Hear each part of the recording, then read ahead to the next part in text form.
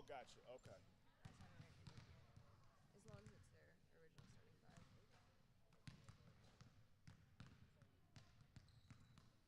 Okay. Hey, Coach, you got to look at your roster, make sure everything's correct, all the starters in, all the players on, and just notate that you approved it by initialing this. Yeah.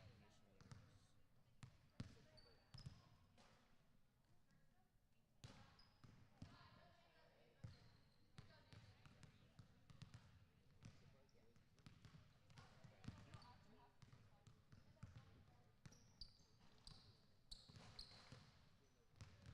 Hey, Rex. Head coach's shorts. Oh, okay. Thank you. Mm-hmm. Appreciate it, though.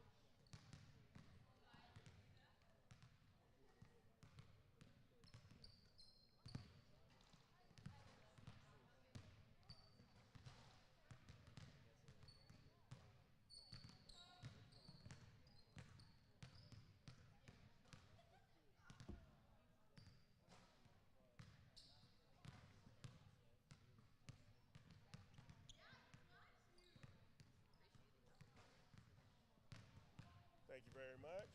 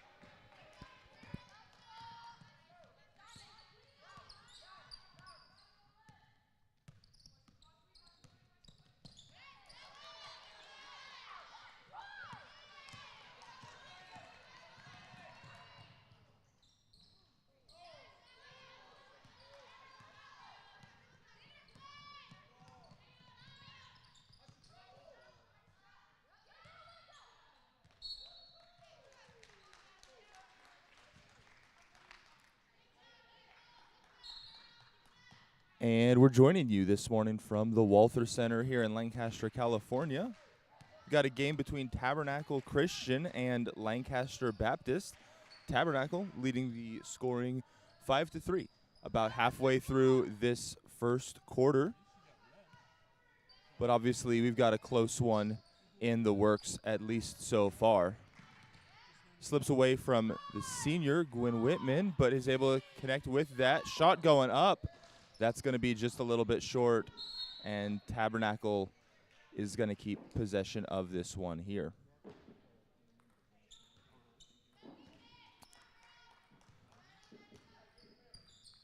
Tabernacle, one of the more experienced teams that you'll see at this tournament overall.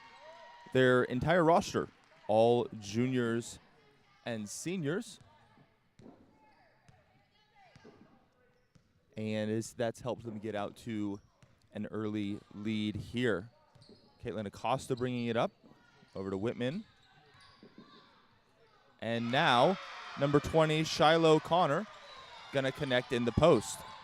Maddie Rourke bringing it up the floor. Bit of pressure she's facing. Some good ball movement here. Now. And looked like a foot on the line or something like that. And so Tabernacle, a chance to extend their 2-point lead. Rourke gets it in the low post, but works it back out. Good control there. Working her way through the defense. Now kicks it over. And from outside, number 24, Josie Leatherman, is going to connect. 10-5 Tabernacle coming up on 3 minutes left in this quarter here. And Acosta inside, but that's going to be knocked away by Tabernacle. And so it'll stay on the white side of the floor.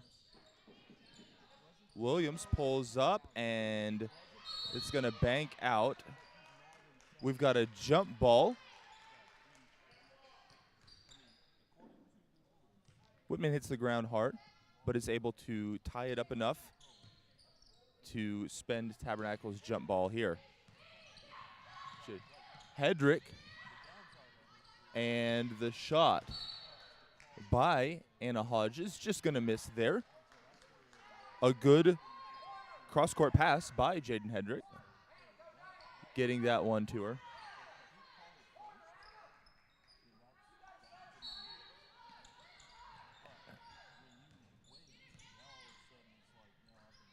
And pulling up from outside again is Josie Leatherman, stepping out and spacing the floor from that corner there. A big weapon in the early going for Tabernacle. Costa bringing it up. And now we're going to see Isabella Vallejo in the high post. Gets it back. Tied up a little bit between a couple of the Lancaster Baptist Eagles fighting for it. But they're going to also see some contact from Anna Hodges along the way.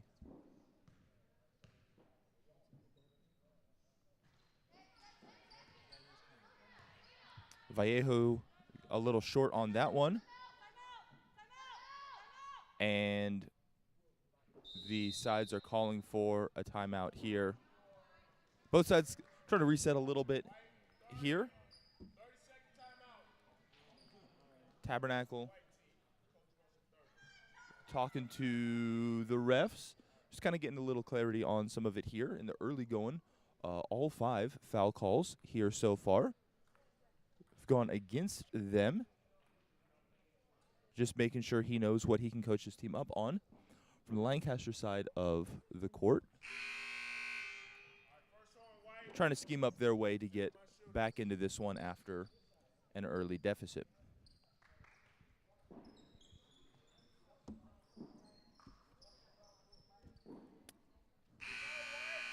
And so Tabernacle here all the way from Hickory, North Carolina. Just about one of the furthest traveling teams in this tournament. Lancaster Baptist, obviously the host. And just going to rattle in and out there.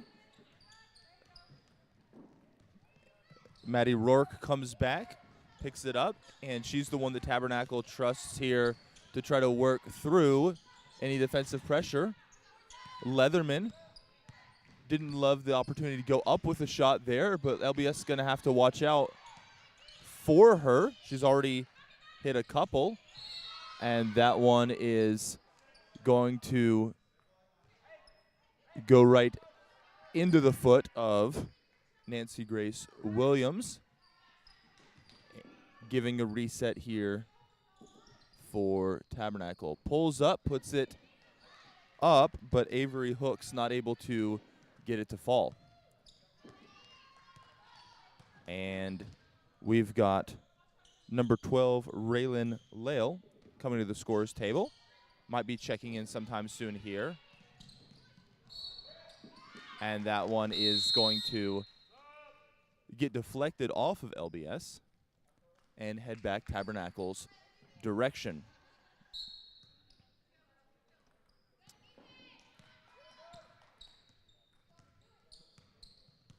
Rourke now to the other side as number 25, Anna Hodges, is also going to hit from outside. And so between Leatherman and Hodges, both of them shown the ability to step outside and connect. Connor now here, working down the baseline, looks back out, and LBS maintains control. Vallejo just a bit strong, a bit to the side on that one there. And with probably just one more possession for each team in this quarter, we've got it at 16-5. Tabernacle's prowess from outside, giving them a lot of their best opportunities so far. And that one is going to fall out. And we're going to see, one would think, probably a final substitution of the quarter.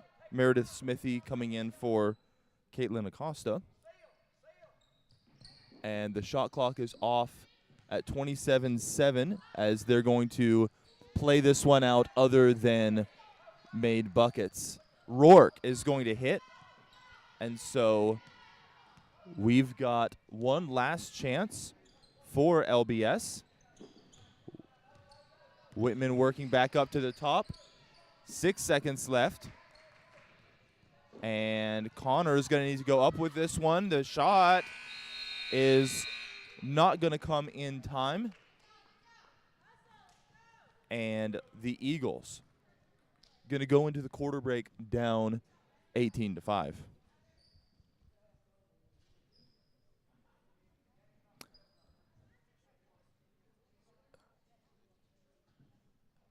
And so what's been a good contest so far. Any of these 8 a.m. local time games can be a little bit tricky. Right? It's just a different kind of time than you're typically playing. But both teams have come out, playing hard, and yet it is Tabernacle that has looked more effective in their shooting, right? You'll sometimes hear the NBA or wherever else described as a make-or-miss league. Feels a little bit reductive, right? But at the end of the day, you got to hit your shots. Tabernacle's done a good job of that in the early going. Lancaster struggled with that a bit more. And so that's going to be where a lot of the opportunity to either run away with this one for Tabernacle or to fight their way back in for Lancaster is going to be found. Tabernacle coming back out onto the floor. Lancaster now doing the same themselves. Again, at the start of the second quarter, the score is 18-5 for Tabernacle, North Carolina. Lancaster in white, now bringing the ball up now. And A big bucket for Shiloh Connor, working her way in the post. And a number of other Lancaster students entered the Walther Center just about as the first quarter was wrapping up. And so here at the start of the second, you've got a lot noisier atmosphere than what we had seen in the early going. Smithy to Williams. And Whitman eyeing it up, but looking maybe for a pass. And now Whitman gets inside just a little bit strong. That full head of steam there. She had the momentum for it, but it's tough sometimes. You got to get past the defenders and then decelerate, right? Go up gently with the layup. And so Tabernacle is going to have this one back on their own baseline. No full court pressure of any kind from the Eagles.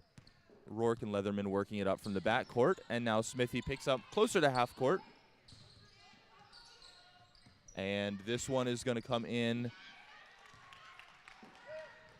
with a good finish by the senior, Maddie Rourke. And it's been a good performance from a couple of different players on Tabernacle's side. Certainly a good team game so far. But even some of the best other plays, right? Nailing some of those three-pointers by Leatherman and Hodges. In large part due to the creation that Rourke is able to set up. Whitman on the baseline here to Connor inside. Back out to Whitman. And she's going to go up and get a tough finish in traffic here. It's 20-9. Tabernacle still with a significant lead. A good save here by Hodges. And yet, Lancaster at least feeling a little bit more confidence that they can find something on the offensive end.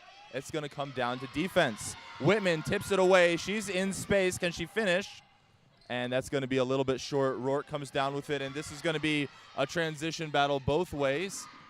And a good finish by Leatherman amidst the pressure as the Eagles working their way back down the court. 22-9, just under 6 minutes in the second quarter. Lancaster in white behind Tabernacle in red here in the early going. And a couple of substitutions coming from Lancaster's bench. And we're going to have a travel call here and some substitutes. Caitlin Acosta coming back into the game, as well then as Isabel Alvarez, with Vallejo and Williams being the ones giving way.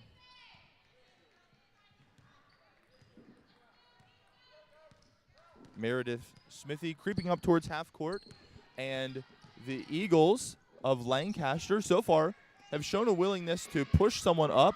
A shot here is going to be a little bit deep, and Whitman taps it to Connor to push the first defender up, force Rourke to go one direction or another, and even if she beats the first defender, kind of having a second one set up there. Connor is taken down, and that one is going to get rung up against Tabernacle. You've got number 34, Jocelyn Santos, coming in for Gwen Whitman. Santos will immediately inbound to Acosta. And the deflection there, good defensive effort, ends up with Rourke. And that is going to get whistled there as she goes up for the bucket. And she's going to have a chance to earn those 2 points from the line here. Connor is going to be the one rung up for that.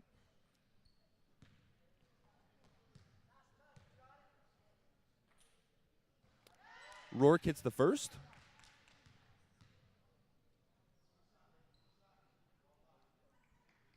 And going up for the second momentarily. Sub comes to the scorer's table, and that rebound will go to Connor after rimming out there on the second free throw.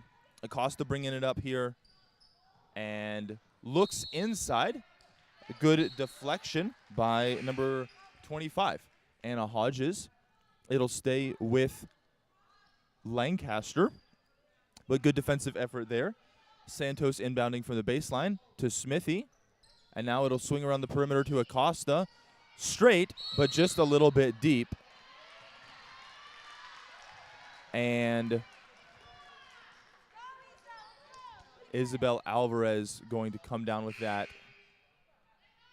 getting the foul. And Lancaster setting up here. Looks like a fairly similar setup. Acosta, one dribble, and this will come down to number 4. Carly Nicely had just entered the game for Tabernacle and is able to be part of a scoring opportunity for them in her first trip down the floor. Smithy bringing it up, looking around, and it looked like maybe misread where someone was going there. It ended up going right to Tabernacle. Anna Hodges running the floor well, dishing it to Rourke then, who actually finished the bucket. And so with 4 minutes left in this second quarter, it is 27-9. That one's going to be short. And Santos is going to come away with this one and pick up the foul as she does so.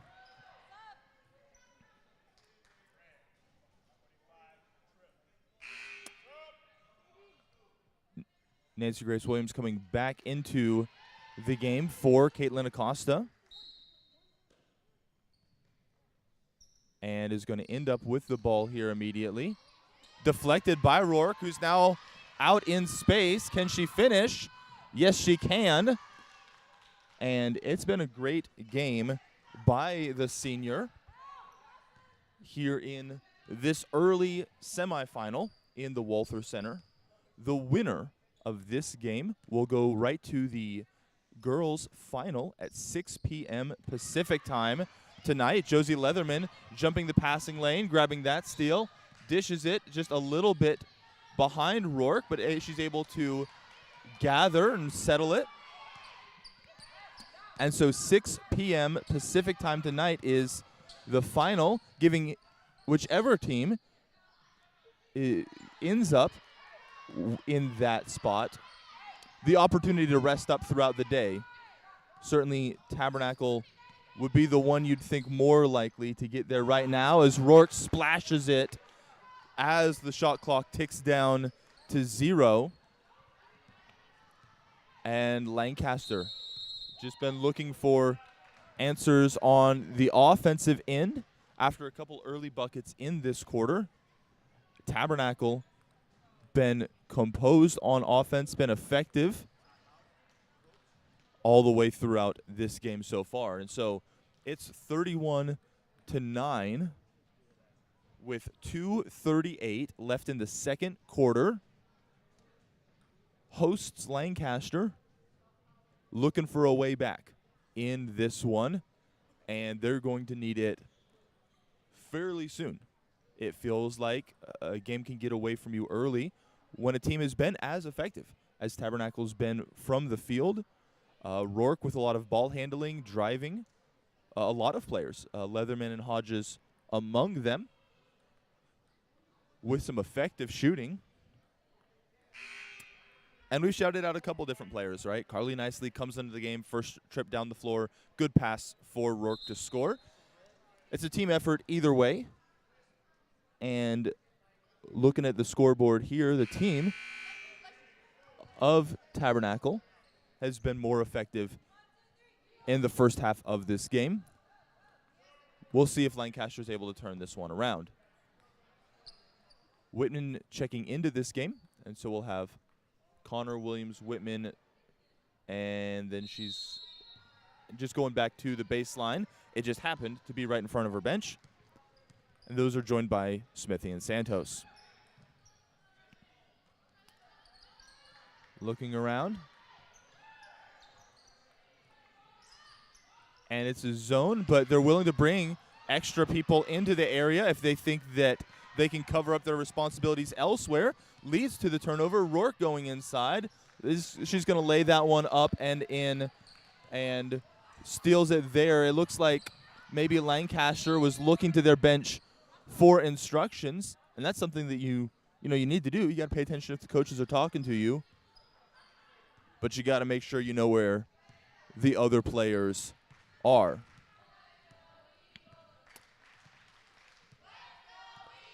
Meredith Smithy bringing it up here. Shiloh Connor pumps, goes to the baseline, and is going to earn the foul call there. Chance to earn 2 from the line. Lancaster looking to potentially slow this down, make something happen here.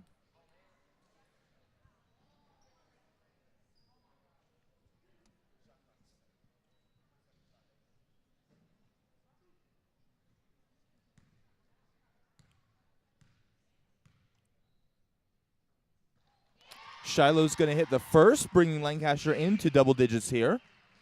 And a number of substitutions by both teams is then going to also set up a Tabernacle timeout. 1:50 left in the second quarter of this matchup. And it has been all Tabernacle here so far. But their sideline wanting to keep them engaged, wanting to always keep trying to play the best, right? It's not like you're going to take your timeouts with you after the game. If you can get your players a bit of rest, if you can give them a bit of instruction, then that's something that you want to be able to do.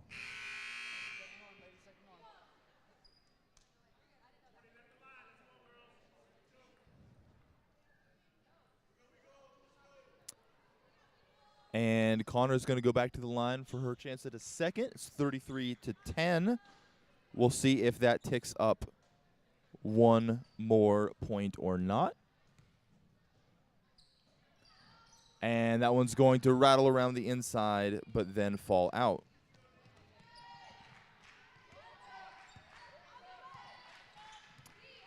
Rourke bringing it up, met by Acosta at the halfway mark, works her way around.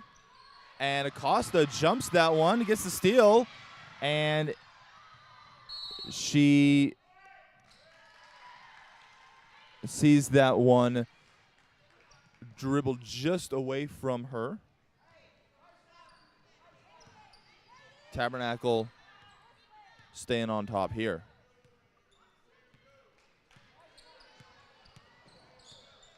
Rourke working through that high pressure. Leatherman over the top now. Ends up in the corner. It's going to be a little bit short, and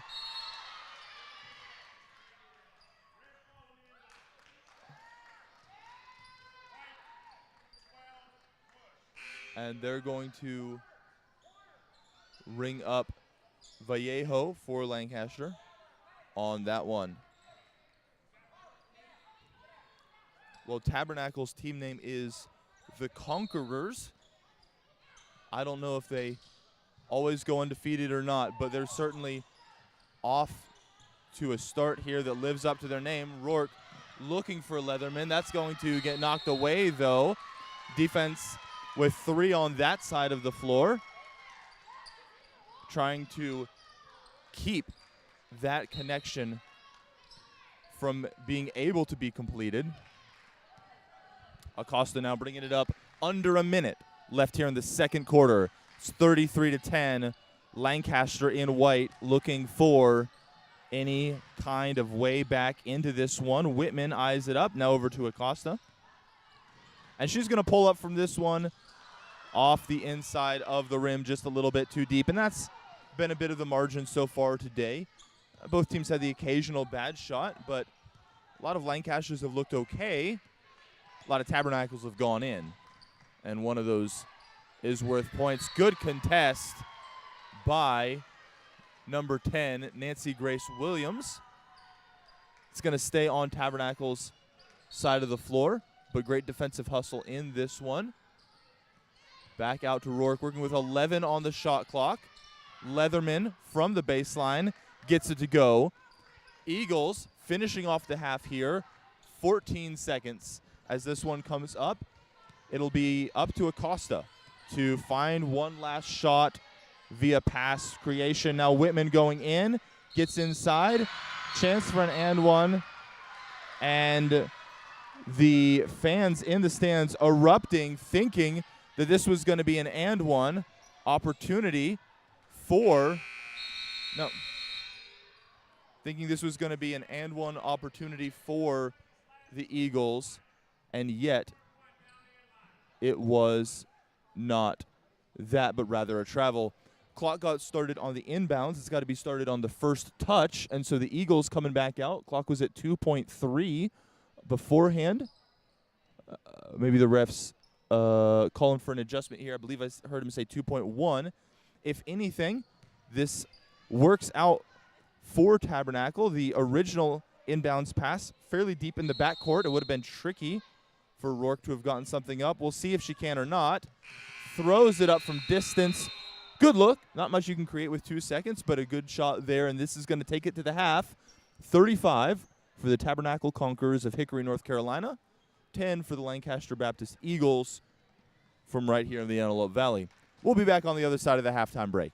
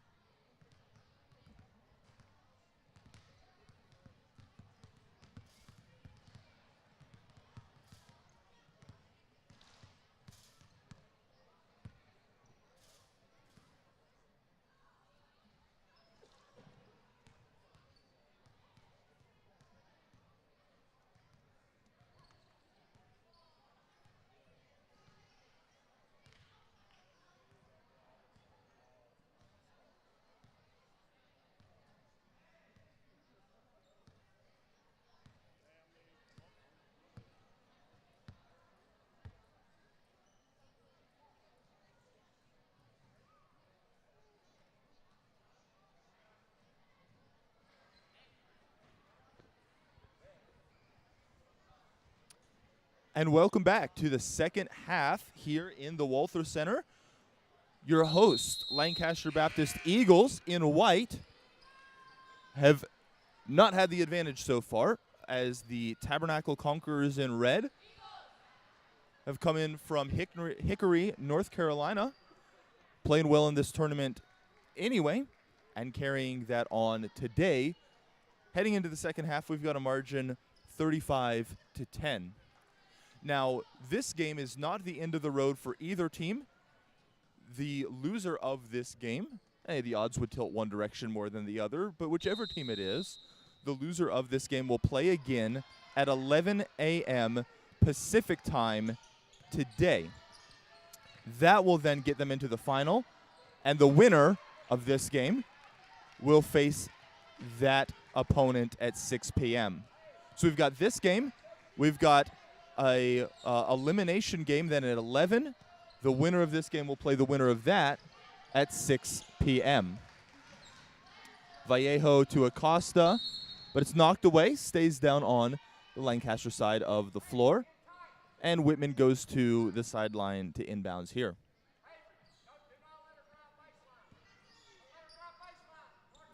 Connor gets to the baseline, and that one is going to be knocked away in the scrum and is going to head back down to Tabernacle. Rourke bringing it up, and any score like this is absolutely a team effort. There's been a number of other really good players on Tabernacle's side. Leatherman, one of them here, splashing a three. Almost a look of surprise there from her side, but almost unfounded surprise. She's been great in this game even from distance, but Rourke has been playing a really good game here so far, and a large part of her team being ahead. Connor a little bit deep. Now to Whitman. Can she hit the three? That's going to rattle around and out. And Rourke comes down with it, works out of pressure. Good rebound and pass by number 25, Anna Hodges. And the travel is going to be there, trying to work through some of that defensive pressure. Gwen Whitman inbounding here. It's 40-10. And so the early advantage, even in this quarter, stayed on the Tabernacle side of the court. And a good steal by 21, Avery Hooks. And the dish by Rourke, a little bit deep by number 1, Jaden Hedrick. But a good job running the floor, creating the opportunity there. You wonder if in the coming minutes, Lancaster is going to start rotating more heavily than they might otherwise. You never want to not give your best, right? But your best involves your best in the entirety of the tournament.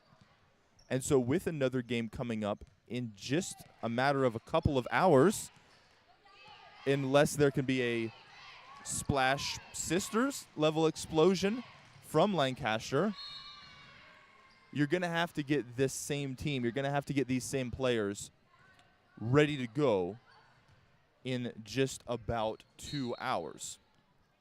And so if you can find a way to give them a breather, to get fresh legs for as many players as possible. Yesterday wasn't crazy for some of these teams, but specifically for Lancaster. But after a brutal pool play day on Wednesday, still kind of trying to refill the tanks a little bit as well there. And so at 40-10, this is going to be something we'll keep an eye on from the Lancaster sideline moving forward. You kind of feel typically that the team with a larger lead might be the one more looking at substitutions, but with Tabernacle, assuming they finish the job here, not playing again until 6 p.m., a little bit less of an immediate turnaround for them. And so they'll probably play the regular lineups a little bit longer, or at least not be forced into it for the same kinds of reasons.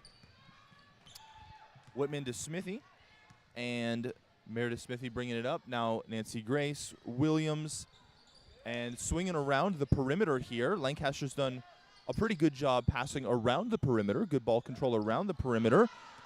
Although that might have been on me for jinxing it there. It just gets jumped by Maddie Rourke. And yet it's been harder for them to find their way inside with some of that passing.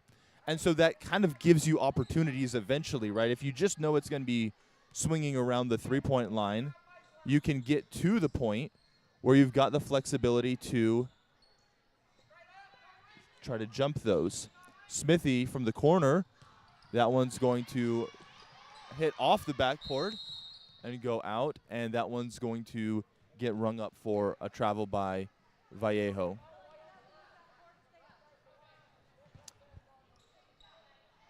Tabernacle coming back with this one, 4:43. It's 43 for Tabernacle in red with the ball right now. 10 for Lancaster in white. Smithy comes up with the steal. It's to Connor. Can she finish this one here? And that is going to be well finished. You had number 1, Jaden Hedrick, running her way back into the play. She had been part of pushing the pace earlier on the attacking end, now getting back in transition defense. But Connor just able to finish that one there. Williams to Whitman, back to Smithy. And Meredith does a fair amount of ball handling for this team, despite being a 10th grader, younger than some of the other players. We called this one out earlier on. Tabernacle's entire roster, juniors and seniors. Lancaster, only 1 senior, Gwen Whitman, on the team, and a number of other players who are sophomores and juniors. And so a bit of a younger team here, a bit of an experience disadvantage in some ways, and it's one that's showed up. Lancaster working hard, but that cutting edge for Tabernacle been one that we've seen here so far. Connor blocks that one away, stays down on the Tabernacle side, but good defensive hustle play here. Down 43-12, but you don't want to see the team giving up on defense. You don't want to see them not paying attention or losing that bit of focus, if for no other reason than because in the next game, you're going to have it there. That's really going to be the one for their tournament's lives. Smithy gets rung up for that one. And Rourke going to the line here. And you've got an enthusiastic chant by what looks like maybe a first or second grade class, maybe a kindergarten class, one of the younger classes here at the school. And it's always fun being able to have this tournament here. It's something that we enjoy having in Lancaster. The kids presumably enjoying getting some time off from their classes here, cheering on an Eagles comeback that will require more and more grace. The Eagles here, though, with a good look. Vallejo did a good job working her way inside into some space in the high post, but not able to get that one down. Knocked away by Whitman, and she's going to be out and running. Numbers disadvantaged, but she's got the full head of steam, and the crowd goes as wild as you will ever see for a bucket at this scoreline. But this is making memories, right, for the elementary kids, if not the high school ones. And it's been a good atmosphere here, putting some energy, putting some enthusiasm into the second half of this one. Rourke with a tough attempt. Bounces around the backcourt for the Eagles here. Smithy bringing it up, looking to the sideline for any instructions as the Eagles are getting into their sets. Whitman surveying from the right. Gets down to the baseline, tosses it back, but Rourke gets it. Williams trying to get out in front of her, set up. And Rourke is able to set up the opportunity there. and is going to head to the line. It's 44-14. We've got 1:55 left in the third quarter of this game. Rourke is going to slide that one around. We got a couple of substitutions. Acosta coming in for Whitman on the Lancaster side of things. On the Tabernacle side of things, we've got Raylan Lale and Carly Nicely both coming into the game, I believe for the first time this half. Rourke gets neither. And it's Acosta that's bringing this one up. 44-14. Lancaster in white looking like they're going to have to play again in a true do-or-die game for both teams at 11 a.m. Williams pivots out of it and pivots into a good pass that then ends up with a travel. First Baptist Academy going to be facing the loser of this game at 11 a.m. Pacific. And good hustle play there by Jaden Hedrick, number 1 for Tabernacle. But it's going to go back Eagles' direction. First Baptist Academy gearing up for their girls at 11 a.m. A do-or-die game against an opponent that more and more is looking like we'll just call them Lancaster. Rourke crosses, makes it happen there. We've got exactly a minute left in this quarter. It's 46-14. The Eagles in white going to need to have that mental resilience, going to need to have that readiness to be able to turn it around at 11. Got to have that fresh start. And goes into the backcourt, but off the deflection, so it's not a backcourt turnover. And that one is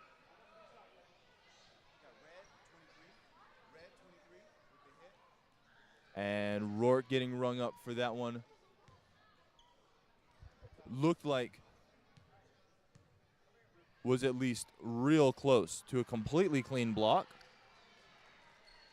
The ref was a bit closer, might have seen something, but if nothing else, a great contest after battling defensively through an entire possession. It's 46-15. Connor going to have a chance to add more from the line. And at 30.1 on the game clock, at 30 on the shot clock, this is the absolute finest margin that you can have between the two for all intents and purposes. This is it. Ends up with Leatherman. Leatherman from the outside, just a little bit deep. That's been a great spot for her. Kind of that left wing down into the corner. Williams looking now to Vallejo a little bit under. Leatherman up and over. Can we get a final shot away? It's not going to happen here at the end of the quarter. And so at the end of 3, it's 46. Tabernacle, Hickory, North Carolina. 16, Lancaster, California. We'll be back in just a second.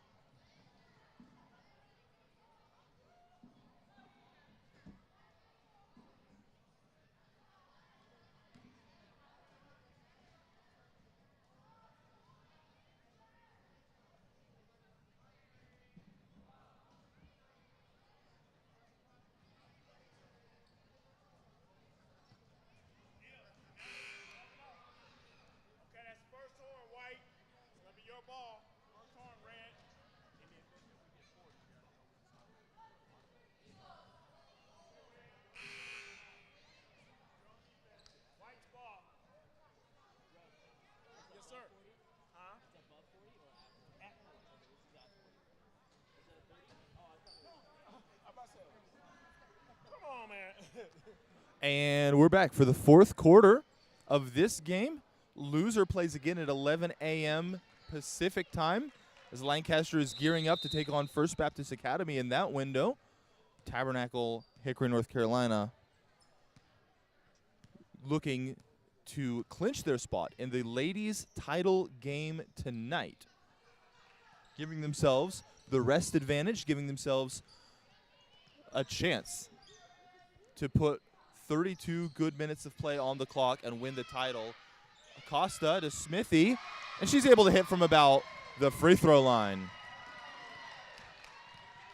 We've got number 25 bringing it up, Anna Hodges, starting the offensive movement for Tabernacle. Connor comes away with the board.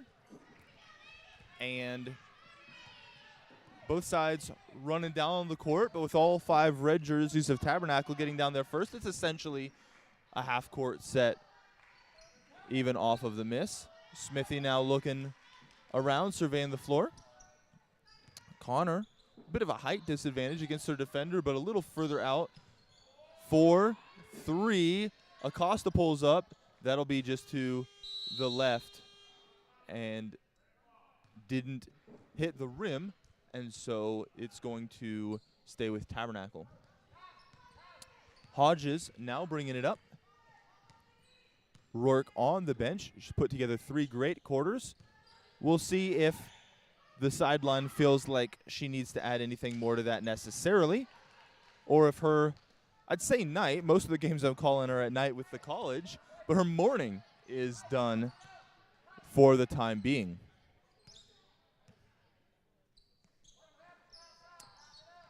And Vallejo just going to rim that one out. Hedrick holds on to that one, and both sides playing this quarter out at a more casual pace. Both of them know what their next game is pretty much going to look like, and so they're more so playing with an eye towards that one. Though that's not to say that both sides aren't going at it. You saw a fast break going back both directions. Good steals and defensive pressure. And now Hodges is resetting it from the outside. Acosta working to get her hands in the passing lanes on defense for the Eagles. We're going to see a couple of substitutions here as number 21, Isabel Alvarez, and number 3, Gwen Whitman, coming into this game for Meredith Smithy and Isabella Vallejo. Hedrick gets it up, but is blocked by Connor, I believe her second so far.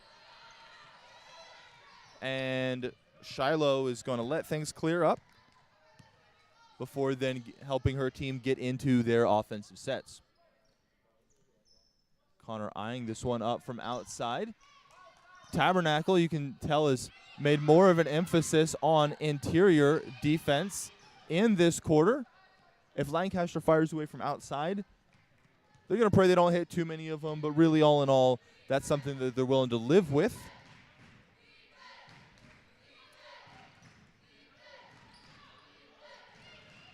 And we're going to see this one seemingly stay down on the Tabernacle side of the floor. Tabernacle is going to stick with this.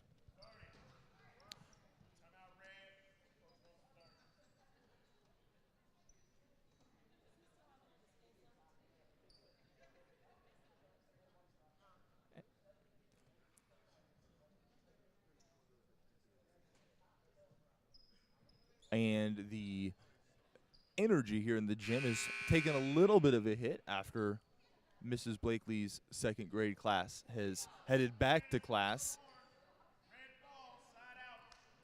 Always fun having fans in the stands helping give some extra energy, some extra atmosphere to that.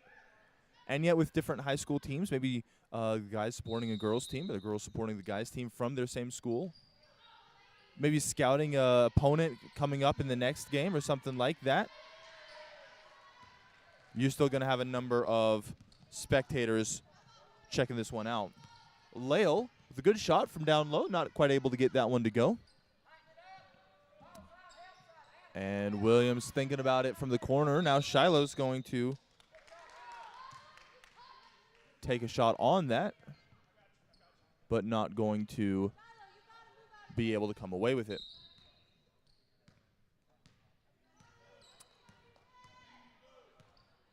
Hodges bringing it up here, now facing a little bit of soft pressure. Nicely done by Nicely. And the floater from Hodges not quite able to go. Acosta now out on the run. She's going to take it all the way in or think about a pass. Does pass it. And that one ends up with Williams, who's a little bit deep on it. 4 minutes left in this one as we speak. It's 46-18. Tabernacle in red with the comfortable lead. And they're more or less just playing this one out. Tabernacle will play at 6 p.m. against either First Baptist Academy or Lancaster Baptist. We'll find out the winner of that game as their 11 a.m. tip matchup concludes.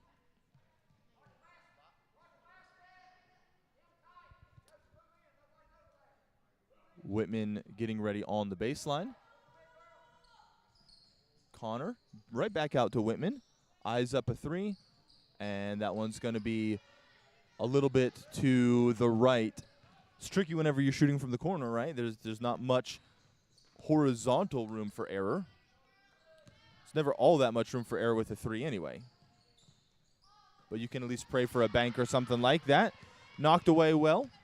Gwen Whitman out on the run.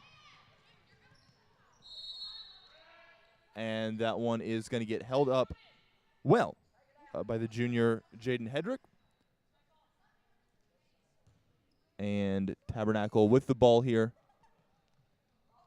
Checking for maybe a bloody nose or something like that.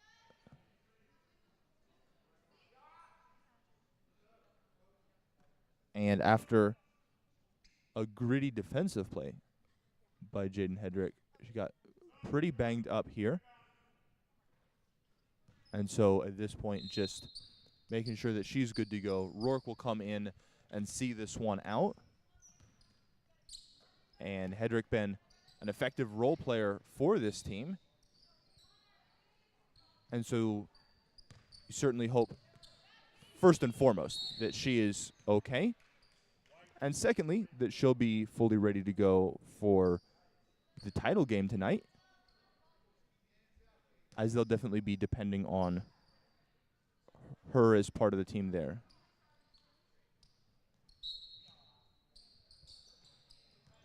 Rourke gets it quickly to Hodges in the corner. Back up to Leatherman, who buries it from outside, her fourth three on the day, if memory serves right. Acosta bringing it up here. It's 49-18, under 3 minutes left. And we are seeing an entire line change coming to the bench for Lancaster. We talked early in the second half if we might see a larger number of substitutions at some point. About 2 minutes left is probably when this is going to happen. So they ran with the starting lineups for longer than could have been. And yet we're going to have the full line change here for Lancaster. All five out, all five new faces in, as well then as some new faces here on Tabernacle side of things as well. Avery Hooks was in briefly in the first half, but subs in now. And so we've got Isabella Vallejo, Meredith Smithy, that have already played a decent amount of minutes already for Lancaster. Jocelyn Santos had some playing time early as well. And then you're also going to see the freshman, Ava Amari, number 30, as well as freshman Leah Donin. Rourke now takes a hard foul and a hard fall.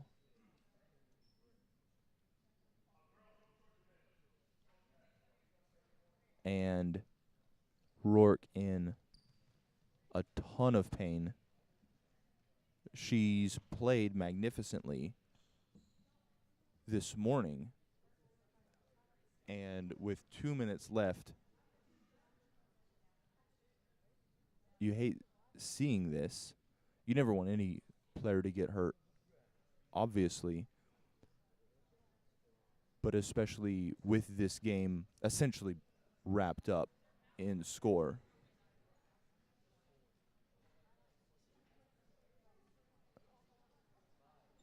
And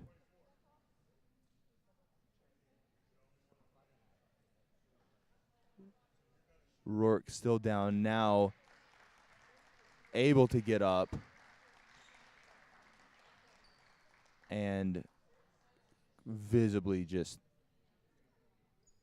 still in a ton of pain. And you know that everyone from Tabernacle and really everyone here at the tournament is hoping that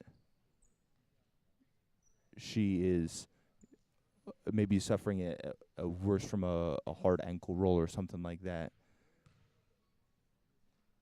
because she's been a huge part of this game, really the story of this game on offense. And that's not to take anything away from the other Tabernacle players, but she's played an excellent game and was 2 minutes away from getting out of here at 100% for the final. And so you hope that she'll be able to do that. Lancaster working it around now. Rebounded by Leatherman. And with 1:40 left in this one, it's 51-18. Smithy gets the steal and is going to get rejected by Hodges. Good defensive plays back-to-back. Stays with Lancaster Baptist. And that one's going to be missed there. Good rebound by Nicely. 1:17 left in this one. I'm looking at maybe 3 more possessions overall. Leatherman misses, but right into the hands of her teammate. And this one is going to stay on the Tabernacle side of the floor. Both sides at this point just trying to get out of here without any further injuries. Lancaster knows they're going to play again in just under 2 hours. Tabernacle knows they're going to play for the title. And so it's turned into a bit of a physical fourth quarter. Something that both teams hopefully will be able to come away unscathed by. Number 21, Avery Hooks, with a tough bucket.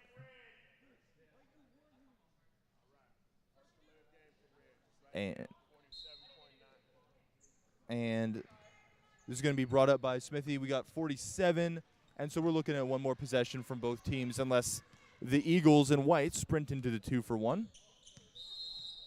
And we're going to have the travel there. 38.1, and so we'll see at least 2 more than at this point.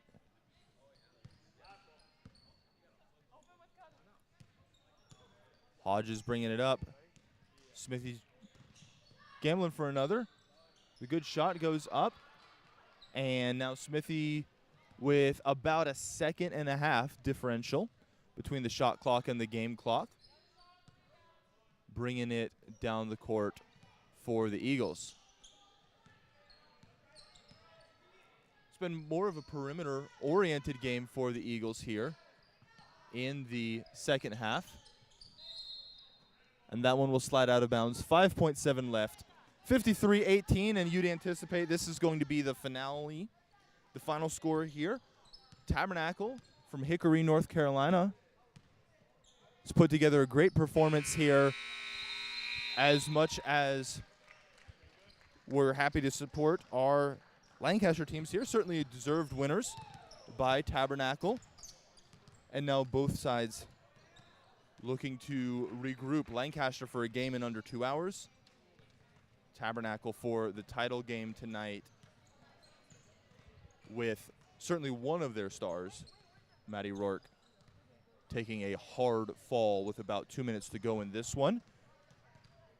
Everyone's hoping that she'll be okay. Certainly, our goal is that when you tune in at 6 p.m. tonight for the title game, you will hear her name plenty for what she's able to do out on the court. Well, in about 20 minutes, we're going to start up the first of the guys' semifinals. This is going to be a matchup coming at you in about 20 minutes here between Newport Christian from Newport Beach, California, and between First Baptist Academy. Certainly not nearly as close as Newport in terms of overall tournament play. Coming to us all the way from Cooper City, Florida, in the Miami area.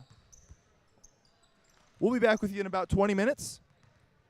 Grab some popcorn or coffee or whatever your time zone demands. We'll see you soon.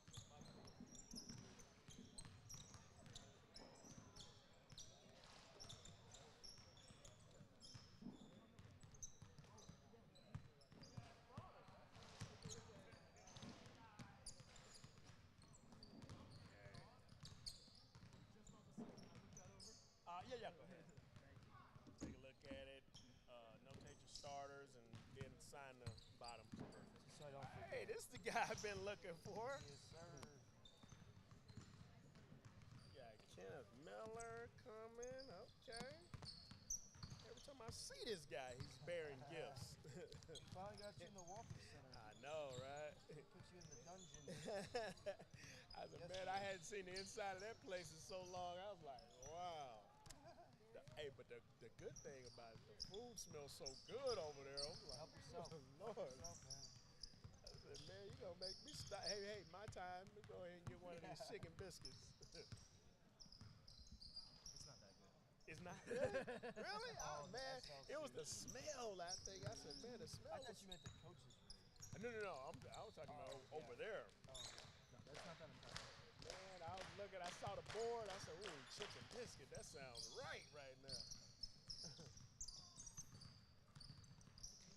Where you guys from?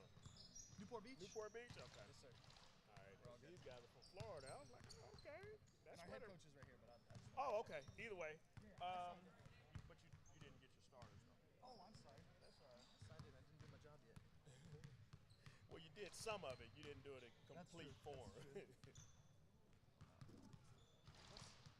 name again? That's Ikea. Yeah, that's... Oh, here it is.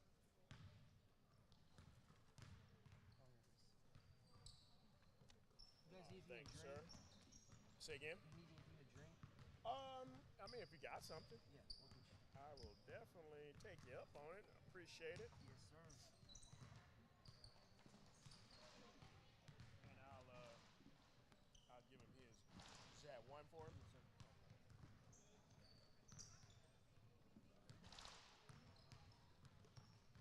Ethan. Good? Yes, sir. How are you? Chilling. Ready for the 5 games next week? No. Monday, Tuesday, Thursday, Friday, Saturday. You're trying to kill me, man. Oh. You're trying to kill me.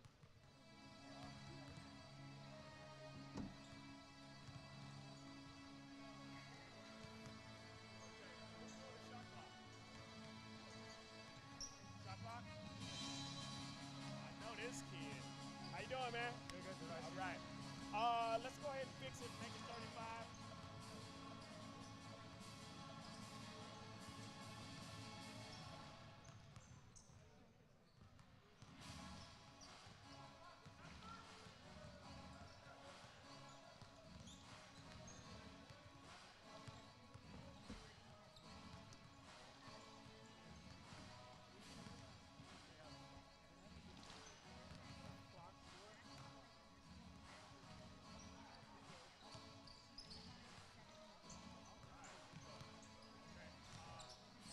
I mean, it doesn't matter, but you want to put 5 timeouts up there. But we know, right? See where the professional is.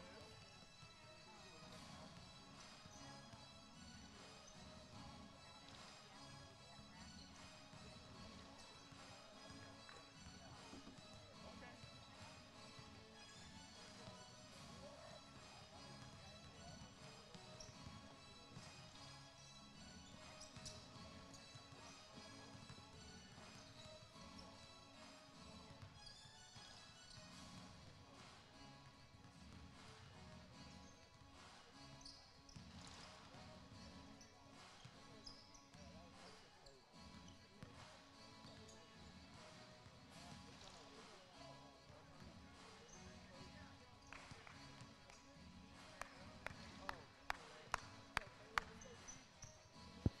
That's all we're trying to do. You think this thing's live?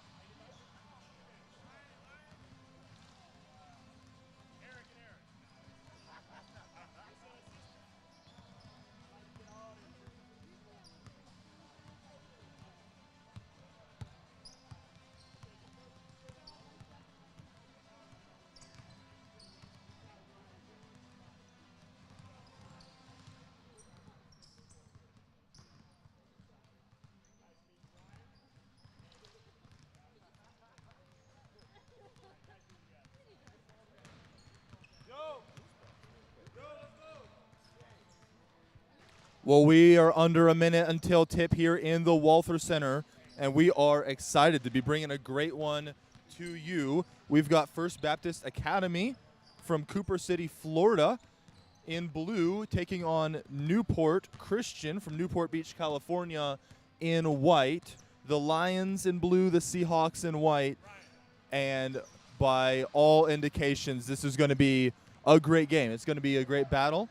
Was just talking to one of the other coaches in this tournament who's not coaching in the semifinal round, but he said all four of these teams have a lot of quality. He'd be blown away to see a blowout.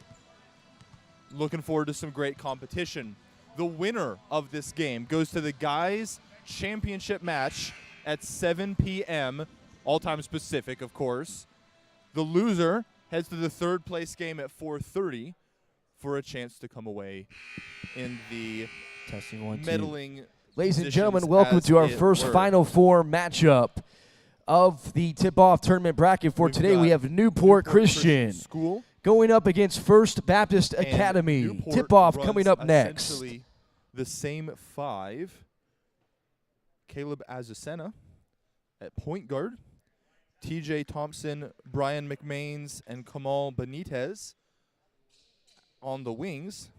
And Camp Schillereth here already in the center circle to jump this one. From the First Baptist Academy side of things, we've got a starting lineup of number 5, Chase Brooks, number 30, Emmanuel Espino, number 15, Jorge Tabora, number 21, Paul Dunn, and number 1, Lenny Filsamy. Schillereth and Tabora jump, ends up with Chase Brooks, and the ball is already moving around here. First shot of the game. First Baptist not able to hit it, able to get it back.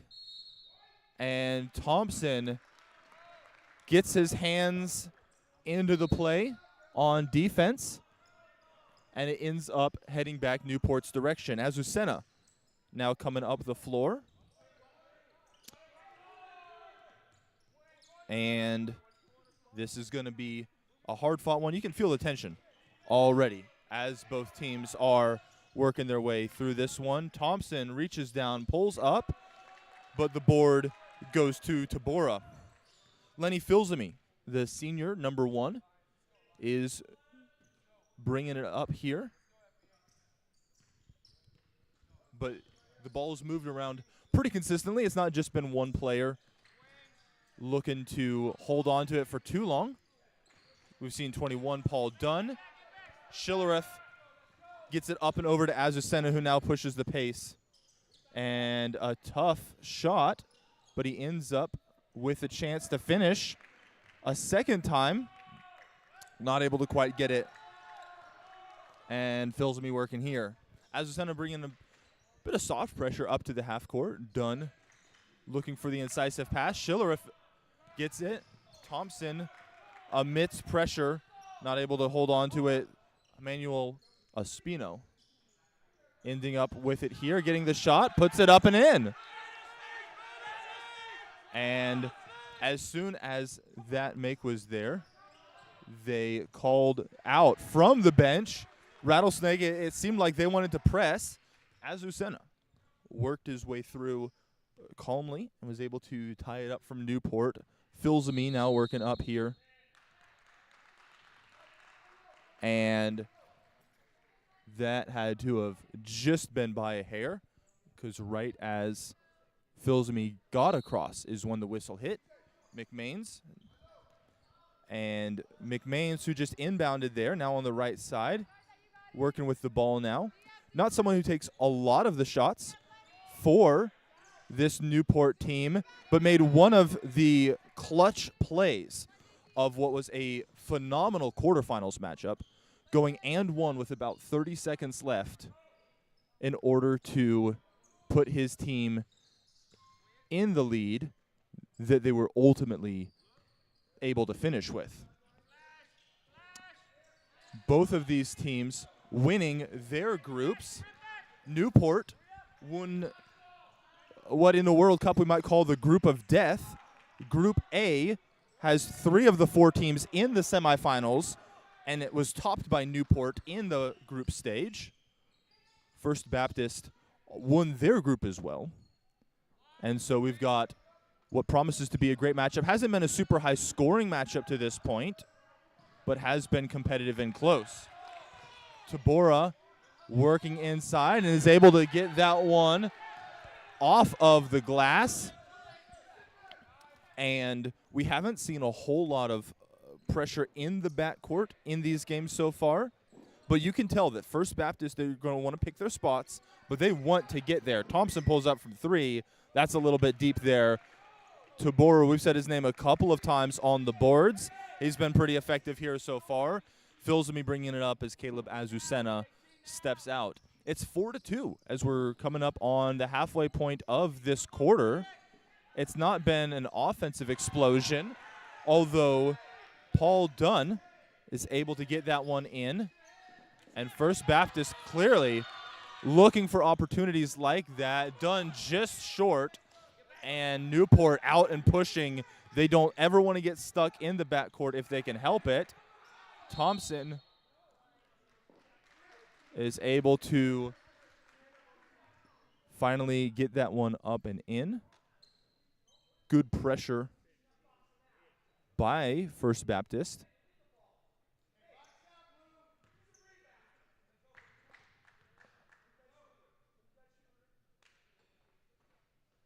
Thompson switches that one. 6-3, the Lions of First Baptist in blue, the Seahawks of Newport Christian in white. And Thompson swishes both, cutting it to 6-4, Lions on top.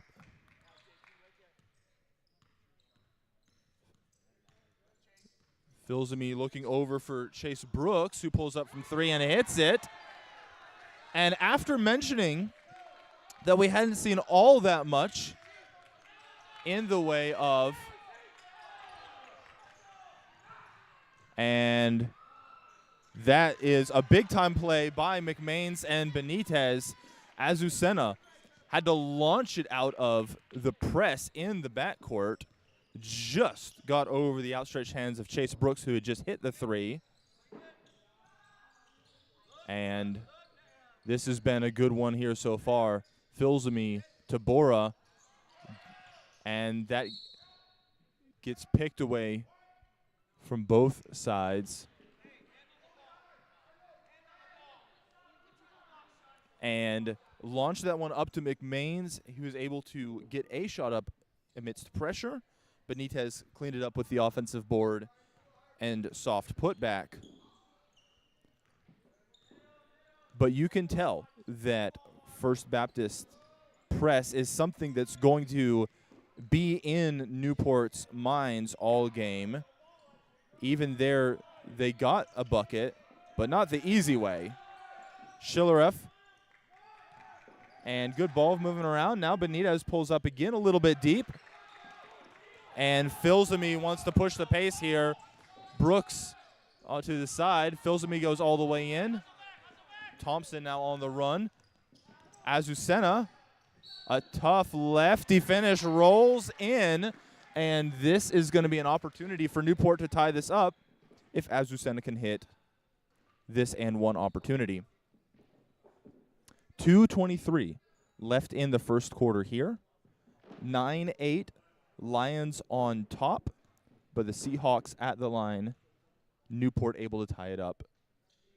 And Azucena swishes it to do just that.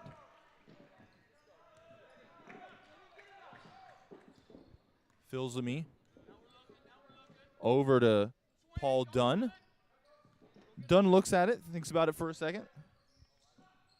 Tabora works inside quickly into a nice mid-range. Not quite able to get there. Thompson is moving it. And a late whistle comes in there.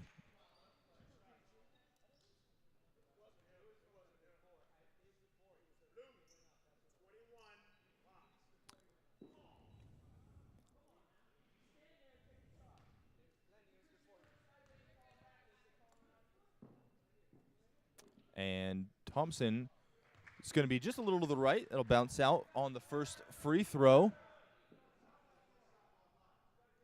And the opportunity to put Newport in the lead with this here. Swishes that, their first lead of the game, and a little bit of a repeat of a great quarterfinals matchup. Calvary Christian from Banning, California, took an early lead, was hitting their threes, finding ways to create against Newport. Newport pushed back well, and then Calvary made the fourth quarter a lot more interesting than it would have originally looked. Newport escaping 57 to 55. On the other side, First Baptist had to handle the challenges of Lancaster Baptist, but were able to ride it out fairly effectively, maybe expend a little bit less in that game. Lancaster turning around with only about an hour break between a double overtime win and then the First Baptist game, and so a little bit hard to keep as much gas in the tank there. Thompson hits it from outside. And so you're going to wonder how the rest of each of these teams looks, but at the same time, it's a new day, it's a new game. McMains to Azucena getting out and running immediately. And Thompson comes down with the offensive board. Benitez to Camp Schillereff. Good ball movement here. Cross court to Azucena. McMains. Thompson pulls up again. Can he hit it again? That one's going to be a little bit short. Newport up 13-11, but the Lions in blue a chance to tie or take the lead here. Taboro looked for mid-range. Now he looks for three. He's a little short on that one. Azucena getting it up the court a little bit more slowly than last time, but knew he wanted to get out before a press could get there. And Thompson working this one out. Really going to be a battle of wills in this one. Both teams want to play fairly contrasting styles. And so whichever one can get the other one to play on their terms is going to be a big part of it. Azucena looks to Benitez, 4 on the shot clock. Brian McMains pulls up, and that one's going to just be deep. And the about 3-second difference between the shot clock and the game clock ends up biting them there. They knew time was ticking down. They heard the buzzer, but that one is going to head out. 3 seconds. Going to be difficult to get all the way up for at least a close shot. But we've got 13-11. The Seahawks from Newport Beach. The early lead in what's been a closely contested back-and-forth matchup.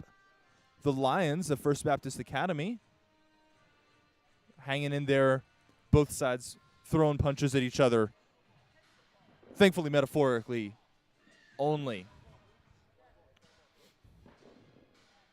And it's been a pretty well-rounded effort by both sides. Seen a couple free throw opportunities as well as that long three for TJ Thompson.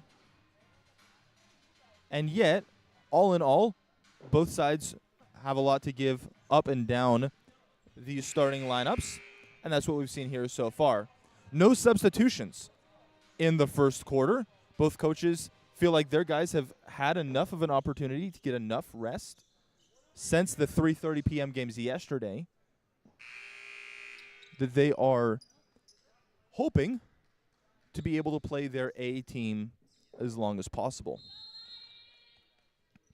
Benitez to Azucena, and we're going to get going here in our second quarter. Again, Newport in white with 13. First Baptist Academy in blue with 11. Thompson for 3, in and out. It's a California staple, but not what they were looking for there. Tabora into the corner to Dunn. Filsamy going down into the post. Sometimes he's their ball handler, but moving around there. And Chase Brooks gets rung up for the offensive foul.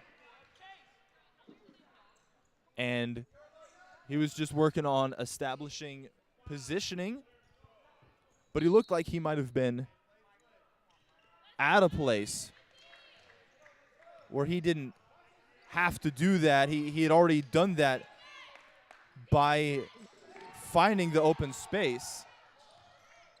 Thompson to Benitez, now to Azucena. Surveys it a little bit here. And as opposed to Calvary yesterday, who matched up almost exclusively in man, First Baptist setting up more in a zone kind of look. They're closing out pretty hard, but who is doing that is more so dictated by who happens to be closest in the zone. Azucena, Thompson loads up, hits it for 3. His second of the game here. We're at 16-11. Some might even say the greatest of all possible numbers. It's not. But Newport up here 16-11 as Tabora surveys the floor with Azucena in his face. Good movement there to get it out. Filsamy gets past but can't get over, and Schillereff is going to block that. Azucena with the offhand, and he's opened this one up just a little bit more. 7, the largest margin for either team in the early going here. Paul Dunn. Filsamy ends up with Deborah, pulls up for the mid-range, and is going to rattle that one out. Chase Brooks gets up, puts it in, breaking up what had been a bit of a run for Newport. Seahawks bringing the ball up right now. Just about 2 minutes into this second quarter. Seahawks up by 5, working with the ball. Schillereff hasn't been as active in terms of end product on offense as he was last game. Thompson with a tough bucket in the teeth of the defense, but able to use his height on both ends, both to keep the ball moving on offense where it needs to go and to force pressure on defense. Filsamy comes up, comes down. Brooks puts it up and in again, and we're going to have an and one opportunity here as the Lions are looking to close the margin here. McMains gets rung up for the foul. Pretty few fouls in this game so far. It's been pretty free-flowing. Chase Brooks scored the last 4 on putbacks. And First Baptist is going to call the timeout here, talk things over.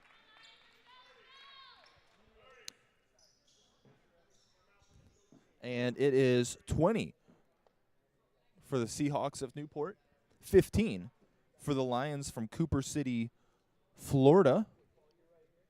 Newport opening up a bit of a lead, couple threes and some drives, some free throws, a little bit of everything, helping them take the early margin.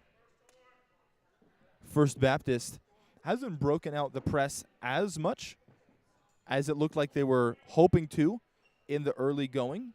You saw a couple of times where Azucena, among others, from the Seahawks, were able to work through that pressure. But you also saw it give them some problems at times as well. And so you wonder if that's going to be something that they've moved away from a little bit or something that they're just waiting to spring. With no substitutions so far, you also wonder if they can keep up that level of pressure. Azucena looking down to the corner. Lenny Filsamy. Camp Schillereff now has it tipped away by Paul Dunn. Azucena with the floater. That's going to be a little bit short and fall into the hands of Emmanuel Espino. Filsamy now on the run. Looks around, gets it to Espino. That's going to be short there. And a series of offensive rebounds. Foot on the line by Espino there. But being able to really force Newport to stay back. They're hoping it'll have some residual benefits. McMains banks it in. Not something you typically see from three-point range, but a big-time play from him there. Newport at 8, largest lead of the game so far. First Baptist working it around the perimeter. Chase Brooks has been able to do some work inside. Espino looking for help. And Tabora to Filsamy. And it keeps moving back and forth. Now Tabora works down, hits a really smooth baseline fadeaway. That's a tricky shot. There's only been a few NBA players who've really made that one work well for them and able to do that there. Defensive pressure forcing the pass out of bounds. Dunn to Filsamy is going to set the Lions on their way down 6, but with the ball, just under 4 minutes left in this quarter.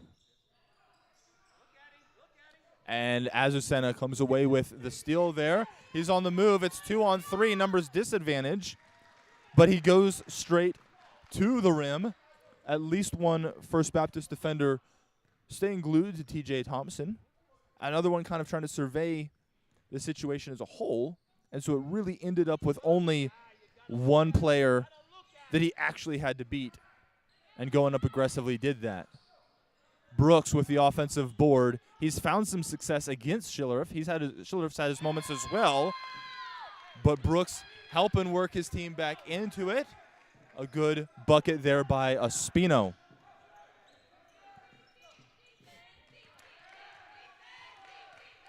Thompson and Azucena playing a bit of a two-man game. Now Benitez helping release some pressure into the corner. Thompson up and just a smidge long. Brooks is up to Dunn, and he's in a bit of space. Can he get it to go? Yes, he can. And the Lions are within 4, getting that injection of energy from their bench, from some of their fans behind the scorer's table here. And despite coming from Florida, they've got, if anything, a bit more vocal support in the stands right now than Newport Beach, a couple hours away here in Southern California. Azucena to Schillerith works his way through. Benitez with 7 on the shot clock. Schillerith pulls up, and that one's going to be a little deep. Espino to Deborah, and First Baptist wants to run at every opportunity. Deborah to Dunn, to Brooks, to the basket, and that one is going to rotate over and out. Thompson looking around, finds Azucena, and that one is going to drop in. Filsamy bringing this up. It's 28-21, minute and a half left here in the second. And Tabora in space. That one's going to end up to the left. And we're going to see our first substitution of this one here so far. The junior, Christian Squadrito, coming in for the senior Chase Brooks. Brooks has been effective, especially on the offensive glass. He's gotten a couple of buckets off of putbacks. And so Squadrito, shorter. He's playing already out on the perimeter on defense a little bit more. We'll see if that's something that carries on for them. Azucena getting inside. Espino coming across for the contest. Almost got there. A couple of inches short on it, but certainly creating something to think about. But we'll see how this works. Squadrito immediately gets inside, kind of operating in some of those kinds of positions. Thompson pulls up for 3. That one's going to be a miss. Squadrito coming in for the board.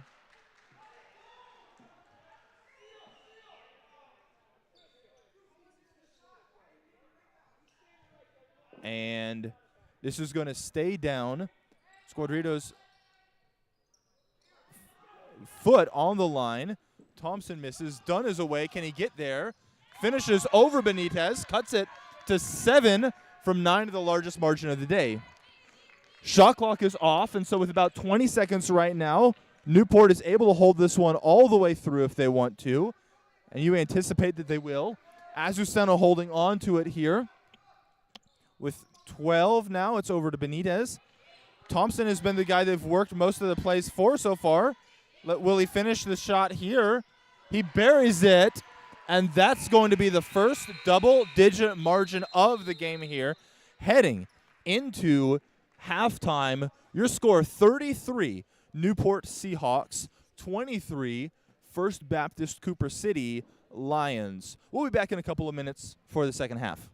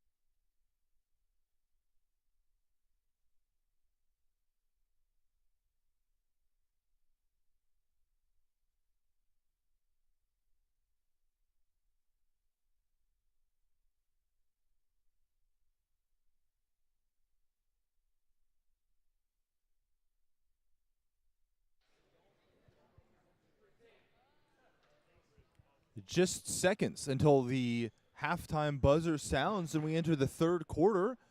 Again, your score is Newport Christian 33, First Baptist Academy 23. So it's a 10-point margin. The Seahawks in white having the lead over the Lions in blue in the early going. It's been a game that's felt closer than that scoreline, but at the end of the day, the score is what you go off of. And so First Baptist having some room to work back. Tabora looking to get inside, and a good start for First Baptist as they attempt to cut down this deficit. Very different halftime experiences from both teams. First Baptist in the huddle pretty much the entire time. Felt like there was some more structural things that their coaching staff was looking to change. Meanwhile, Newport, certainly got coached up at times, but also got out, just kind of put some shots up. Definitely a looser group at this point. Kamal Benitez hits from the corner. Big play by the role player. And yet the Lions, right, maybe a little, unsurprisingly, they're the ones with something to work back through. They're the ones with the deficit. Filsamy into the free throw line area. Offensive board by Ospina. Goes back up again. And amidst a lot of contact, nothing there. And that one, I'd guess that's going to be called on the floor.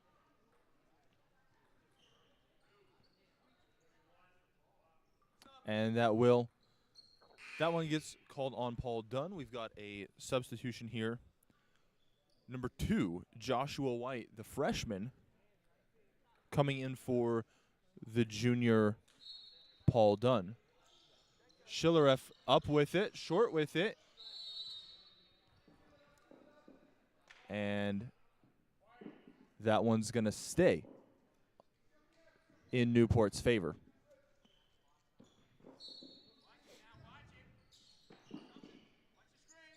Benitez just hit a 3 from the corner, but looking more to facilitate here. Filsamy been applying a lot of pressure on Thompson. We saw Anthony Jackson do the same in the last game. Benitez to Schillereff. And Tabora gets rung up for that one there. And so it's 36-25, about a minute and a half into this third quarter. Thompson now on the baseline looking to move this one around. Benitez, Azucena, Thompson in the corner. And you can tell the respect that they have for his role in the offense. Ospino to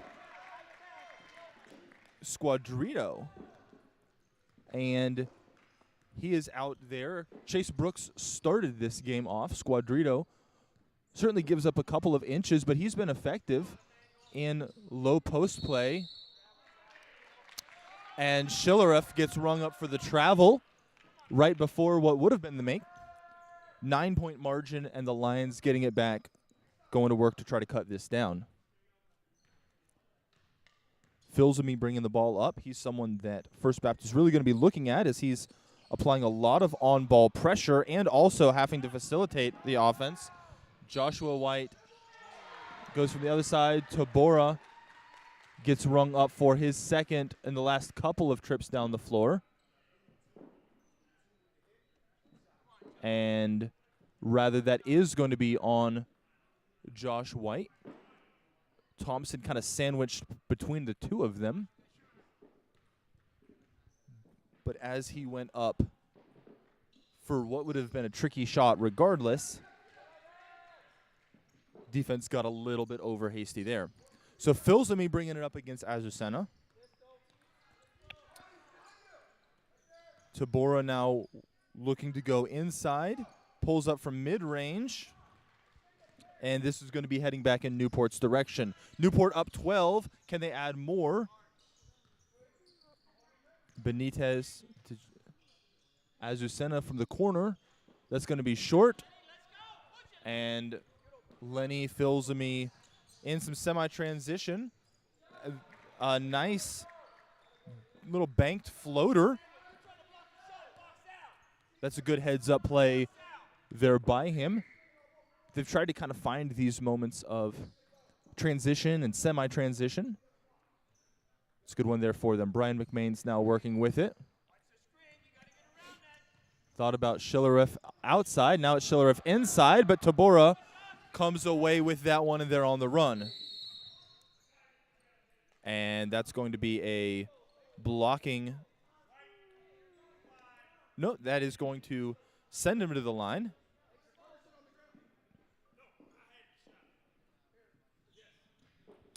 And Tabora going to the line now. Chance for 2. Down 10. That's where it was at halftime. And so no change in the margin in 3.5 minutes until this point. But he hits the first, and they're starting to work it down. Squadrito coming back out. Chase Brooks, who started the game, as much of anything as a center for First Baptist. At least the player that's been most active on the offensive boards and kind of in that low post area for them, coming back into the game. McMains dribbles into the 3, and that's a bucket for him. He's not someone the defense has been really focusing their game plan around, but it's tough to leave guys open no matter if they're the first name on the scouting report or the second or whatever. And McMains makes them pay there. We're going to have Emmanuel Espino going to the line here after a tough drive. With 4:05 left in the third, it's 42-30. But with 2 free throws coming up, Espino buries the first, 42-31. The Lions in blue working their way back.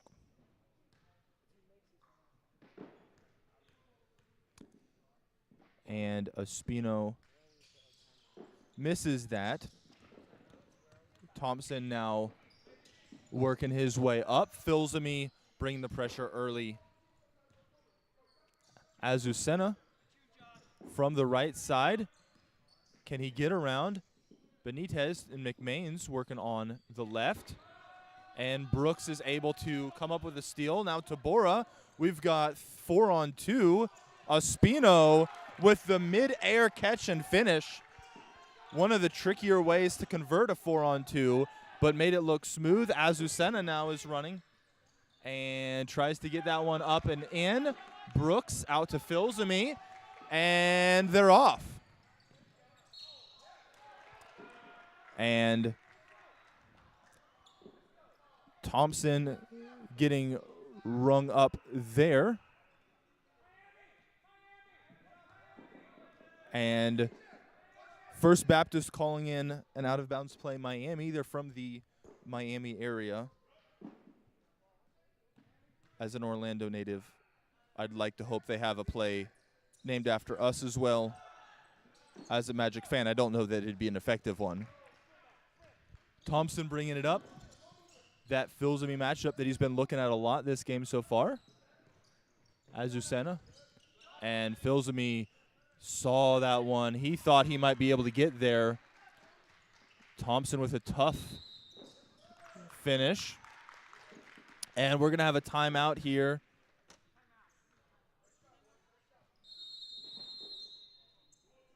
And we got a full timeout. It's 44-33 with exactly 3 minutes left in the third quarter of this one. Both teams really going at it. The margin hasn't changed much overall since 10 at the half.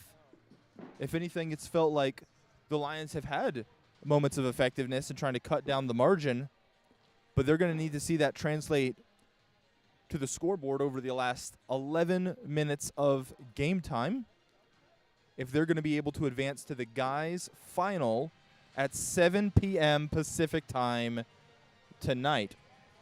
The winner of the game will play at 7. The loser of the game will play in the third place matchup at 4:30. On the other side of the bracket, Tabernacle from North Carolina and Indiana Christian are going to face off, both of them, along with Newport and hosts Lancaster in Group A, more or less the group of death in this tournament.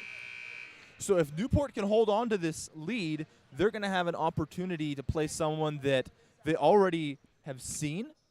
At the same time, whoever they play, should they get there, will have already had a chance to face them as well.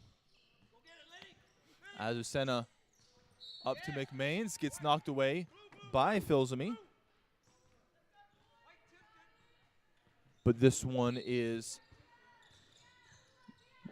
involving the only team in First Baptist that had not already faced one of the other three in pool play. Schillereff hasn't been operating outside as much as he was yesterday in some of the games. Dunn now getting the defensive matchup. McMains from outside, and he hits that one again. He's having a great shooting day, making it more difficult for First Baptist to rotate the pressure to all of, and this is going to get rung up as an offensive foul, heading back.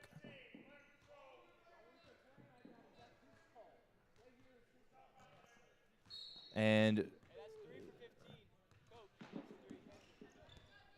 Schillereff and Azucena in the backcourt.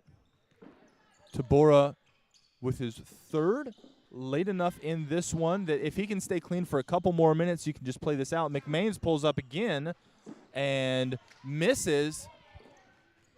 Feels almost more unlikely that he misses, which when you are in his kind of position as someone who is doing more so that spot-up shooting is a great compliment. Filsamy gets it from Dunn. Now working here, Espino. Now back out to Dunn. Brooks on the baseline to Tabora, who pulls up from mid-range. A silky smooth jump shot from the corner of the free throw line. And First Baptist given a bit of that press look. Tabora tries to climb the ladder but can't quite get there. When you think of maybe an aerial battle, you think of something right at the rim, but even outside of the three-point line, that was one that really involved getting up there.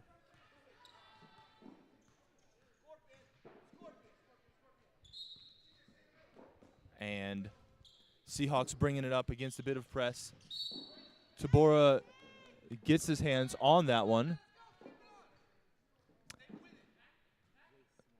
And we've already heard a rattlesnake and scorpion call leading to various forms of pressure. We'll see if any other dangerous animals you get called in from the sidelines here. Dunn now up top. Azucena looking for Schillereff, but that one's going to bounce to Brooks. 2-on-1. Can they convert? And Thompson with the take foul.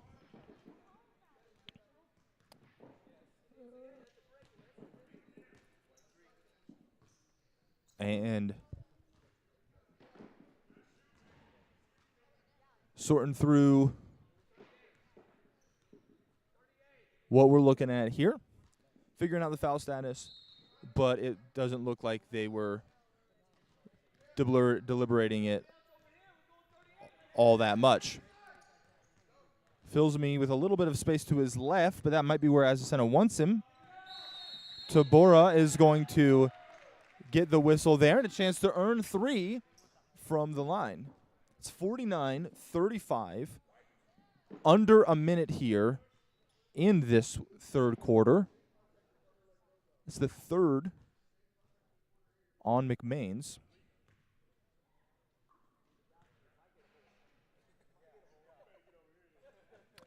And Tabora hits the first.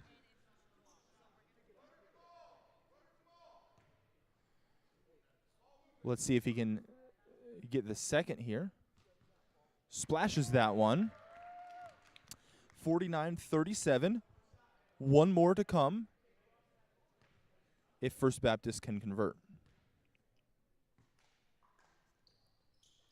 And Jorge Deborah, 3 for 3, making it look easy, cutting it to an 11-point deficit.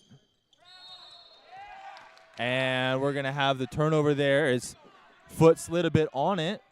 Lions down 11, 42.4. A shot at a 2 for 1 if you find something that you love immediately, but really more so just looking for the best shot you can get out of this possession.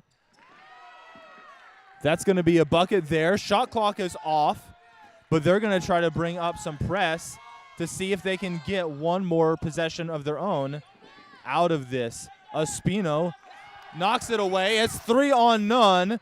Filsamy with the lay-in misses it, and Dunn with the finish. 7-point game, 12 seconds to go. Seahawks trying to work their way through this one if they can. Schillereff gets it, knocked away by Brooks. And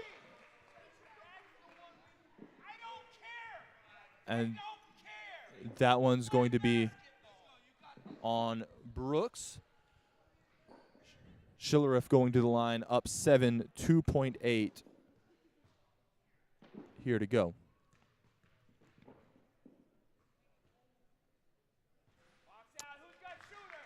Short and left on the first, 2.8. It'd be tough to get a good shot up from this, but it'll depend on how this one falls. Schillereff hits it, and here we go. It doesn't look like he got it up, but that one's going to be a couple of inches deep anyway. And so we go into the fourth quarter, 50-42, after really operating after the 10-point halftime deficit at a place of disadvantage. If anything, the margin was more than 10 for most of the third.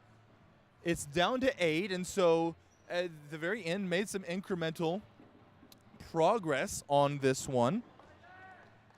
But with 8 minutes to play for their lives, First Baptist is going to need to be able to come up with some offense.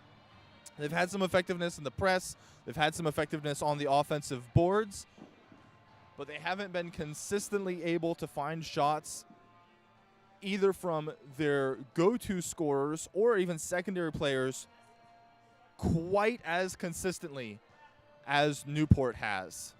And so you wonder what matchups they're going to look to exploit. If anything, Schillereff a little bit quieter than we'd seen him yesterday. Maybe that's somewhere they think they can go with Chase Brooks. Filsamy done a lot in terms of ball progression, offensive creation. And we've got this one going here. 8 minutes to play. Let's see where this goes.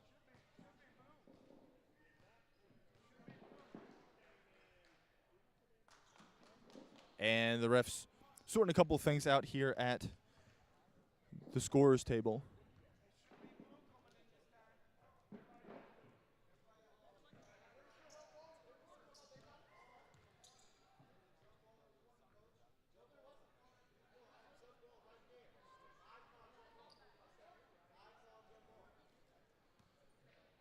And this is going to end up with Dunn inbounding. Filsamy looking like the target. He will be. Gets it here. And we are into the fourth quarter of the first of the guys' semifinals. The winner will play tonight at 7 p.m. for a chance at the tournament title.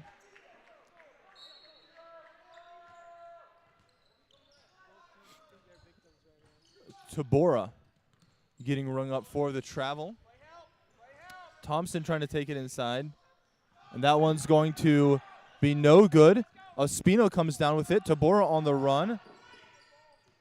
And Dunn looking at it, eyeing it up from outside. Now Thompson is away. Can Espino get there? And he cannot, and that's going to be finished by Thompson. 10-point margin. the Lions in blue bringing it up, seeing if they can cut this deficit down. Brooks down on the baseline, but loses the ball there. A little bit went down a one-way street. Azucena sprinting it across half court. Doesn't want to deal with the press. And Schillereff now gets it outside and is going to go down with that one. Tabora, I believe this is his fourth with 7:01 left in this one. He's been a core player for First Baptist so far. And it doesn't look like First Baptist is planning on resting him at this point. 7 minutes left. You don't have all that much time. Thompson pulls up, hits it there for 3. 55-42. You got into 8 at the quarter mark. 55-42, though, a 13-point margin here. Dunn thinks about it. Tabora ends up shooting it. That's going to rattle out. Emmanuel Espino gets it out to Brooks. And that one's going to be up and in by Lenny Filsamy, the senior. And we might be seeing press here moving forward. Breaks it to McMains. Thompson establishes across the half-court line. And now starts killing a little bit of time. Schillereff working, spins. And that one is going to be the travel. A good spin move to open up space, but then one more step beyond that was able to be caught by the ref. Brooks on the baseline, works inside, up through contact, nothing. Filsamy, board, bucket, and it's a 9-point ball game. Can they get it down past this 8 or 9 that a lot of it's been at? Espino, Filsamy, Dunn, and he's going to go up, get the whistle, and the opportunity to earn 2 at the line.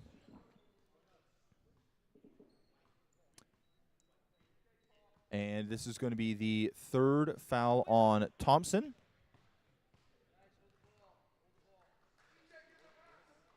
Dunn misses the first.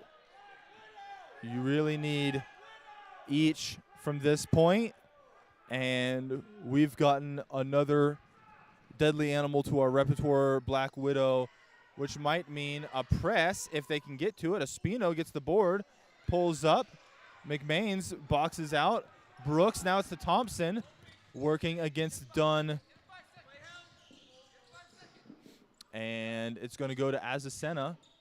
Schillereff, bucket inside, and that's that tightrope that you have to walk when you're trying to cut back a deficit. The throwing bodies at the perimeter, trying to force difficult passes and dribbles there. Filsamy rattles out. Espino gets it off the board and in. The bank shot, getting it back under double digits. Azucena into the corner. Can he get it to McMains? Over to Thompson. Back to McMains, and they're able to hold possession. First Baptist looking to press early in the shot clock here. Azucena comes up a little bit short. Brooks gets it. Filsamy works through. Got a little bit of an advantage here. Can Tabora convert? Tabora in and out. A tough one there. 57-48. Seahawks in white with the lead. Can First Baptist Lions in blue make it happen? And Thompson blows the layup, but gets it back and finishes through contact for an and one. And Newport calls a timeout. Chase Brooks with his 3rd. And so the flow of the game has been pretty hectic, pretty fast-paced, but there's been enough fouls along the way that both sides have to keep an eye on where some of their main players are at. 59-48, 11-point margin, 4 to play. This has been about what the second half has looked like in terms of the overall gap. but First Baptist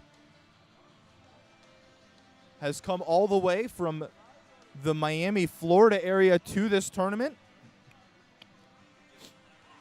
They're going to see if they can have the dream, stay alive for one more round.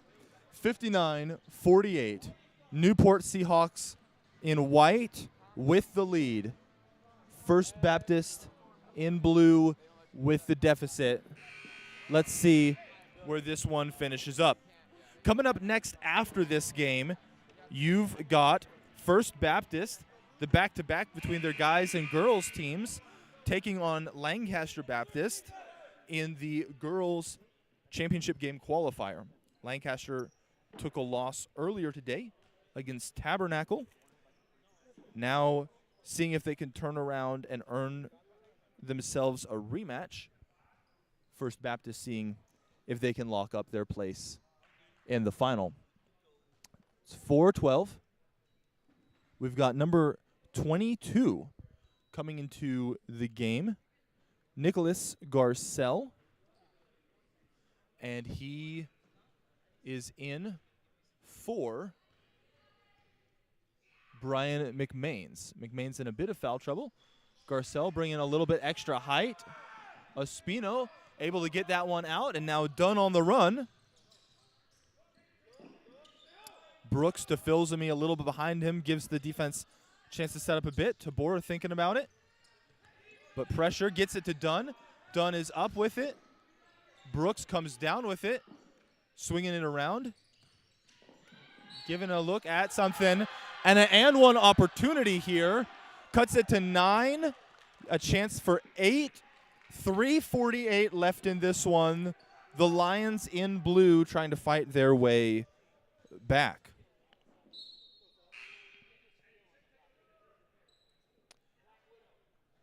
McMains comes right back in for Garcelle. We'll see if it's a little bit of offense-defense substitution. At this point, Newport assuming that a press is coming anytime that they miss a shot or rather get a rebound off of a missed shot or a made shot. And Filsamy not able to get that one. Schilleruff works through a foul. Brooks, this is his 4th.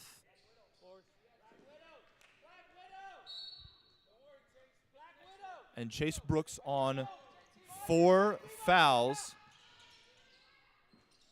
And that one is batted away by the defense, but ends up with Newport, and Newport in white pushes it back out to 11. 3:20 left. What answers will the Lions have?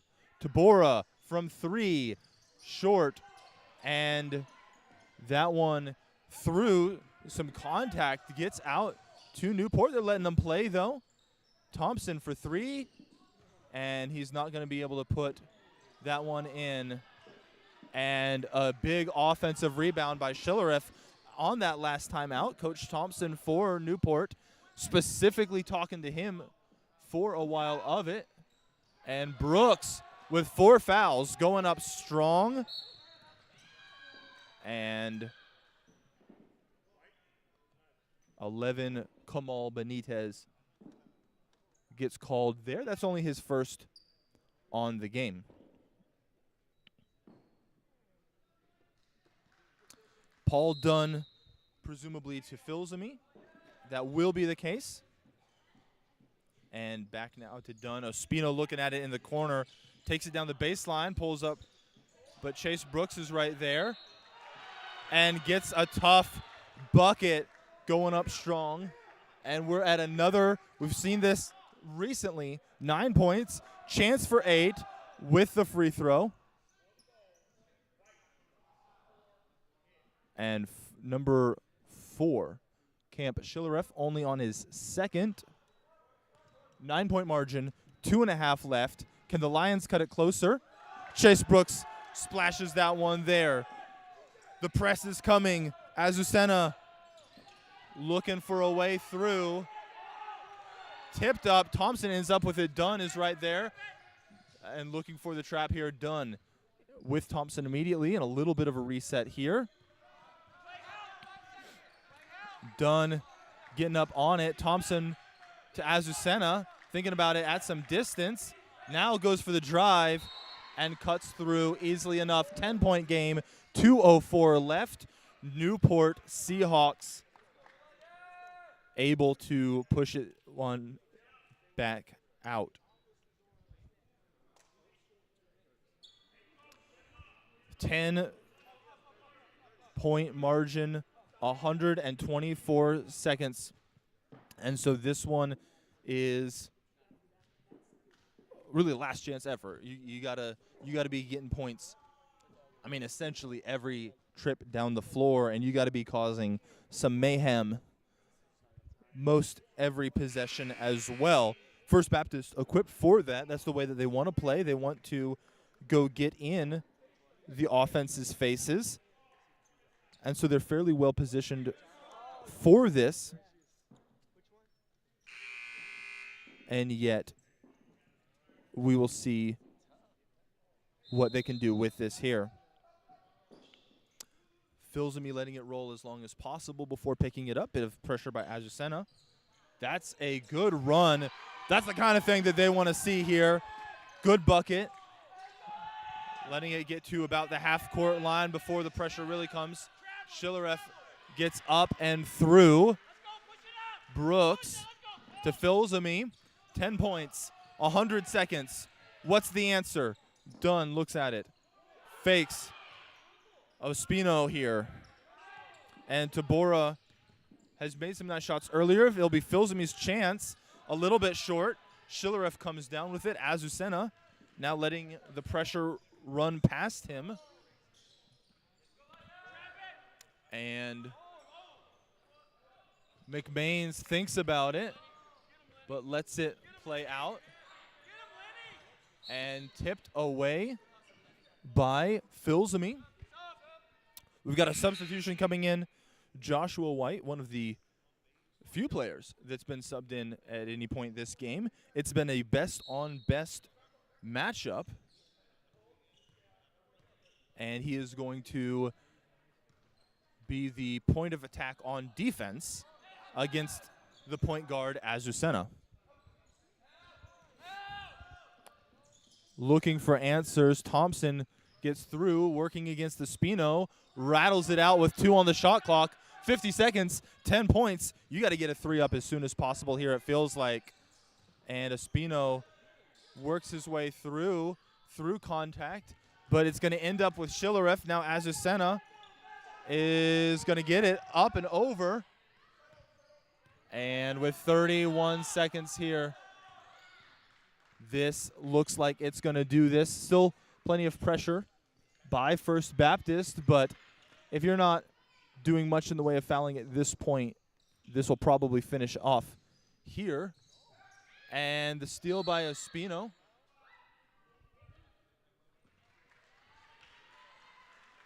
And 65-55, 12.4 seconds left.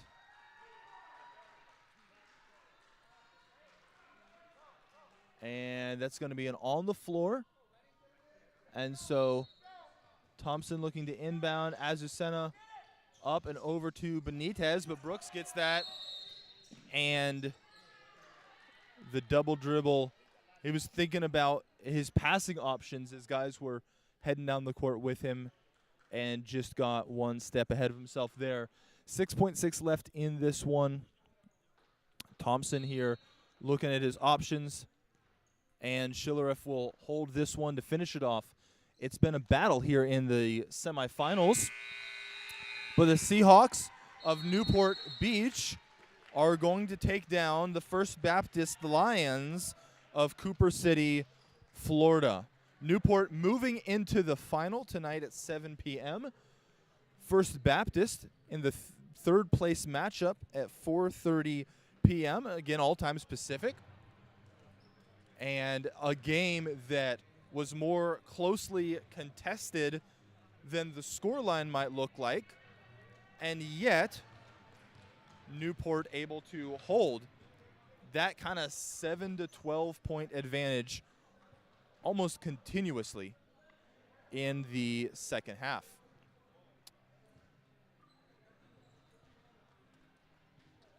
Well, step away if you need to, but come right back at 11 o'clock. The First Baptist ladies team will take on Lancaster Baptist for a spot in the girls' final. Everything's at stake here. Tipping off on the hour. We'll see you then.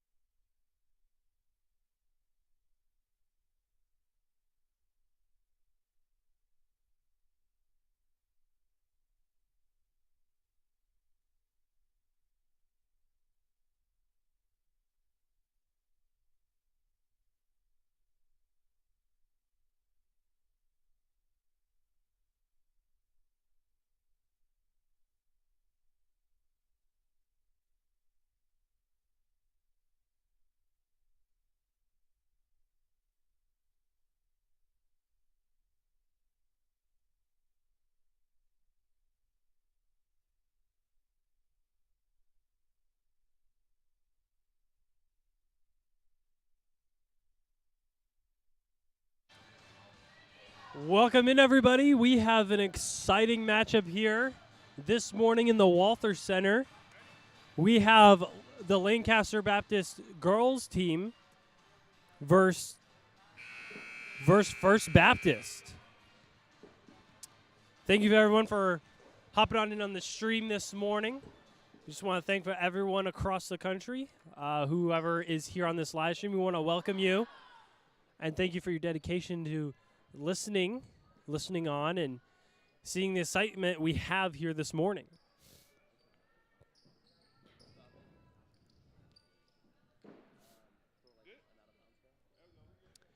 We are here at tip-off as we have Lancaster versus First Baptist, and First Baptist wins the tip-off.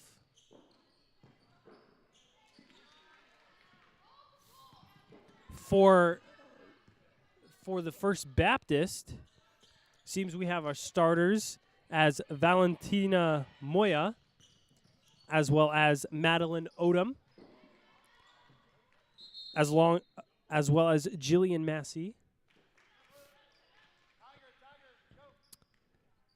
Chasley Comartin,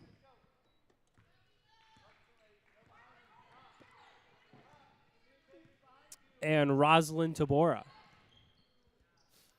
You have Lancaster bringing up the ball here. She kicks out to the wing. We got a shot put in. No good, but they do get the offensive boards so far in this matchup. Great start with this offense. Getting those second chance opportunities. Lancaster recovers.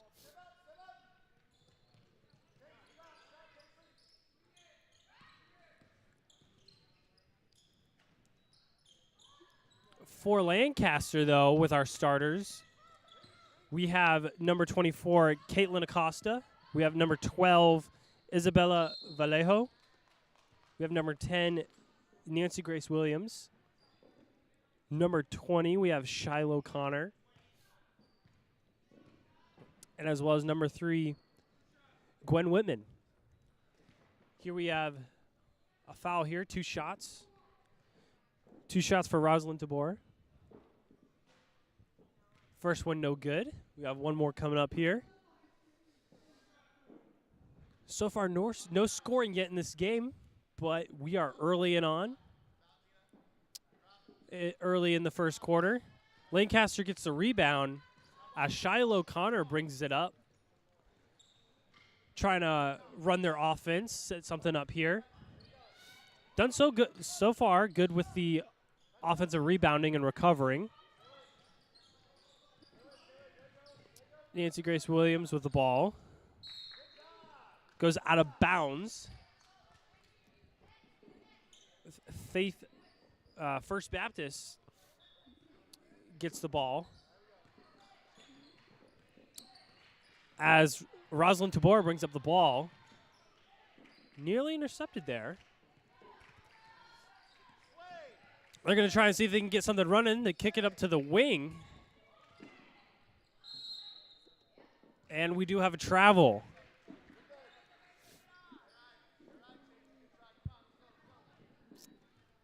So Lancaster gets another shot at this. See who is going to put some points on the board first.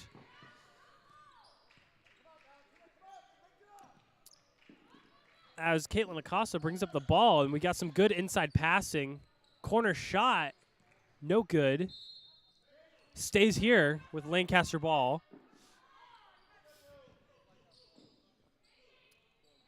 Both teams trying to get something going. There's been some pretty good defense so far.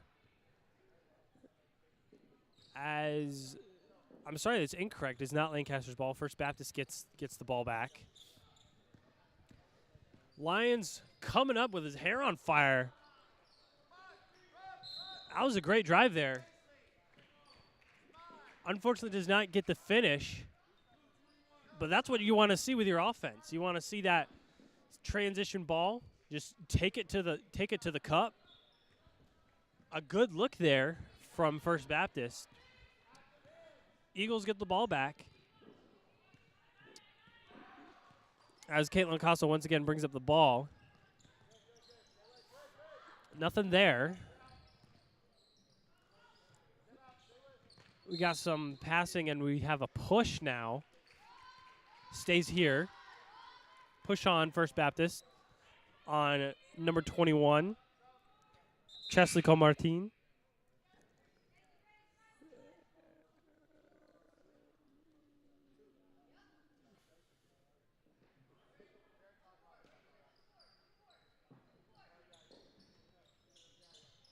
Sorry, that was on number 12. But we do have a change of possessions here with the Lions getting the ball back as we are midway through the first quarter with 5 minutes left. Lions seeing if they can get something going, getting some passes right now. Passes it inside, passes it again, blocked by Lancaster Baptist. Number 3, Gwen Whitman running down the court. No good. We're seeing some fearlessness from both of these teams. Now we have another blocking foul. Lions get the ball back.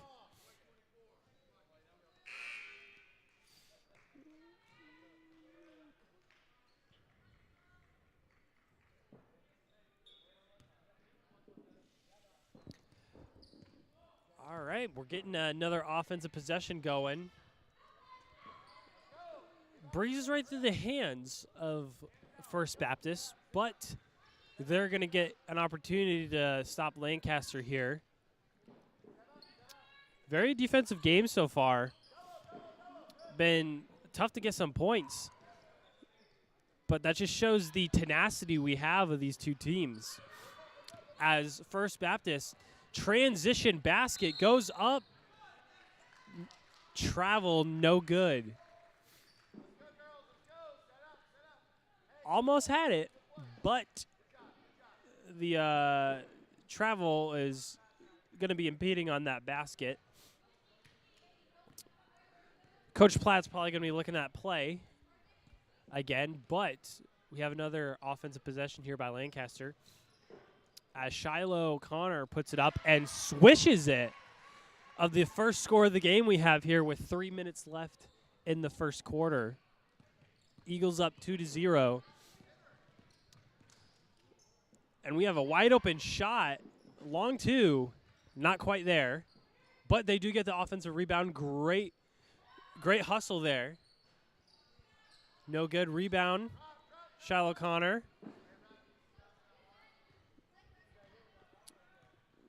As Caitlin Acosta brings up the ball once more. Trying to get some rhythm here on offense, coming off the score. And then we have another travel. So we've been a few exchanges of travel violations here. To First Baptist. Now First Baptist gets the ball back. And we have another travel.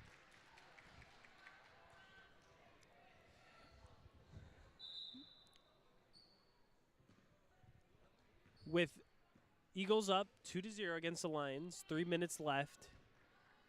And in the first quarter, both teams have 2 fouls so far.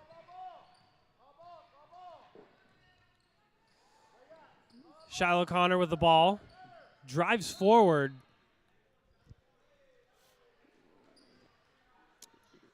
Once again, another foul.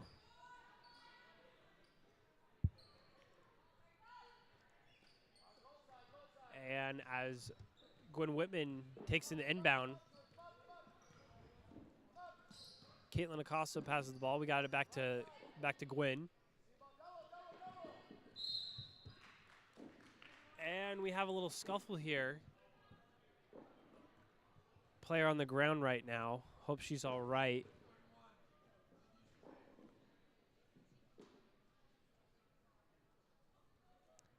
Here we have some medical assistants coming out on the court.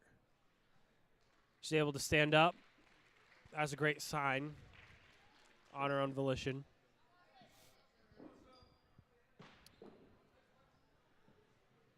Now, Meredith Smithy came in the game a few minutes ago as Shiloh Connor steps out to take a little bit of a breather.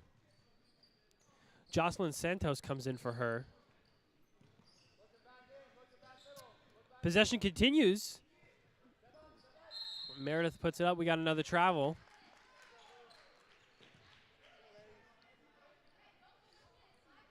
With just 2:22 left in the first quarter, got a lot more basketball to play here. So both teams just trying to get a little bit of rhythm on offense. There's been a lot of defense in this game. And she had a shot blocked. Rebound, gets her own offensive, 2 offensive rebounds in a row. And now we have a foul here. Shooting foul, so number 31 will be taking a trip to the charity stripe with 2 shots.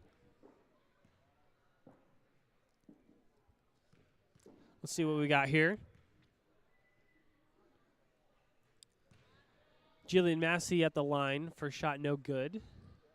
Got another chance to put some points on the board here. We've had a great set of games so far through this West Coast Baptist College Tip-Off Tournament. We are well way through the bracket so far for both the girls and the guys. As Lancaster brings up the ball, got another turnover, steal by First Baptist, and now we have a carry. So Lancaster will get another shot at this.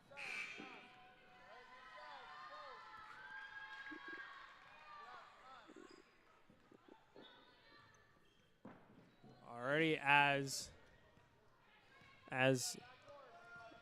Ollie Atherton brings up the ball. We got a shot attempt there.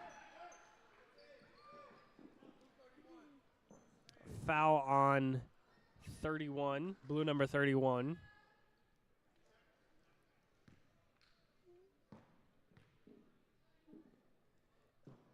First shot's good by Lancaster. Ollie Atherton makes the first one. Foul was on Jillian Massey earlier, but now scores 4-0 as Gwen Whitman comes off the court, takes a little bit of a breather.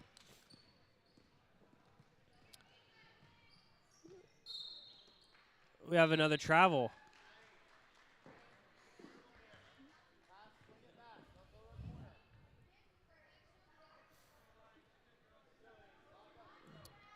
So Leah Donnan comes in the game for Gwen, as Ollie Atherton has been taking over the point guard duties so far in this game.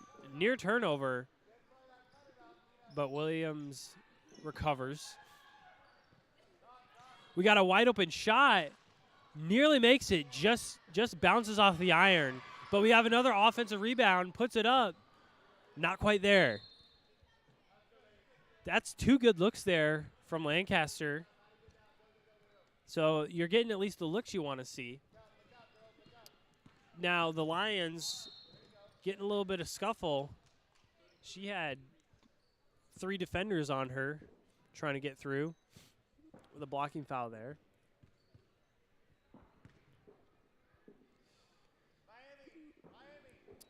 Valentina Moya takes the inbound duties. As now Rosalind Tabora passes it over. Not quite hitting the mark for their teammate. As Lancaster now has another chance. We got just 40 seconds left in this first quarter. Let's see if they can get a little bit of momentum heading into the second quarter. We got another wide open shot. Makes it. Meredith Smithy from 3. That puts them up 7-0. That's the kind of momentum you want. But Lions fearless right now. Puts up a shot, no good. And now we got just 13 seconds left in the quarter. Ollie Atherton passes it back to Meredith, shoots it up, no good. Rebound by the Lions with just 4 seconds left. You got 2 seconds. Didn't get the chance to put up a shot. It was pretty deep there. And that is the conclusion of the first period. Both teams totaling 6 total fouls.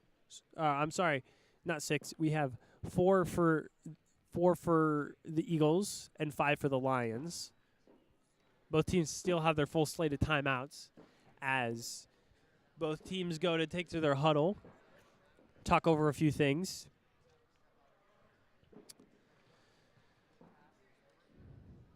So far this Lancaster Baptist team, they knocked off Newport Christian, advancing as the 2 seed for the girls. First Baptist as well knocking off Newport Christian.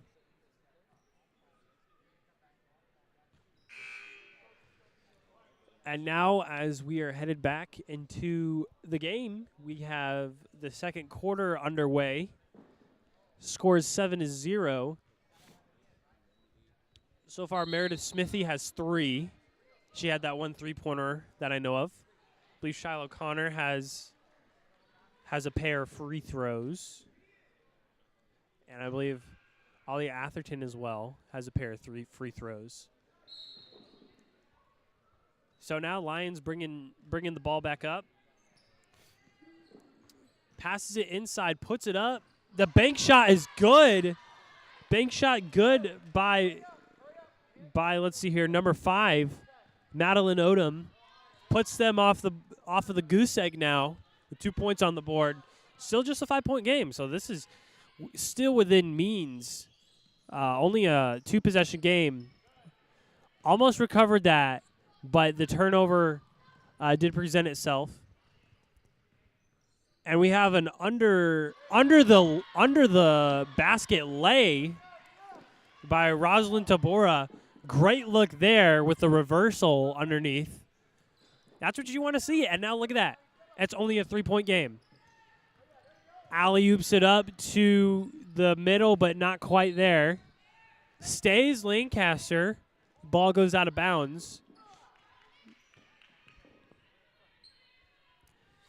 So Lancaster gets another shot at this to put this more than just a 1-possession game.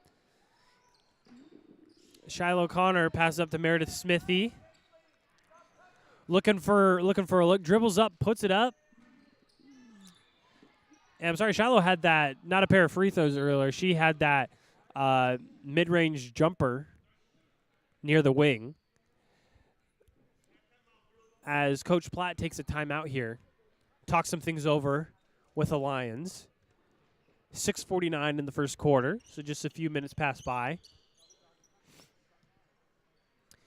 And we got a decently packed out set of bleachers over here. Fans waiting for their turn, as a lot of these fans are involved in the tournament. We got a lot of the students here. Regarding the guys' tournament, the guys' bracket, right now we have a slate coming up, Newport Christian versus First Baptist, as well as Tabernacle against Indiana Christian. Those will be coming up. I'm sorry, those already took place. Not sure the result of Newport Christian and First Baptist, as maybe you guys have already tuned into that one. But we still have at 12:30. Still at 12:30, we got the guys Tabernacle versus Indiana Christian, so we'll see the result of that game. And those are the semifinals. And then at 7 o'clock tonight, we'll have the championship and see who our winner is. And now we got points put up by Lancaster. Score is now 9-4.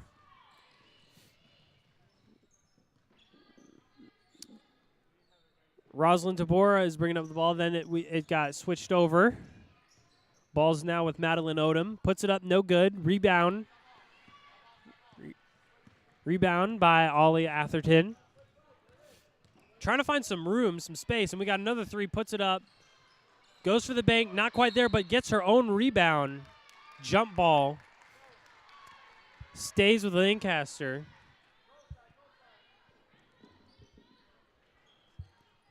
Now let's see what they got up their sleeves.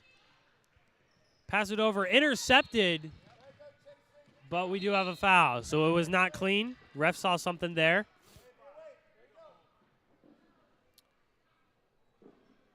So it stays with Lions.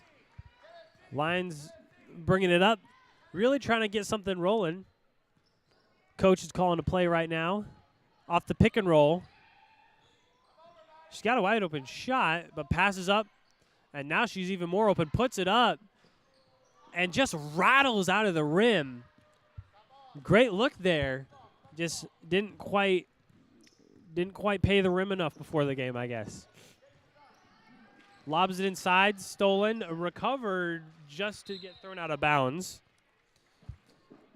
So Lions get another chance. So far, score still 9-4. Eagles up with 5:18 left in the second quarter. Coach calling up another play.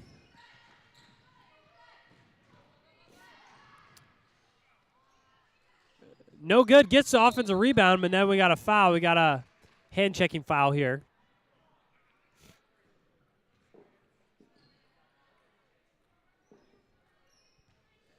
We got two shots here. Sorry, we got a shooting foul here. Two shots. Two shots for Madeline Odom. First one. No good.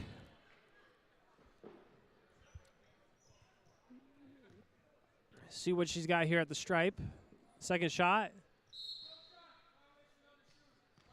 We have a shooting violation. I think she might have hopped over the line there. Good to see a lot of smiles, though, laughing it off. Still a very manageable game. Eagles up by 5. And now we have a pushing foul.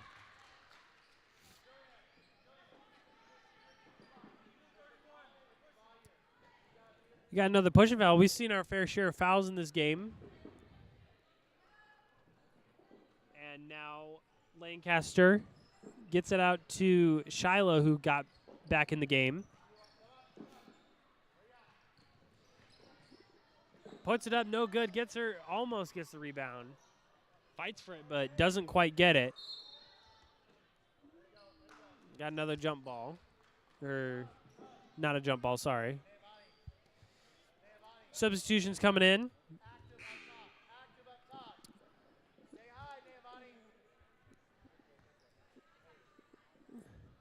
Neaveni Agudelo coming in the game. White ball.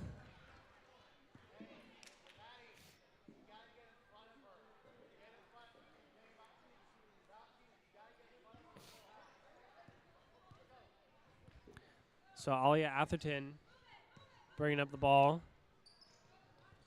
Kicks it out.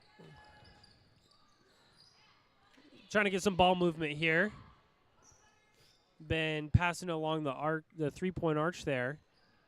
Blocked shot, recovers it, kicks it back out to Gwen, lobs it. We do have another foul.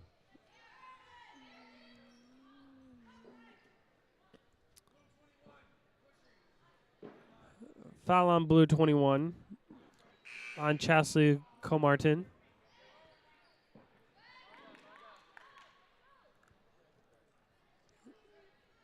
Saw the stacked up, breaks the stack, and lobs it up. She had a good shot there, good opportunity there. Couldn't quite put it in. Beautiful lay there. Beautiful lay by Rosalind Tabora.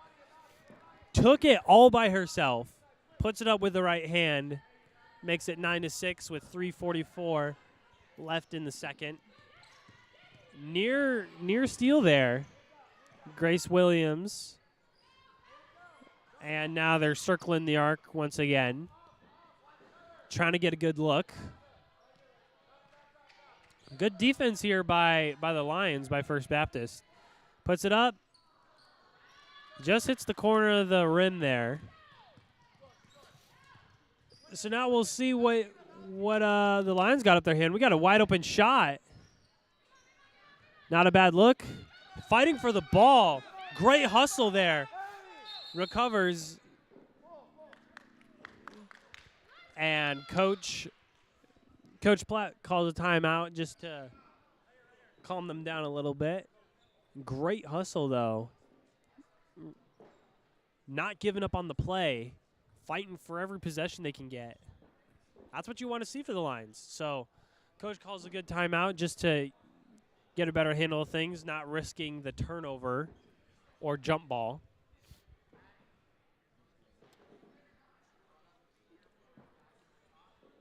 So far in the game, still Eagles 9, Lions 6. Eagles have 3 fouls. Lions have 2. And Lions have taken 2 timeouts so far, so they still got 4 left. And Eagles haven't even sniffed any others yet. So they still got their full slate of 6. Here in the Walther Center, just want to thank you once more for tuning in. Some exciting basketball we have, as today is the concluding day of the tournament. So make sure to tune in for the championship rounds here tonight from both brackets, as we've been fine-tuning the lineups here. Turnover here, stolen by Gwen, running down the court with her hair on fire, puts it up. She had that tenacity, though, running down the court. No fear whatsoever. And I believe she may have... mere foul here. Foul on number 5 on Madeline Odom. So Ollie Atherton comes up with the ball.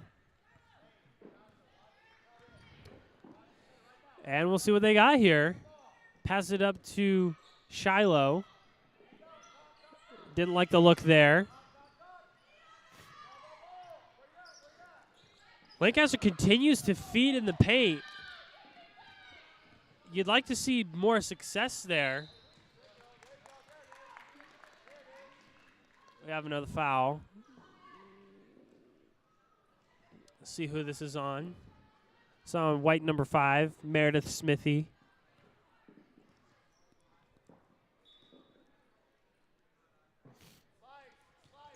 So in the game right now, we have Meredith Smithy. We have Alia Atherton.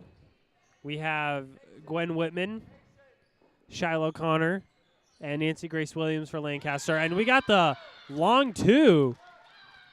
Made it just a 1-point game now. Good shot by Valentina Moya.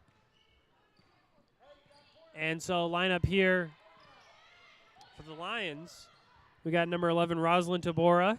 So we mentioned Valentina Moy, who just put up that shot.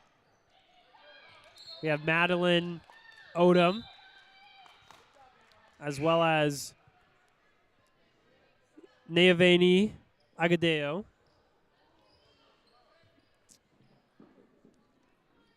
And lastly, Hadassah Lazarenu. So we got our lineups in there. Nice lay. Tries to put it up with the left hand. Great look there. Just didn't go in yet. Lions are looking like they're trying to make this comeback here. It's just a 1-point game. 1:23 left in the second quarter. Puts it up. And we have some fans getting in the game, cheering for the Eagles, the home team here. As Caitlin Acosta tries to steal the bag there, but ends up fouling. And it does result in a pair of free throws at the stripe. As Rosalind Tabora puts it up. Good, and now we have a tie game. We have a tie game, ladies and gentlemen. As Lions tie up the game, not giving up, refusing to lay over. We got a good competitive game here. Lancasters see if they'll do anything about that. Good defense here. Good defense here by Moya earlier. Shot's no good, but they do recover their own rebound by Grace Williams. I'm sorry, Nancy Grace Williams.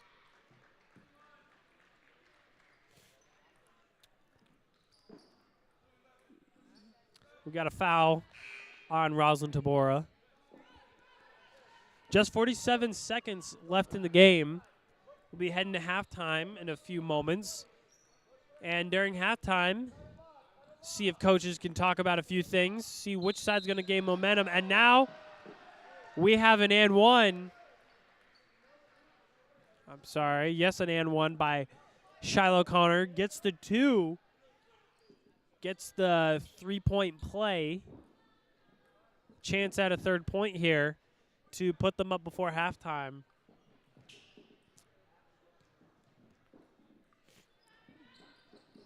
Banks it in, and now up by 3 points. So Rosalind Tabor bringing up the ball. Defender meets him at half court. Looking for a pass. We got a mid-range jumper right at the free throw line. No good. Just 23 seconds left. Trying to put something together for the Lions. Stumbles it, goes out of bounds, and it goes the other way.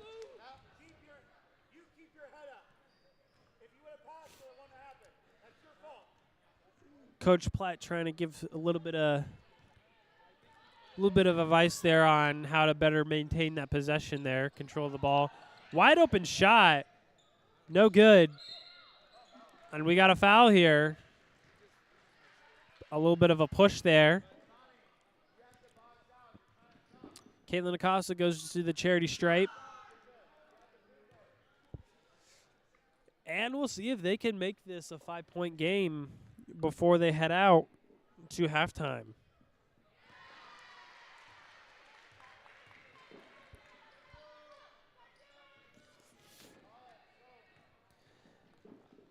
First one's good.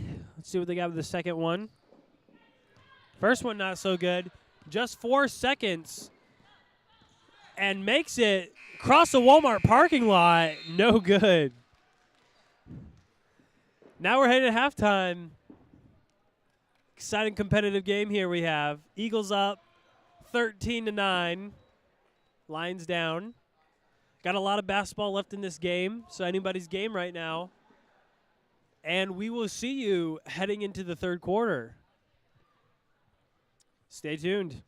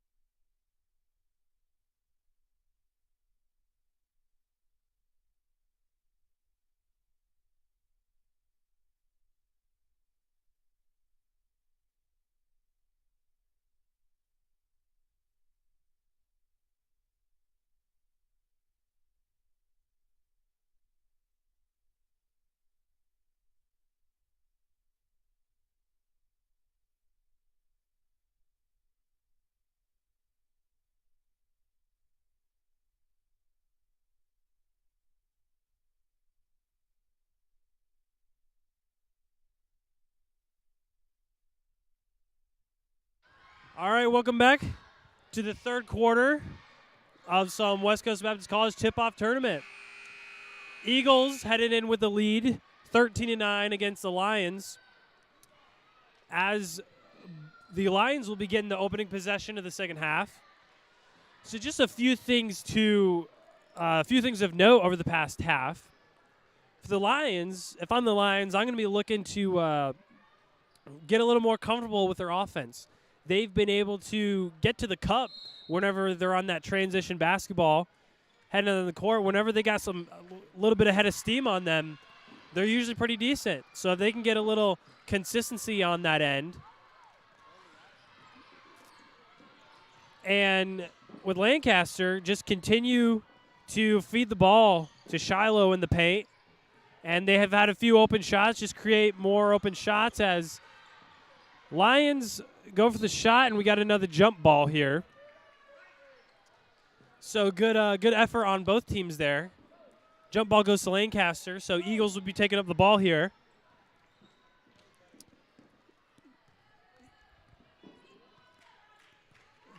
So Lancaster brings up the ball, trying to run up a play here. Both teams have swapped sides of the courts here. And they get another chance, and we got a great look there. Straight nylon on that shot as Shiloh Connor puts up the lead up to 7 points. Nearly intercepted there, but the turnover does happen, so Lancaster gets control of the possession here. Lancaster with a little bit of momentum starting this second half, a lot of energy. Fans are getting into it. A lot of excitement here in this game. Score 16-9. Great reversal underneath the basket by Gwen Whitman. Great look there. Leads up. It's now double the opponent's score, 18-9. Lions trying to find some answers here. So Rosalind Tabor will be taking up the ball after the inbound. And let's see what they got up their sleeve. We got the pick and roll. Shoots it out to the wing. Looking for some help there, and great. And looky there, just a 7-point lead now. Puts it up from basically the free throw line. And now we got a little bit of back and forth action in this third quarter here. Excitement's heating up.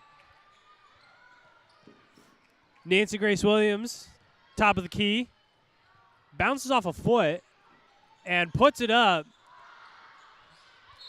Swirls the iron on that shot, and we got to travel. So now Lancaster, Eagles, another chance here with the ball. Runs with the stack here. We got a kick out to the corner. So far, this third quarter to an exciting start. And we're excited what we got to the rest of this game. And we got a picked off ball. Number 11 coming down the court. And one! And what did we just say?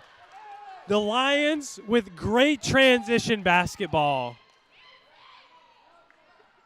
Now 18-13 with a chance for a three-point play here. Fans are getting excited. Everyone jacked up on ice cream from the hangar. Sugar rush going crazy. And the third point possession there, no good.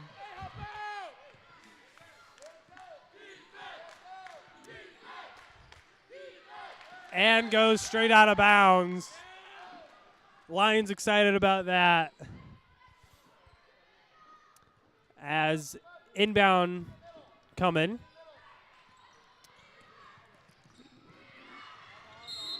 And we got, still stays with blue ball. Still stays in their possession. And let's see what we got here. as Rosalind Tabora comes up with the ball, drawing 3 defenders by her, got the double team, leaves a man open, drives in, kicks out, and what do we got going on here? We got a turnover here, so 3-second violation. Caitlin Acosta taking up ball handling duties. We got a little bit of a floater there. Doesn't quite go in. So Lions get the stop there. 4:57 left in the third quarter. And it is getting loud in the Walther Center. And we got a wide open man. Bounced off her hands.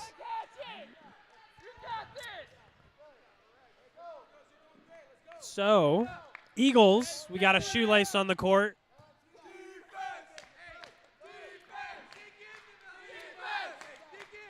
Lancaster trying to put some points on the board here. 2 fouls, only 2 fouls on Lancaster. So Lions got a clean slate of fouls so far. Stays white basketball.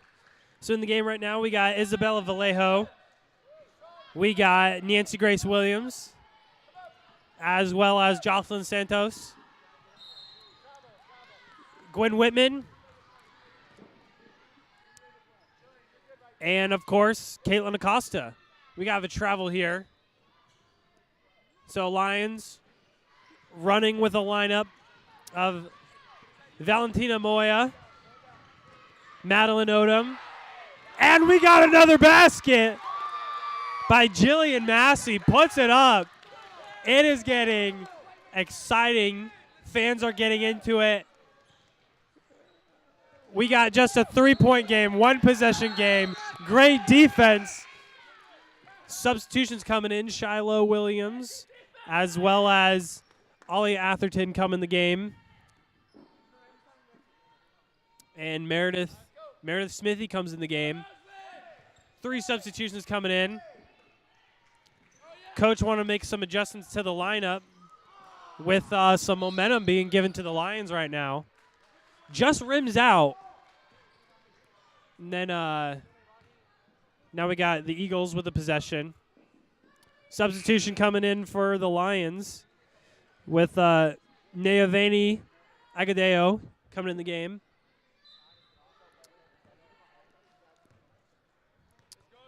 Ollie Atherton once again with the point guard duty. Kicking it out to the wing. And continually trying to get it into the paint, but we got a great block. Lions have been really bringing the defensive intensity with this game so far, especially in the second half. Nearly picked off there. And we got another bucket. Valentina Moya. Great shot there. It is a 1-point game. Timeout by Lancaster. We got a ball game on our hands, ladies and gentlemen. If you're tuning in right now, we got 3:30 essentially left in this third quarter. And the pace has definitely been picking up lately in this third quarter. And what's been encouraging is there's been a lot less fouls in this second half. We got more of a clean game. I think we've only maybe had 1 or 2 pairs of free throws so far in the third quarter. So coach is cleaning up the defensive act here in this third quarter. Here at the Walther Center, we have our Friday tip-off tournament. And these concluding games here, I believe we have a couple more of these games as we announce our champions from both the boys and girls brackets. So Lancaster calls a timeout.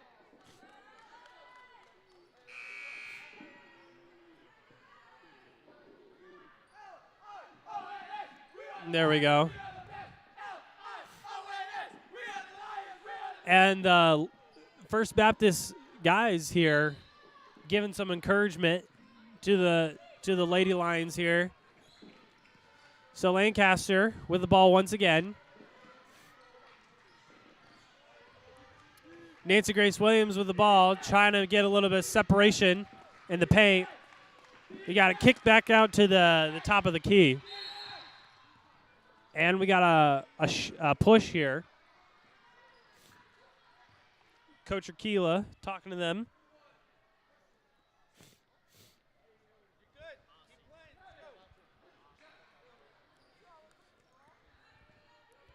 All right, we'll see what they got here. So Meredith Smithy. Block. I'm sorry, we got a foul here.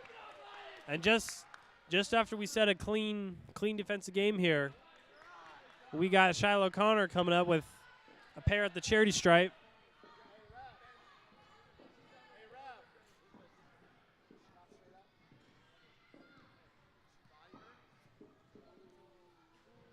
Just rims out the first shot.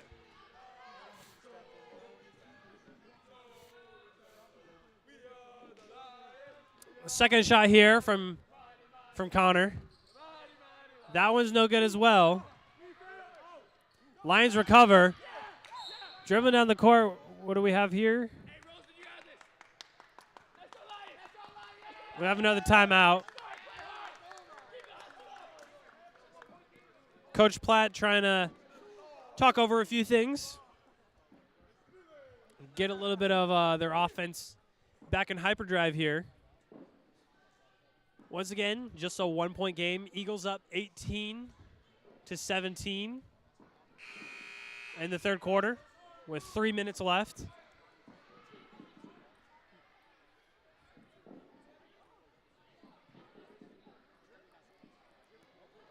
You got a packed out Walther Center. Fans getting excited.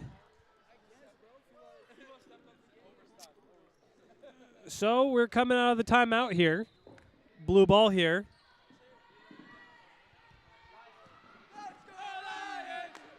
Rosalind Tabora styling and profiling at the top of the key. And we got a bank shot.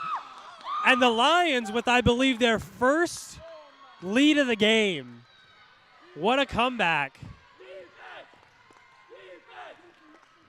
Lancaster trying to muster up an answer to this Lions offense.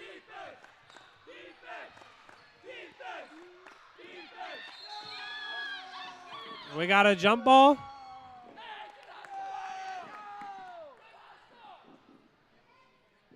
And we are right. We got a jump ball. Lions get the ball back again.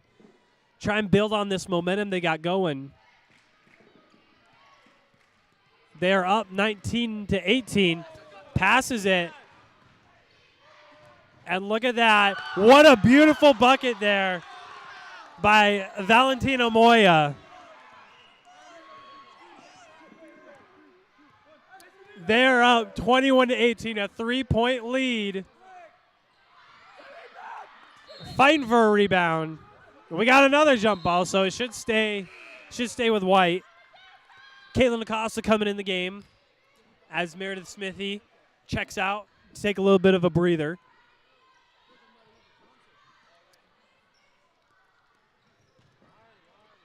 Puts it up, just rolls out. Lions with the great defensive intensity.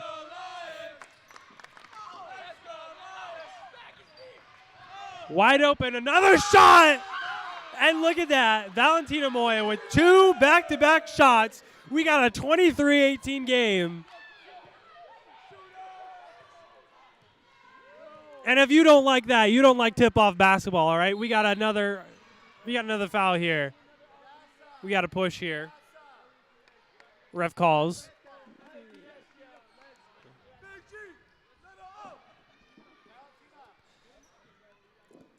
So Caitlin Acosta just comes in the game and gets a trip to the free throw line with 2 shots here. First shot hits the front of the rim. And Lancaster needs these points here. Although we still have another quarter and a $1.25 left in this quarter. Gets the last one to go. Valentina Moya, and we got a turnover. Lancaster fans are getting excited.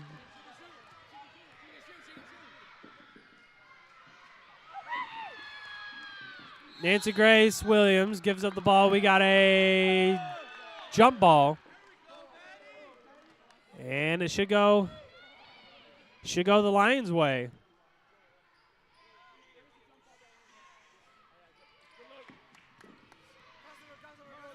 See, Rosalind Tabora, what do you got? And she puts it up. No good. No good. Great look there. Great look.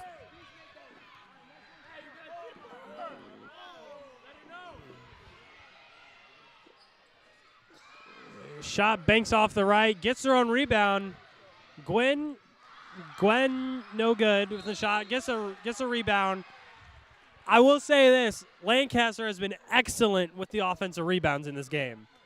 They have been getting all the second chance points, and they get to reap the fruit of that as Ollie Atherton goes to the free throw line with just 39 left in the third quarter. And she gets it. So now it is a one-possession game. This game has been neck and neck. Puts it up, no good. And Valentina Moy is coming from behind. You got to push.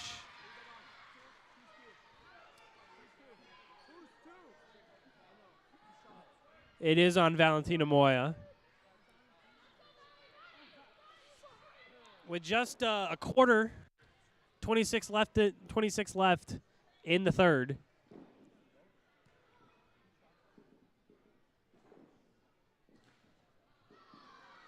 No good.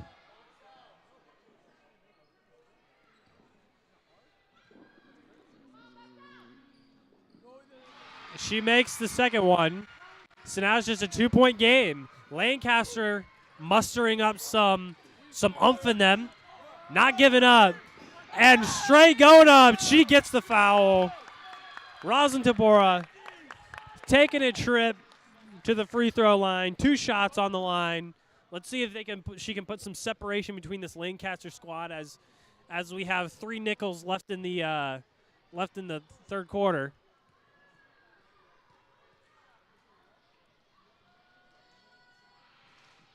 Bounces it in.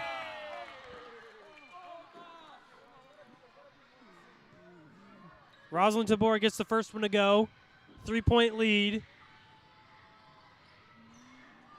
Nicks the front of the rim. And now we got just 15 seconds. 15 seconds with Ollie Atherton. Passes back out. We got a corner. We got just 6 seconds. Ollie Atherton. Oh, my goodness. We got a 3-point shot. Ties the game going into the fourth quarter. How do you do? If you are tuning in with us, we have a neck-and-neck game. Going into the fourth quarter, tie ball game. Teams are headed back to their bench. What a game. This game has picked up from the first quarter, and now we got just 8 minutes left in the ball game with a trip to advance on the line. We're going to see who's going to come out of this game. Stay tuned. And I will say there's been a lot of improvement on both sides of the ball here in this game. We have had a lot of tenacity on both teams. Lancaster coming up clutch with that 3 from Ollie Atherton just to end the third quarter. And then as well as Valentina Moya getting a pair of buckets here in the third to give some momentum there to the Lions. We are neck and neck heading into the fourth quarter. Eagles do have 5 fouls, so that is something of note as the Lions could be in the bonus here eventually in this fourth quarter. Lions only have 3. I'm sorry. No, that is incorrect. I'm looking at the timeouts here on the scoreboard. Both teams are chilling at 0 fouls going into this fourth as it resets. Shiloh Connor from 3. How do you do? Lightning has struck in the Walther Center. It is raining in the desert. Here we go now. Lions here. Puts it up. Gets the rebound. Gets another offensive rebound. Banks it off the glass. 26-27. 1 point difference in this game. I have no clue who's going to come out of this. But we'll find out together as Ollie Atherton with the ball at the point, trying to muster up something on this offensive possession. Let's see what they got. I couldn't even tell if that was past the 3-point stripe, but it was no good. But let me tell you if that made that. Oh, look at that. Oh, my goodness. Rosalind Tabora with her hair on fire coming down the court. Puts it in, 28-27. And we got another turnover. No good. Lancaster. Right now, they're outnumbered. We got a 5-on-4, and now we got another foul. Is this a trip to the free throw line? Foul. Meredith Smithy coming in the game for Caitlin Acosta. Stacking it up in the post.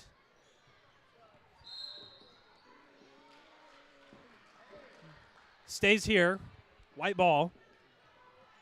That is on Moya.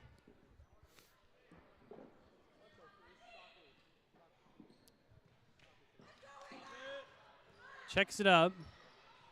Blocked. Great defense there. I believe that was Moya as well. Not giving up on the play. Meredith Smithy giving Rosalind Tabor the business. We got the corner. No good for Moya. Just a 1-point game. Lions got the lead once again with just 6 minutes left in the whole game.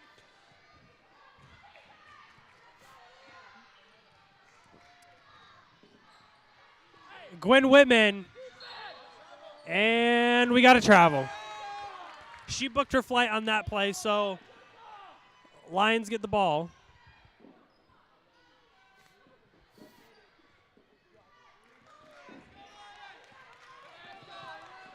Tabora stops a dribble at the and look at the bank shot from Valentina Moya. The long 2 puts the lead up by 3. Timeout Lancaster. We have a ball game on our hands. Fans are going wild. I got the Lions guys team behind me, and they are just going nuts over here. Going all out for their team as we head into this timeout. Lions timeout, trying to stop this momentum that is gaining with the Lions. But this game is not out of reach by no means. Eagles only down by 1 possession with 5:35 in the fourth quarter.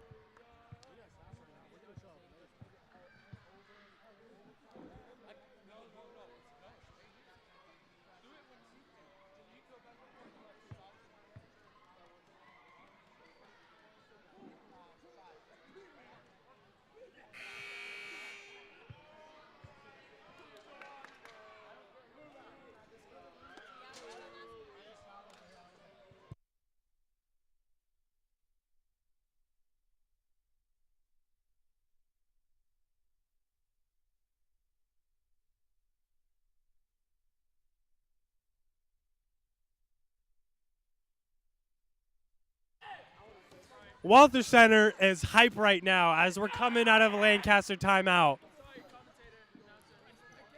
3 points. Just a 3-point difference as Ollie Atherton brings up the ball. We got a steal on our hands. We got another change of possession. Lancaster gets the ball right back in their hands. I have no clue what is going on right now.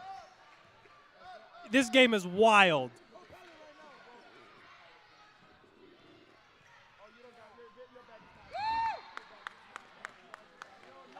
Change of possession here.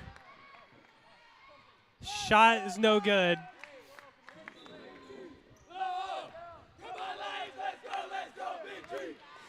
Rosalind Tabora with the ball. Isabella Roberti in the game. I don't know if we've seen her yet in this game, but she is getting her minutes in this game, making a difference here. But Lancaster once again with the ball, trying to muster up something. Just 3-point difference, so this game is still within reach. But it's been a few possessions since they've scored. Shiloh Connor, ball gets knocked a little bit on that shot attempt. It does get nicked, the ref says. So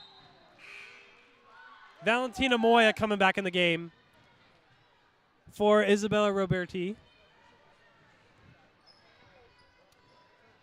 Stays white ball.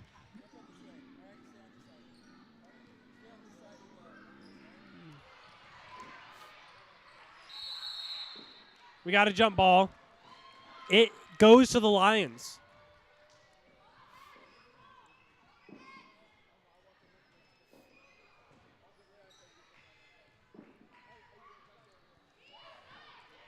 Tabora coming up with the ball. Odom. Swirls off the iron. No good. Unbelievable.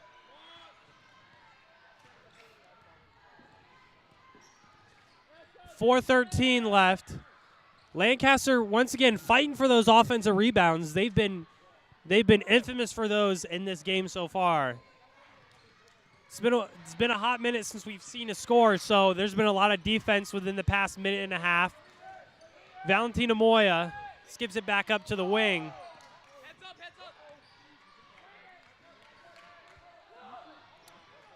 So the Lions trying to get a possession together. Banks it off from the corner. I don't know how she even did that. But the lead is now a 2-possession lead, 32-27. Lancaster from the 3. Needed that one. Lions get the ball back. Lancaster's coming a little bit short on that possession. Chucks it up. We'll call that a pass. So, Lions resetting things, getting back into their rhythm. Valentina Moy, that's a 2. And it's good. Nylon. Deep 2. And they're starting to walk away from this game. 35-27, 8-point lead with just 2:48. Lancaster, this is the clutch moments they need here.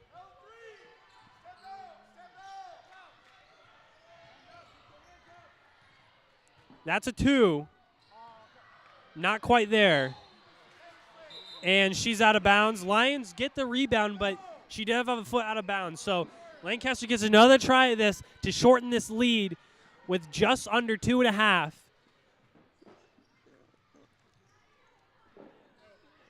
We got it up at the top of the key. Dribbles it in. The rim has not been friendly to Lancaster in the past 2 minutes.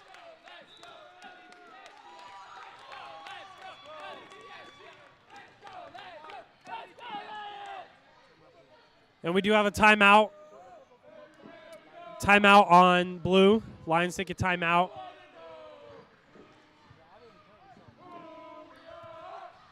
.217 left in the fourth.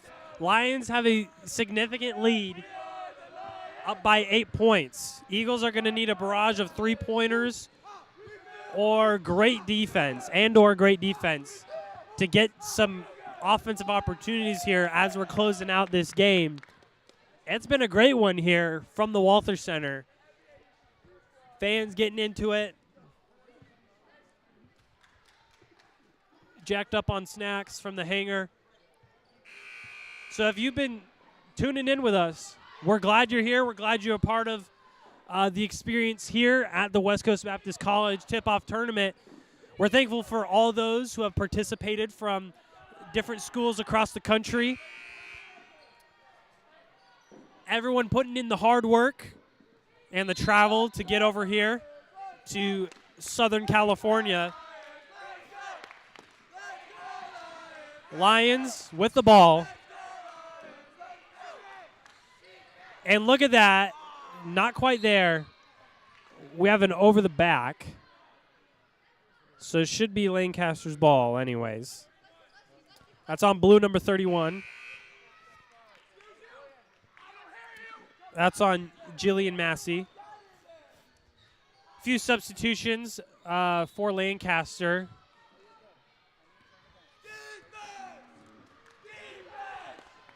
All right, so Lions going to need some defense. Great balls of fire. We got a three-pointer. She has been on fire beyond the three. Just a 5-point game with a $1:46 left in the game. Lions trying to stall for time here. Puts it up. Almost a wedgie there, but they do get the rebound. Lancaster, we got a jump ball.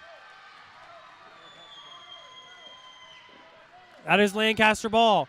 Lancaster trying to mount a comeback. A $1:30. Not much left, but we've seen crazier things. All right, Lancaster, do you believe? Gets the foul. This is what they need. These are going to be some necessary points they need. If she gets both of these, they're only down by one possession. You're going to need both of these. So, first one's good. That's what you need, all right? Also, you need the second one.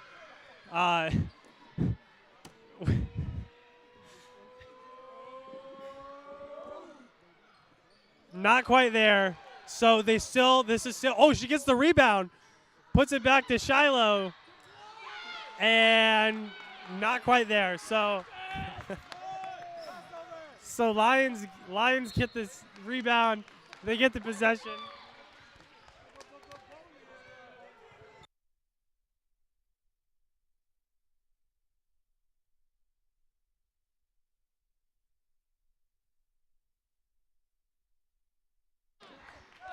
All right, Lions with the ball. Turns over. Lancaster gets a chance. 58.8 left in the fourth quarter.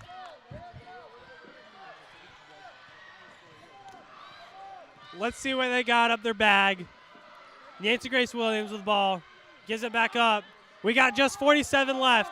We got maybe two possessions. Puts it up. No good. Gets fighting for the rebound. Lions recover. Oh, is that a turnover? That's a turnover. Lancaster gets a shot. Another shot at redemption for ultimate tip-off glory. Timeout Lancaster. They're going to draw up a play. They're going to see what they can do.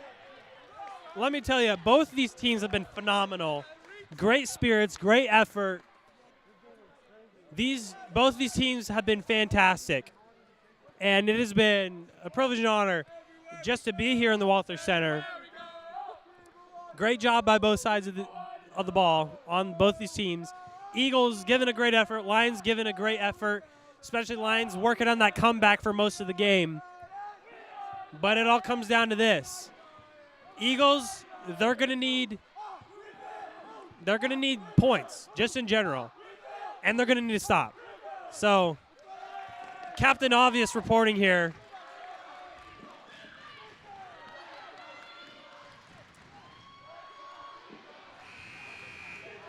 Eagles with the ball. Walther Center is on their feet. We got a great basketball game on our hands. Let's see, we got just 30 seconds left. 2, puts it up, and it's a two-pointer. She makes it. 33. 33. We got a turnover.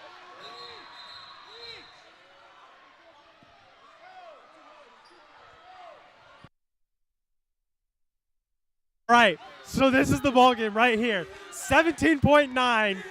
Eagles have the ball. All they need is a 2 to tie it. Could this be overtime? Could this be overtime? 17 seconds, 15 seconds, puts it up. Okay, we have a push.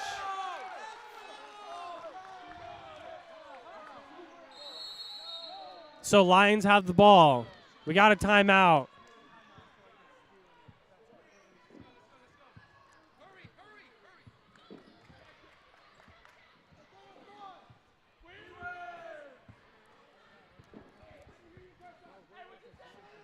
So, ball game, Eagles 33, Lions 35, 13 seconds left in regulation.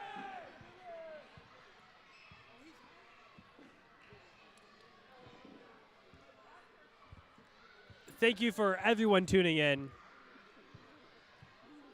It's been a good one. So, Lions still have possession. So, Lions could put this away with this possession. Eagles are going to need a miracle here.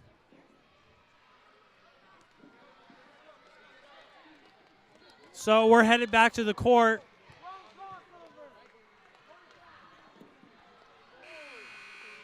Back to the court now. Eagles putting their best lineup out. Lions putting their best lineup now. This is what you call clutch time. Eagles are going to need some clutch defense here. Just 10 seconds. We got a foul here.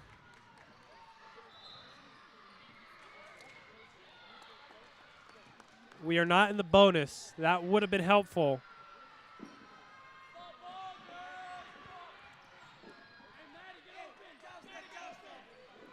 Lions inbounding.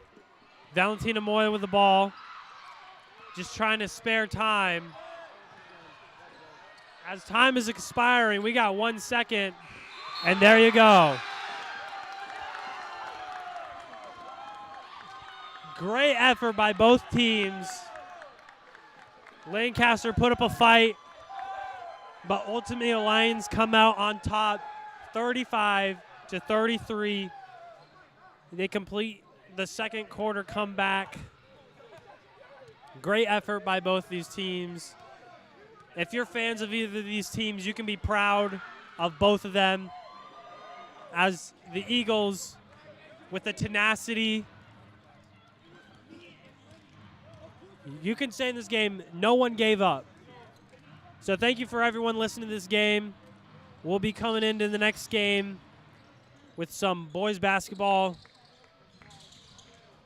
Lions 35, Coming Eagles up 33. next, we have the Final Four Signing out. matchup.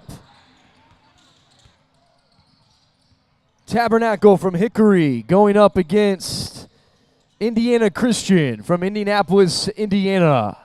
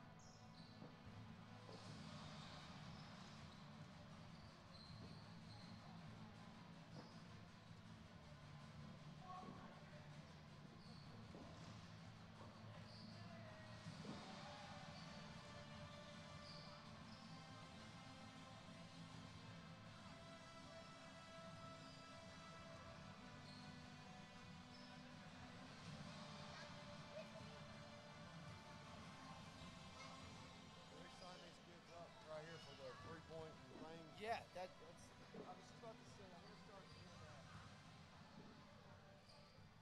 do you want to do?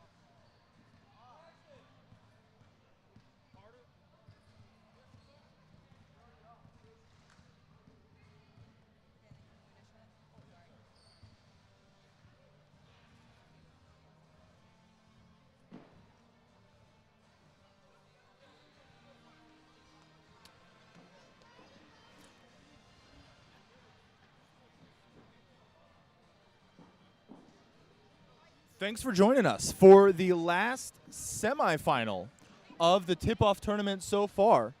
We've got a great game coming up here between Indiana Christian Academy, the Whirlwinds in navy blue, versus Tabernacle wearing white on the other side there of the court. The Conquerors looking to join their ladies team in the finals of their respective tournaments. Both of them having to take quite the road to get here.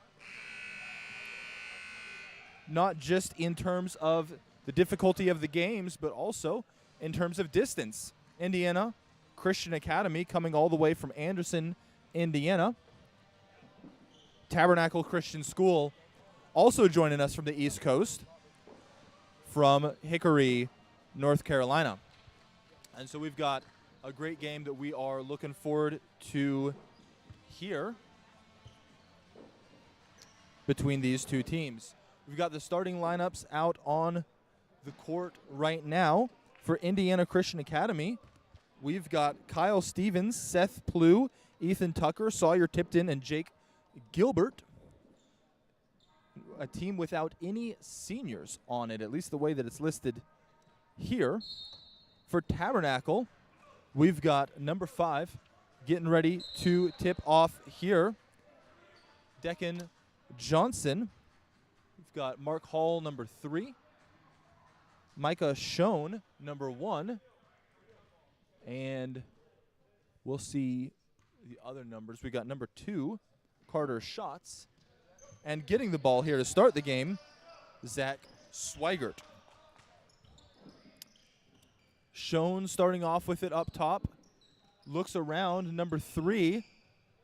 Had a good night last night from distance and helping the team get here, Mark Hall.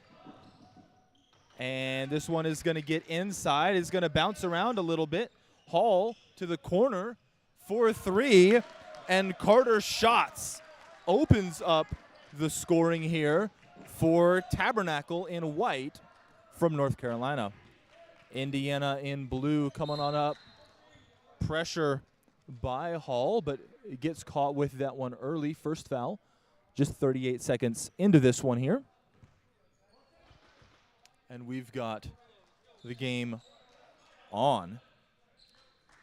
Into the corner, some passing out of the high post. Number 5, Seth Plew with the attempt there, but we're going to have a turnover down on Indiana's side of the court. Micah Schoen bringing it up now. Ethan Tucker up front on defense. We've got the ball movement around, though. Hall now on the left side. And Hall pulling up from deep. Looked pretty good. Johnson almost comes down with the offensive rebound, but not able to get the score there. And bouncing back and forth. This is going to be a pull-up from Seth Plew. And Carter Schatz able to help Tabernacle regain possession. Johnson working down towards the baseline. Schoen and Hall, little back and forth action there. Schatz tries to get to it, but it's going to head back Indiana's direction. 3-0 here still. About 2 minutes into this one. Only one bucket in the early going. We've got this into Sawyer Tipton and back out to Ethan Tucker. Plew here. And the whistle will send this back in Tabernacle's direction. Neither team bringing too much of a press here. Schweigert now working from up top. And this one's going to be away. Number 11 gets all the way down inside, but Sawyer Tipton not able to finish, but it's going to stay down on the Whirlwinds side of the court. Only the second foul call of the game. Tipton now working with the ball. Plew clears, open, and hits that for their first score of the game. Bit of a pump fake. Got the defender off of his feet and gave him the opportunity to finish. Schoen surveying from up top. Schweigert. Shots. And Tabernacle is going to keep this here. Schweigert comes down with the board. That second bounce off the rim. Mistimed the jump of some of the players and gave them a chance to retain possession. Schoen tries to cross, and it's going to end up a foul. They're on the ground against Micah Schoen, the senior point guard for Tabernacle. Tipton gets it back after passing it. Now pulls up for a shot. Splashes that one. It's hard to get any more dead center than that. And about 3 minutes in, they're going to come back with the lead. Hall to Schoen to Schweigert. Swinging it around the perimeter nicely. Good ball movement here. And Tabernacle has found a rhythm on offense in at least crashing the boards, making it difficult for Indiana to finish off possessions with rebounds. And a good bucket will tie it up there at 5 apiece as we move towards the 4-minute mark. Plew working up top, looking around. And Schweigert gets that one and going. He's at a numbers disadvantage, but he's going to try to beat him to the rim. Rolls that one up and in, and that's going to get it back into the positive for Tabernacle. Tipton bringing it up over to Tucker. And Schatz gets rung up for a hand check. It's going to be the 4th foul on Tabernacle here in this quarter. Indiana with none, and I believe the 2nd on Schatz. Declan Johnson, he knew where that pass was going. He was ready to jump it, but just mistimed it.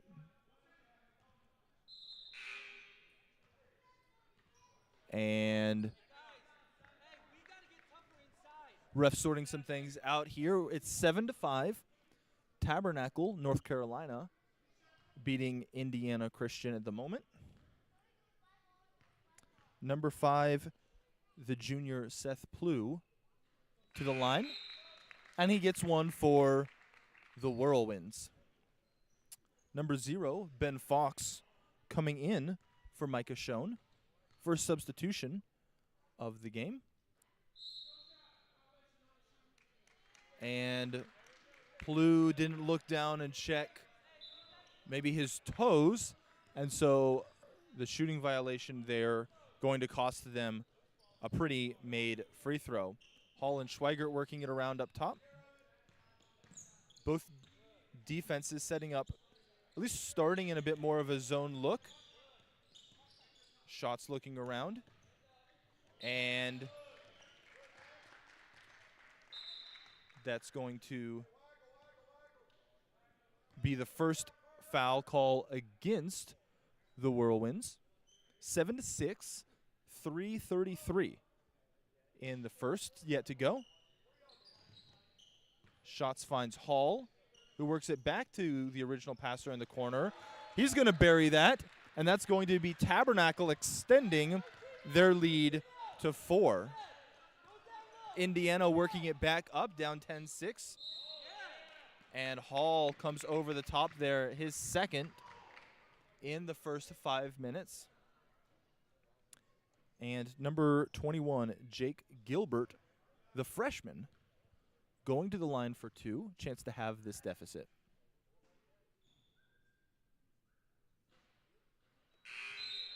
The first is going to be over and out.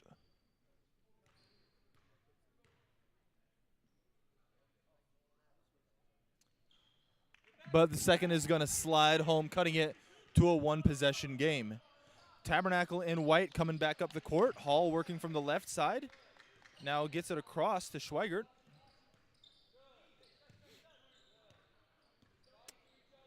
And some ball movement around the perimeter here. Haven't gotten inside yet. And that's going to just be a bit too high for the Conquerors' Mark Hall to be able to come down with.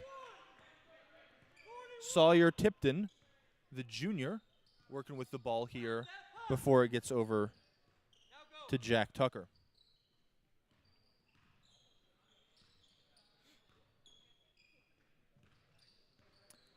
Both sides working around the perimeter. We've seen both sides hit from outside.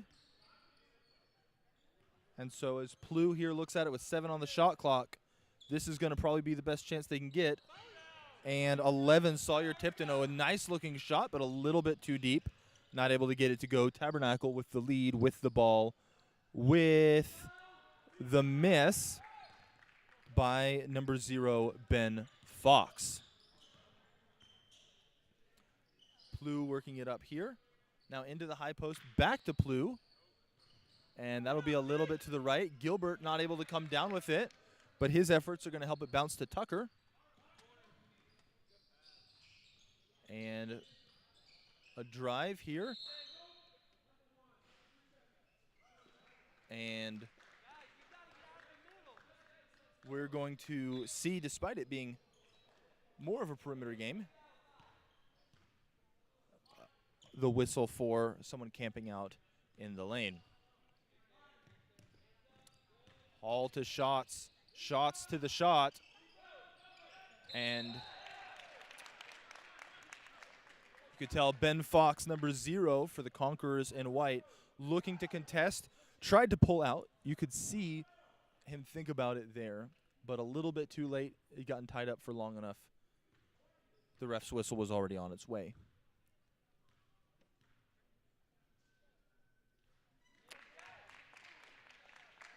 Jack Tucker, the sophomore for Indiana Christian, going to put the first one in.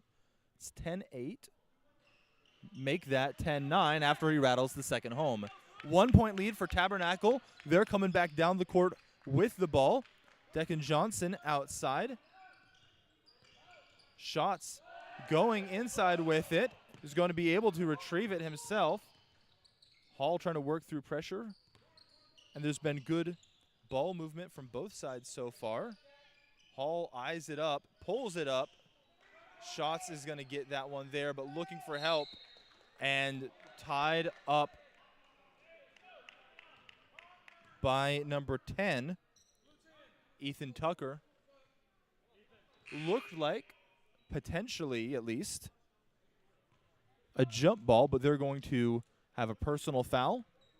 Mark Hall inbounds it and Tabernacle will have a chance to keep going. We haven't seen a whole lot of Johnson in the post, but a pretty good shot there, and it's going to stay down on the Tabernacle side of the floor. Rather, it's going to be going back to Indiana. It's pointing at the baseline, not the direction. And Sawyer-Tipton bringing it up as Indiana looking to overturn the slightest of deficits at the moment. Bit of back and forth action here. And number 15, Porter Plew, now over to Seth Plew. Indiana keeps the ball and hits from outside. That's the sophomore Jack Tucker is going to connect from outside. 12-10, Whirlwinds with the lead, overturning what had been a deficit for much of the first quarter. The Conquerors attempting to come right back with this.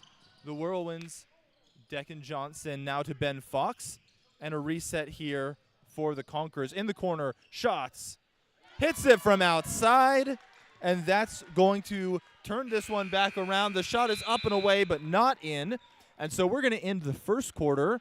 The Tabernacle Conquerors of North Carolina, 13. The Indiana Christian Whirlwinds, 12. We'll be back in just a second.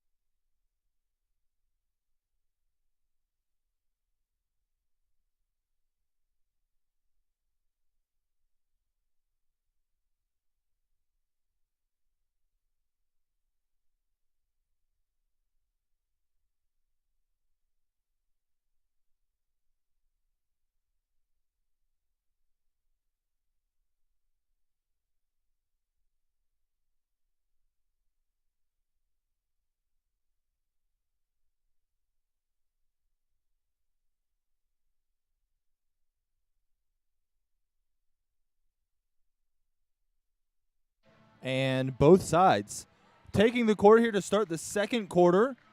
Tabernacle 13. Indiana with the ball right now in blue with 12 points. We've got number 22, Braden Webb, into the game for the first time. Pull up just a little too deep by Jack Tucker. Schweigert to the hoop. Not able to get it off the foot. And that's going to head back Indiana's direction.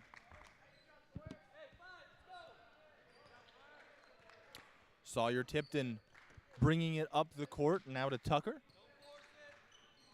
Both sides setting up in more of a zone look. If anything, Tabernacle, as you're seeing right now on defense, willing to apply a little bit more pressure, willing to step out a little bit further. It's been half of the shot clock without too much of an opportunity. Tucker gets it. Johnson tips it away. Stays Indiana's ball. And yet 8 seconds on the shot clock. The Whirlwinds going to need to spin up a shot quickly. And it quickly finds 24, Andrew Gilbert. But Johnson bobbles it as the pass is away. And that'll end up just being a double dribble there. A minute into the quarter. No scores yet. 13-12. Tabernacle still in the lead, but it's one they have to defend. Here is Indiana has the ball. The drive back out to the perimeter. As Sawyer-Tipton pulls up here, a little bit off. Johnson trying to tip it to shots. And yet it's going to be Braden Webb, the junior for Indiana, that ends up with it. Jack Tucker out to Sawyer-Tipton. Ball movement around, and yet seconds before the three goes down, there's going to be an offensive 3-second violation costing them 3 points there. In a closely fought game like this, that's not what you want to see. Shown back into the game, over to Hall. Can he find space inside or outside? Arm's going to come in late, and while he's going to miss the shot, he's going to have free throws out of this trip.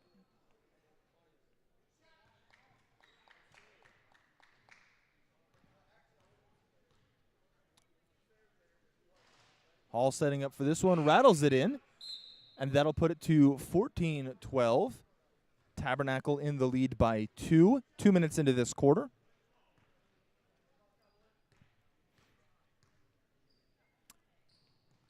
And that will come back out, end up in the hands of Braden Webb, and Indiana survives after only having given up 1. Tipton bringing it up, and there's been kind of a variety of ball handlers for Indiana in the early going, but Sawyer Tipton has as much of that responsibility as anyone. Looking around the outside, and you could tell that both teams were expecting the ball to go into Porter Plew, number 15. At some point, he kept signaling for it and trying to find space. Tabernacle jumped that one pretty quickly. You felt like they knew that was going to happen at some point. We've got a travel there by Tabernacle, and it's going to send things back Indiana's direction. Making some substitutions. We've got Kyle Stevens back into the game after starting. Andrew Gilbert in as well. Braden Webb, someone they've been thinking about getting it into him in the post, but haven't made as much of a concerted effort yet. We saw that on that possession, but tipped away. 25 on the shot clock, plenty of time to work with. Seth Plew dribbling up top. And just gets enough to turn the corner and draw the foul call. And that one's going to go against number 21, Zach Schweigert, for Tabernacle. Braden Webb kicks it out. And that one is going to go off the hands of Seth Plew on the outside. Ben Fox in to Micah Schoen.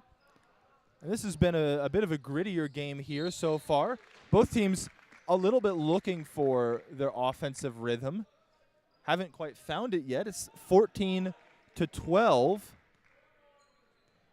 If memory serves, only 1 point apiece in the 3 minutes here of this second quarter. And it feels like if one team can work out the system that they're looking for, there's a chance to open up a bit of a lead here. Porter Plew getting whistled for a travel as he drove into an open space there. Tabernacle calling a timeout to look things over. 4:53 left in the second quarter. Tabernacle in white from Hickory, North Carolina at 14. The Indiana Christian Whirlwinds in blue with a dozen.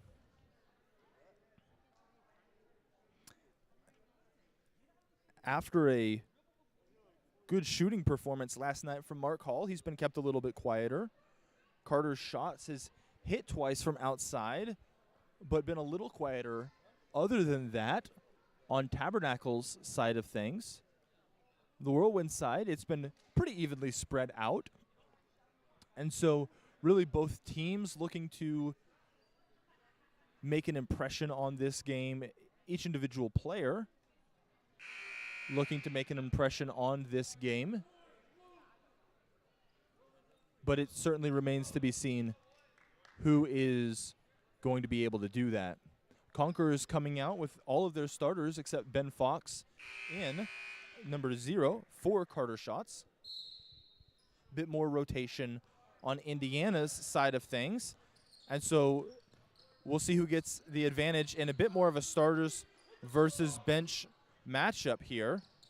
Hall trying to dribble out of pressure, but we've got number 24, Andrew Gilbert, right up in the face of any ball handler, really, who ventures into the kind of center of the court. Gilbert gets rung up for the foul, though. Doesn't look like there's a lot in that. But anytime that you are sprinting around trying to pick up whoever comes at you, you got to make sure that you are keeping yourself clean as you do so. Schweigert over to Schoen, who's going to pull up for this. That's going to be a little bit short, and Braden Webb is going to come down with this one firmly. We've got number 2, Kyle Stevens, the freshman here, coming on up. And again, we mentioned Indiana, no seniors, at least assuming our programs are correct. Declan Johnson out to Schweigert now, the 10th grader himself, and a vicious block attempt by Seth Plew, just unable to connect, though. And so Micah Schoen and Declan Johnson both on the court right now in the low post defending for Tabernacle, the only seniors in this bunch on either side of the game. Fox and Schoen standing in the backcourt. Neither team been all that interested in bringing pressure in the backcourt, at least not in the early going. We'll see if one team has to make something happen late in the game, but it's at least not the go-to for them. Hall thinks about it, but starts the ball moving around the perimeter. It comes back to him, though. And Schweigert has certainly shown a willingness to push inside. And they're going to see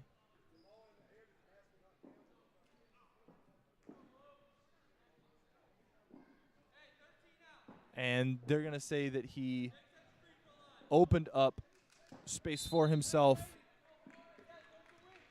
with contact.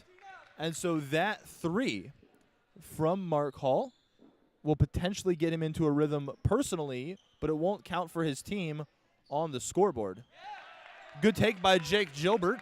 Tabernacle trying to bring a little bit of confusing pressure, exactly where it was going to come from, but Gilbert was able to navigate that for the bucket. 16-14, Tabernacle with the lead in the ball. Will they get any more with this here? Ben Fox drops that one in. The only non-starter on the floor for the Conquerors here, and yet able to get something going for them. Good ball movement out to 11, Tipton, who tries to dance. Gilbert working in the post again, but it's going to get batted by Declan Johnson. Shot is up. It's no good. Hall tries to work away from pressure here. Beats his man, but with a couple teammates in the backcourt, it's going to settle more into a half-court kind of play. Schoen being hounded by Plew. Schweigert now with it.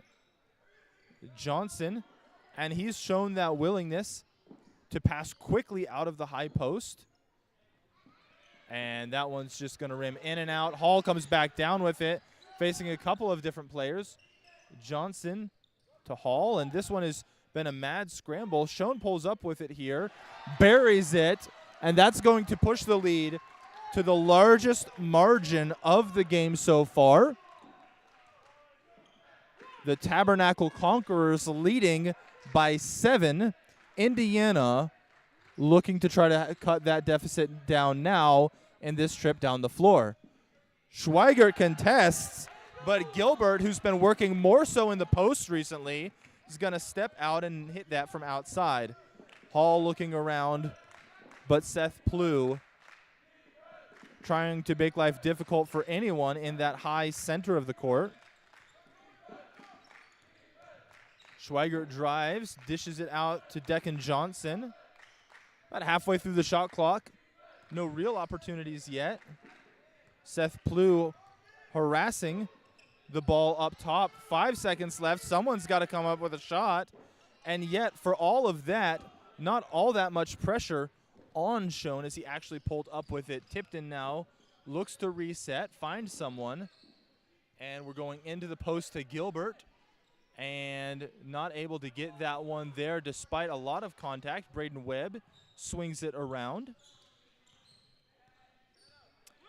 It's a 4-point game. About 10 is the difference between the shot clock and game clock. And Ben Fox came away with the steal, but Braden Webb was able to knock it away from him, giving them enough time to set up for half-court defense. Shot clock is off. 25 seconds. You feel like Tabernacle more likely to try to burn this one down a bit, and yet Hall found his moment and went for it. Sawyer tipped in, running it up. 14 seconds left. Can Indiana find something? Gilbert is going to come up with this one. Contact throughout the play, and yet able to ultimately get a shot. Hall from 3, not able to get it to go, and despite it getting out to an 8-point margin, we're going to go into halftime 21-19. Tabernacle Hickory staying ahead of Indiana Christian Academy 21-19, 2-point margin. The winner of this game will go to the guys' championship matchup at 7 p.m. Pacific time. The loser plays again at 4:30 p.m. for third place. We'll be back with you in a second.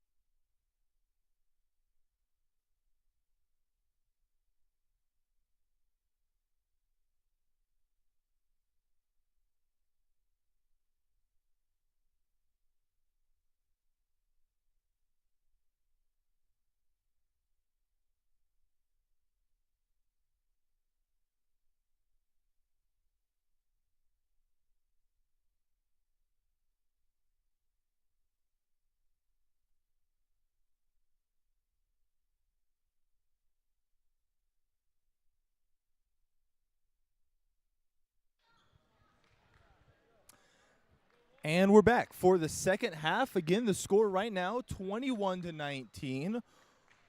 Really just one shot distinguishing the two teams here.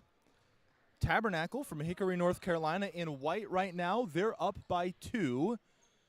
From Anderson, Indiana, Indiana Christian Academy in blue on the wrong side of this early score. But it has been a battle, even over the halftime break, talking to players from some of the other teams here for the tournament, asking them who they feel like would win. And the most common answer was, hey, I don't know, right? This is a close game. This is going to be hard to distinguish between them. And the block here by number 5, Seth Plew, flying back in to make the play here. And that is going to give the ball back to Indiana. Plew now looking around on offense. Tipton working around the pick. And number 10, Ethan Tucker, fake the pull-up before sending it over to Kyle Stevens to work on that side. And Gilbert missing there, working his way back for a couple other shots, but Mark Hall is away. He's got Schweigert if he can get it there. And a big-time deflection by Sawyer Tipton, almost able to come away with the steal. But it's going to stay on the Conquerors side of the court. Hall faking here. Micah Schoen now working inside. Not going to be able to convert that, but is going to go to the line for 2.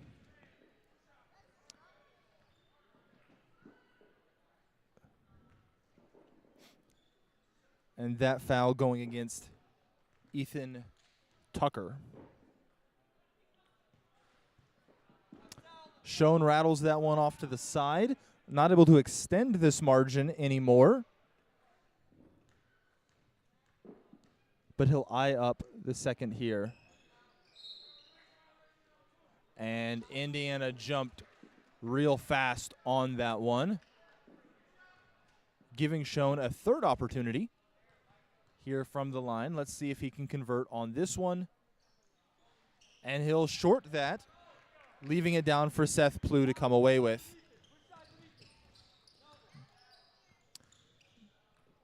Plew taking a bit of a running floater from about 17 feet.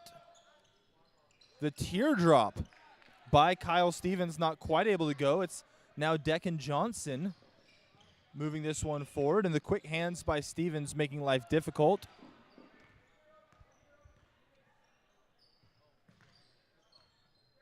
Carter Schatz was looking at it for a little bit, but it's going to be Micah Schoen who comes away with this. And Declan Johnson coming down on the offensive end with it. Goes back up and earns a trip to the line. Foul going against 21, Jake Gilbert.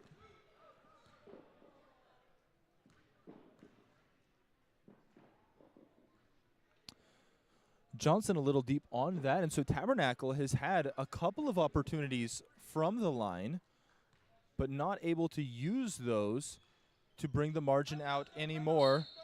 Seth Plew comes down with it again after an empty trip to the line, and so right now, Indiana a little bit feels like they're dodging a bullet here with a margin that could have been a bit more expansive if Tabernacle was a little bit more clinical from the line. One player we're looking at, and really it's felt very much like a 10-on-10 game so far. If anything, Indiana finding contributions even from players that haven't necessarily been starters, guys like Jack Tucker and Braden Webb. But one player that really made himself a focus of other teams' attention has been number 3, Mark Hall for Tabernacle. He's someone that can step out and add 3 points consistently for his team, and yet it's been a bit quiet for him so far. We'll see if he can break out of that in the second half, or if Indiana's found the right defensive combination. Schweigert leaves his feet. Plu leaves outside, gets inside, and will tie that one up at 21. Schweigert has to go up and grab that. Carter Schatz getting it over here. Hall bobbles that a little bit. It's now Schatz that's going to just be off there. And Seth Plu is away, handling well amidst pressure. Sawyer Tipton dancing with it out here on the left. And they're going to reset, but with 5 on the shot clock, someone's got to go fast. And number 2, Kyle Stevens, is going to bury that. It's been a 5-0 quarter so far. Tabernacle, despite the halftime lead, held scoreless in over 3 minutes of play here in the second.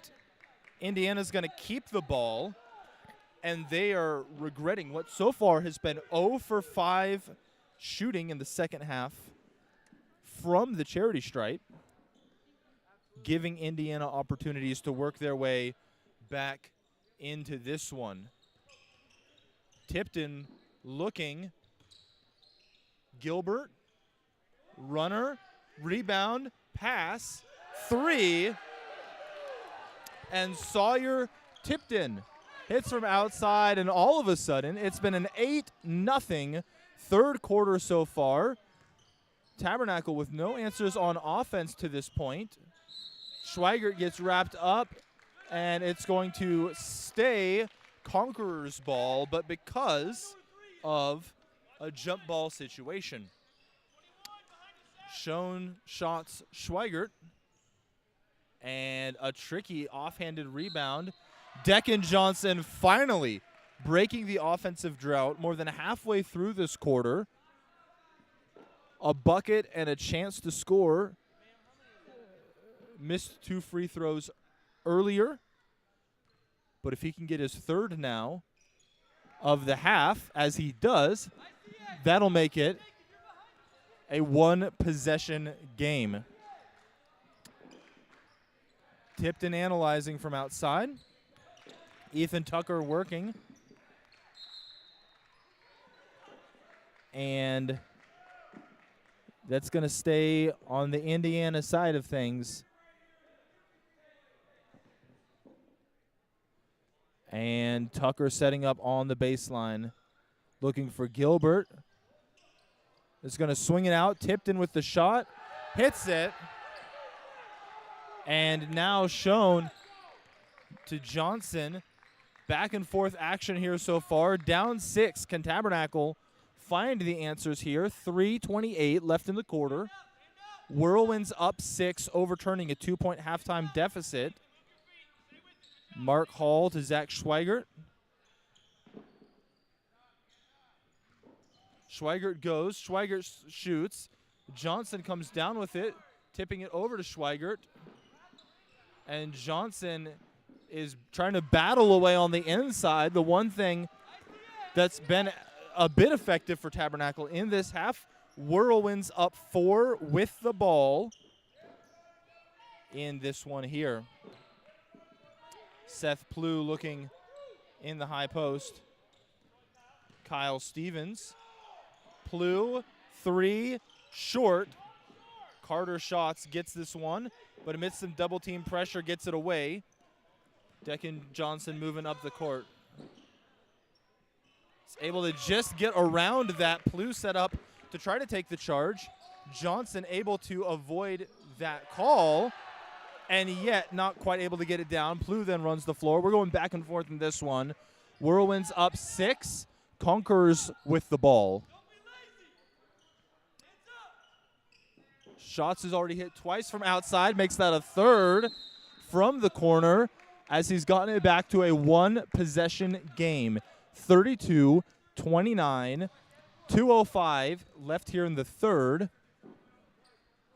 The Whirlwinds in blue trying to get to the final. Earlier this morning, Newport Christian, the Seahawks, held on for a tightly fought but ultimately moderately comfortable win against First Baptist from Cooper City, Florida. And so whichever team is able to get the win here, going to be at a slight rest disadvantage heading into tonight's 7 p.m. final, but enough time for them to catch their breath, put their feet up, recuperate here for the biggest game of the tournament yet to come. Sawyer Tipton bringing it up, as he has often been doing. Jack Tucker now working. The ball movement here to Gilbert, number 21. It's back out. Can Plu hit again? He cannot. And a big board by Ben Fox to give Tabernacle the opportunity to tie if they can find an opening from outside. Schoen looking at it here. Hall for the tie. And that's going to be a bit to the left, but Schweigert is going to stay with it. Hall rounds the corner, but looking for a teammate now. Schoen, 3, tie, ball game. 32-32, 1:16 left in the game. Tipton bringing it up. A tie after both sides have punched and counterpunched and ultimately ended up just about even here. Tucker gets it across to Gilbert. It's been moving around the perimeter most of the time so far. Can Seth Plu find someone? He gets tipped in, but Schoen comes down with a tough board. Really didn't get knocked over almost because, number one, of his own strength, but number two, because he ate contact from both directions. It just kind of kept him up. And so the margin had gotten out to 7 or 8. But it's all knotted up here. 20-second difference between the shot clock and the game clock. If you find a good look fast, you might get 2 for 1. But it looks like Tabernacle is going to emphasize getting in for the best opportunity they can find. Ben Fox, Schweigert loads up. Fox again, Carter shots, Mark Hall evades the shots, gets tied up down low. And that one is going to head back Indiana's direction. 24.1 when this one was inbounded. Shot clock is off. Tipton opening things up here. Plu pulls up quickly, finds the right opening, and yet came down hard.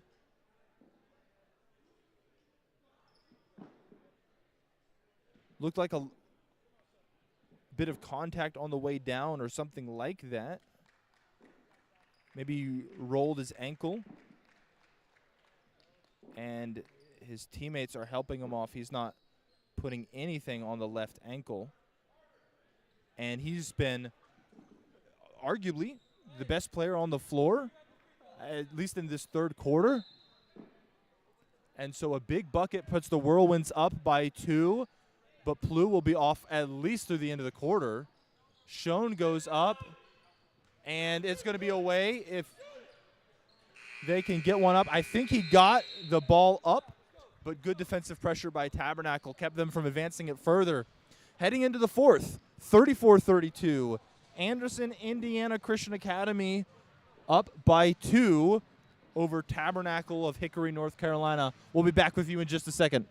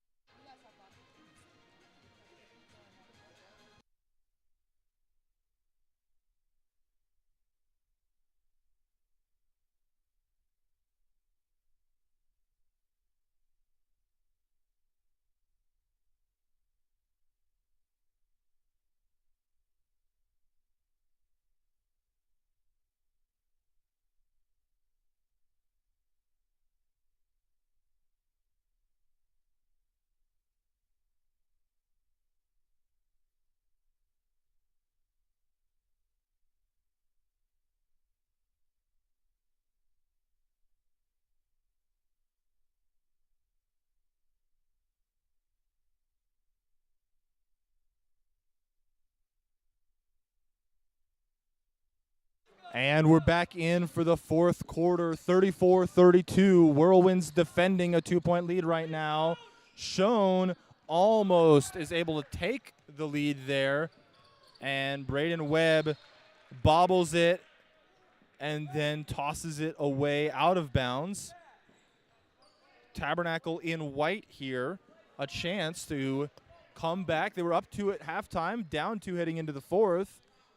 Let's see where this one ends up. Schoen, who just had the ball there, one of only 2 seniors on either roster. Schweigert goes in hard. Webb comes away with it, goes deep again, and he is going to find only a defender there. Webb gone deep on the last 2, one out of bounds, one too deep and picked up by the defense. You love the looking for points after it's been a fairly gritty game, but it feels like this maybe isn't the best way that either of them are going to find them. Mark Hall now going to the line. Been kept quiet after going off from 3 last game, but a big chance to tie this one up now. Splash is the first, 1-point deficit.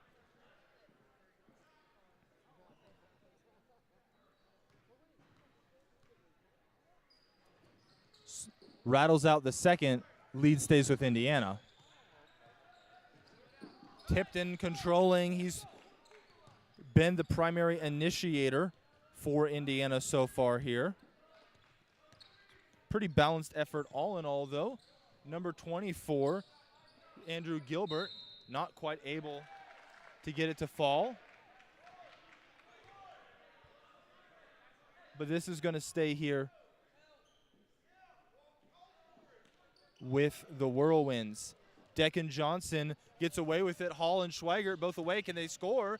A nifty pass here by Hall, and Schweigert is up and in. Tabernacle takes the 1-point lead.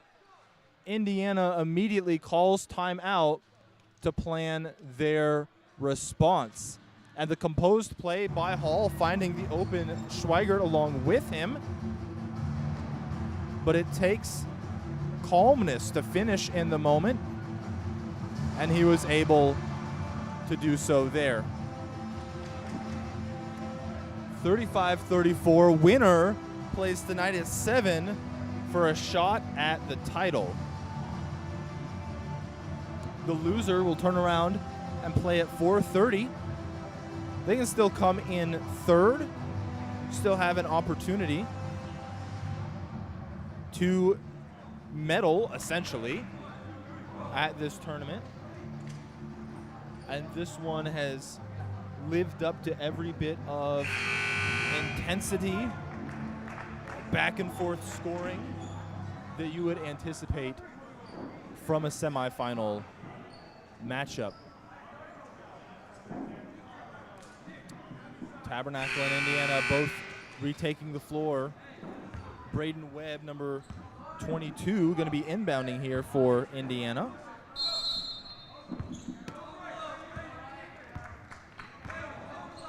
Sawyer Tipton bringing it up. Now over to Jack Tucker. Porterplu gets his man up, but really just leading to more ball movement right now for Indiana. They're doing good things with it, but nothing particularly dangerous in terms of scoring just yet. Webb comes down to the high post with it. Tucker working on the left, up. And after the miss, comes down with the board, but they are going to see a foul there. Carter Schatz and Micah Schoen in the backcourt. Now it's over to Hall, swings it back. And Tabernacle's played a lot of the same players so far. It hasn't been a game with a whole lot of substitutions from their side. Indiana a little bit more likely to chop and change. Johnson going up strong, almost rolled it home for the and one opportunity. But it's just going to be free throws, and he's going to miss his first here. Tabernacle struggling a little bit from the free throw line here in the second half. I don't know that it'd be a blowout in either direction, but there's been some meat they left on the bone there. And yet up to just under 6 minutes left. Mark Hall jumps it, steal. Can he finish here himself? And they're going to call a block on number 21, Jake Gilbert. The long freshman getting down to make things difficult for Tabernacle. But Hall finding opportunity, less so from the perimeter than by taking it inside here in this game. Hall buries it. That's a 4-point lead. Tabernacle was up early and then gave it up to Indiana. Now they're back out by 4 with 5.5 left. Put the Whirlwinds in blue. I found answers so far. Gilbert looking around here. And Jake Gilbert drops it off to older brother Andrew Gilbert, who goes inside, picks up a foul by Johnson, but finishes through it. Down 2, can have that if he can hit this here. 1 point ball game. Both teams going to have to execute amidst pressure, at least the pressure of the score and the time of game. All to Johnson, to shots, pulls up, hits it, and he's been highly effective from the corners in this game. I believe all of his threes have come right from there in the corner. It's the shortest three-pointer you can get, but the angle makes it tricky.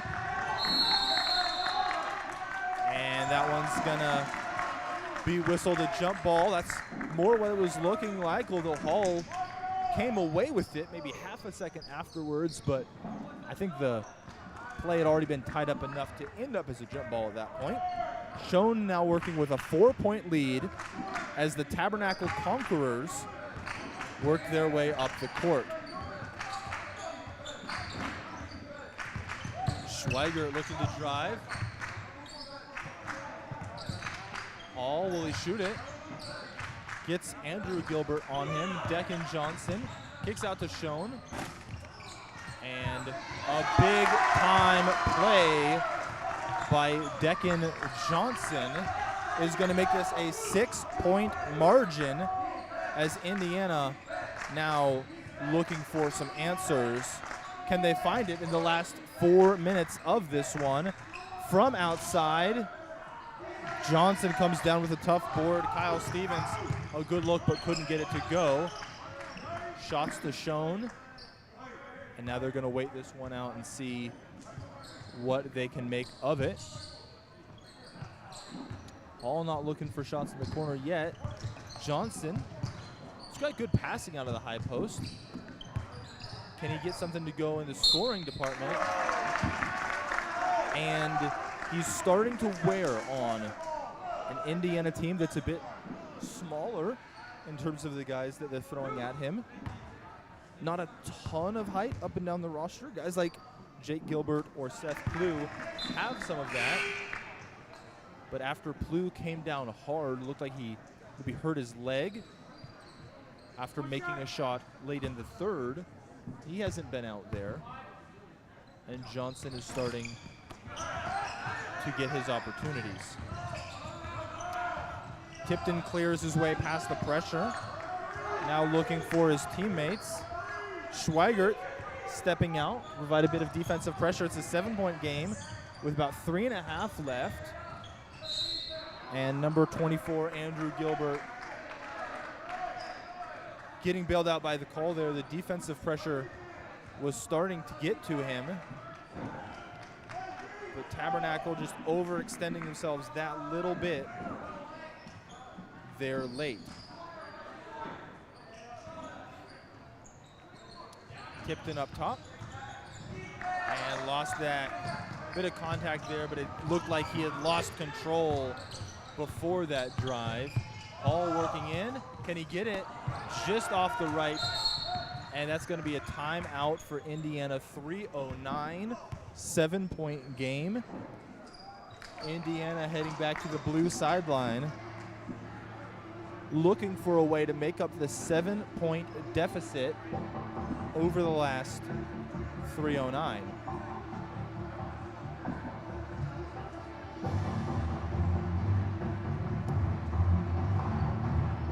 And Tabernacle finding more effectiveness here in the second half. Not so much by launching from outside, although Carter Schatz has had his moments, but by getting out and running the floor with guys like Mark Hall and getting it inside, especially off of offensive rebounding opportunities with guys like Declan Johnson. They're 3 minutes and 9 seconds away from punching their ticket to the final, and yet Indiana has found a way to make this close anytime Tabernacle's opened up a lead. We'll see if they have one more counterpunch in them. Jake Gilbert heading to the sideline. He'll inbound. We've got Andrew Gilbert, 24, Porter Plouffe, 15, Ethan Tucker, 10, and Kyle Stevens, 2, on the court right now. And so 3 starters, 2 bench. Jake Gilbert picks up the foul as they go over the top on him. Johnson gonna get rung up for that one. Gilbert comes over, pivots into a hook that'll fall. Makes it a 5-point game. Mark Hall facing some pressure by Andrew Gilbert. Schweigert able to just come away with that one there to Schoen, avoiding a double team, and Indiana is looking to get those double teams at this point. Hall, shots, and Shots didn't really look at pulling up then, but now he will. Hits it, his 5th, all of them from the corners, and Indiana leaving Kyle Stevens alone. Needed a teammate to get back there and give him something. Jake Gilbert working in the post. Andrew Gilbert shoots from outside, but Johnson away. It's 3 on none. Hall needs to finish, and he'll do so. Pushes it out to 9, and in a tense game, it's Tabernacle that's answered the bell to extend their lead, whereas Indiana has struggled to cut the deficit here. Hall picks it. He's going. He's gone. That's a dozen as we hit under 2 minutes. And from Hickory, North Carolina to the final, if they can hold on here. Tabernacle up 12 with 111 seconds left. We're not going to do all the fractions for you, but you need to be going down every possession and coming away with something if you're Indiana at this point. Third place game at 4:30. They want to give themselves as much rest as possible, not just for rest's sake, because that means they'll be in the 7 p.m. final. Indiana back on their own baseline. Porter Plouffe getting it to Kyle Stevens. The freshman going to be bringing it up the court, looking for the first opportunity. And Tabernacle bringing in some long bench players the next opportunity, it looks like. And the battle here is going to get tied up. And Tabernacle going to have to defend a little bit longer. Coach Bumgardner waiting on his players. And he's going to wait a little bit longer to get them in. Good pull-up by Jack Tucker, but a little bit deep. Ends up staying on the blue side of the court. But Schweigert is going to manage to find his way through. Declan Johnson with some good passing. He's proven that throughout tonight. He is a big player, but he's got a deft touch in finding teammates. Shots. Looking for it, but Hall comes down with the offensive board and trying to work his way through pressure. And it looks like both sides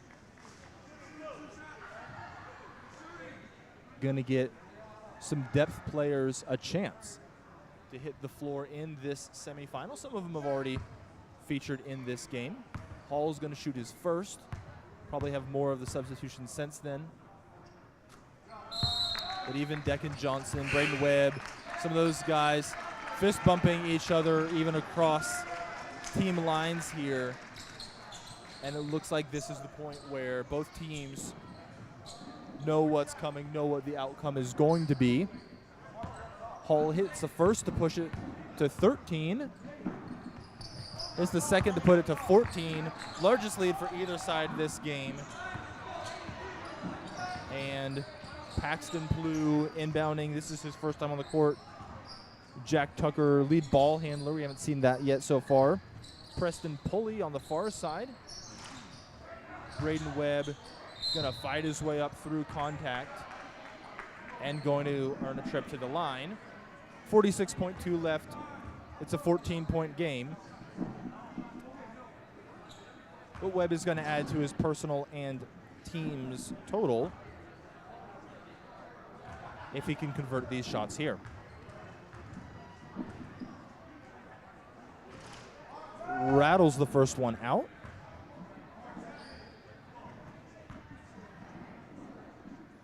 And with the second one here,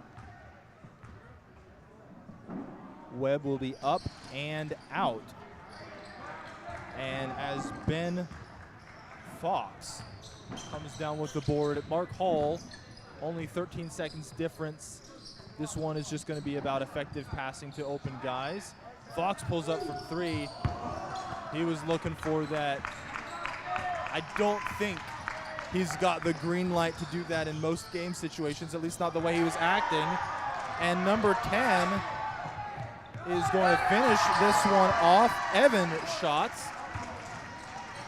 A big steal and conversion. 10 seconds left. Tricky up and through by Jack Tucker. And Mark Hall going to dribble this one out. 55-39 is your final score. A back and forth third quarter turns into a Tabernacle fourth quarter. And your final score, Tabernacle Christian 55, Indiana Christian 39. And so we're going to be bringing a couple of skills contests here in the next couple of minutes, but here's what we're going to be looking forward to from here on out. At 3 p.m., the girls' third place game, Newport and Lancaster. At 4:30 p.m., the guys' third place. Indiana's going to turn around to fight for bronze, taking on First Baptist Academy Cooper City in that matchup. At 6 p.m., the girls' final. Tabernacle, both of their teams in the final, they're going to be facing off against First Baptist. And then at 7 p.m., the final game of this tournament, Newport going to be taking on Tabernacle of Hickory in the guys' final. And so a couple of different teams.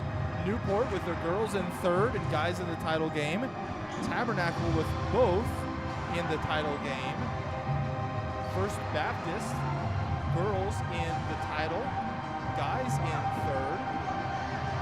And so your other team is going to be Indiana in third, Lancaster in third, guys and girls respectively, as this tournament is wrapping up.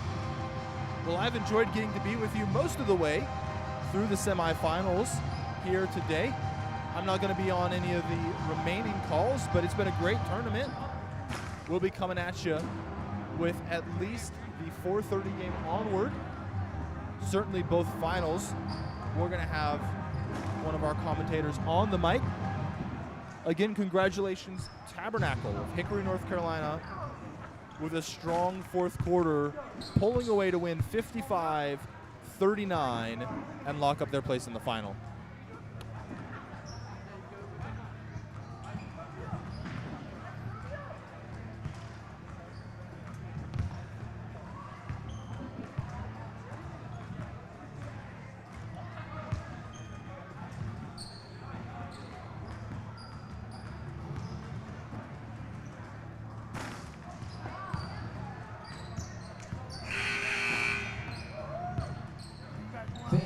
clear the court. Please clear the court. Thank you.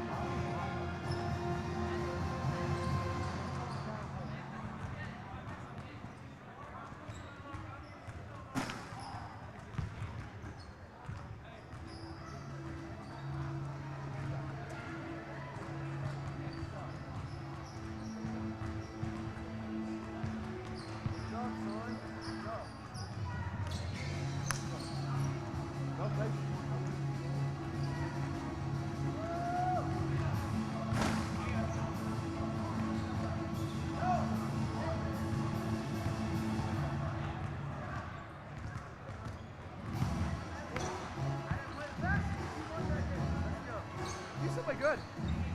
I mean, you didn't get 44, but you didn't dedicate it. I mean, I felt like 1%. Yeah. I feel like 1%.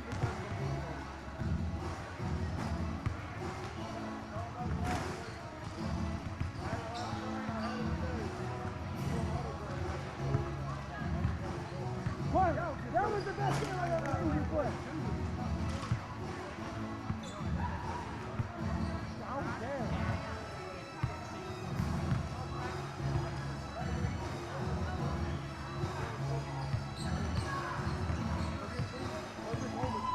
No,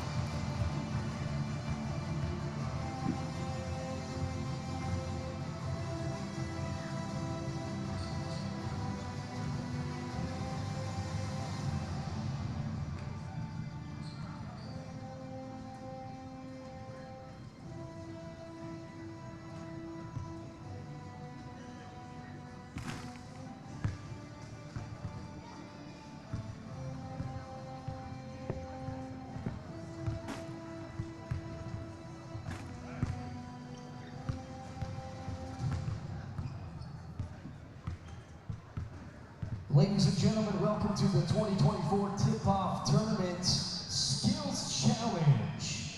We're going to start with the three-point contest. The three-point contest. We're going to have two shooters going at the same time. We're going to start with the boys division. So we're going to have one three-point shooter on this side and one three-point shooter on this side. We have a score under the basket, keeping track of each three-point shot that has been made. Each player will have 1 minute to shoot 3 points, continuously moving from the 5 points on the floor. The player with the most made threes is the winner. If the player's foot touches the line before the shot goes up, that basket will not count. The three-point line is the gray line. If a tie for first place will occur, the players will play another round to break this tie. This will continue until the tie for first place is broken. Boo! Our first contestants from Calvary Christian School, Anthony Arenas. And from First Baptist Academy, Lenny Fizemi. Gentlemen, please take your spots. Each shooter will start in the corner. They will start in the corner.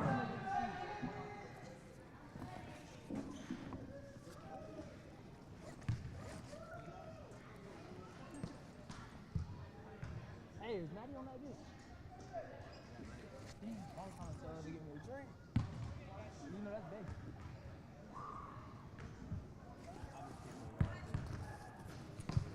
I will. You be clever.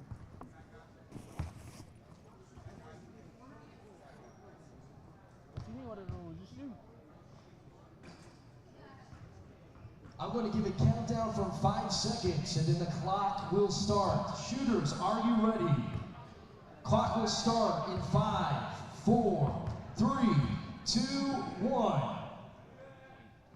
Yeah, let that nigga shoot. Oh, hell no. Oh, no, let that nigga shoot, boy.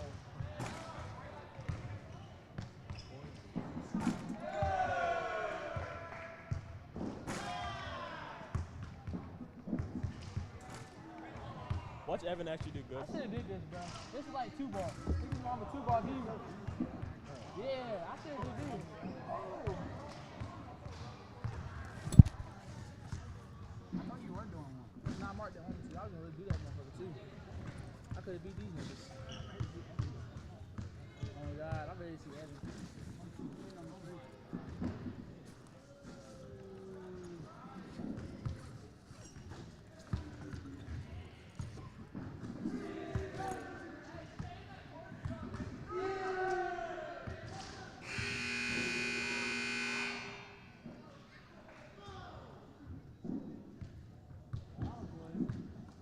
Libby has 4 three-point shots made. How many do we have on this side? 5.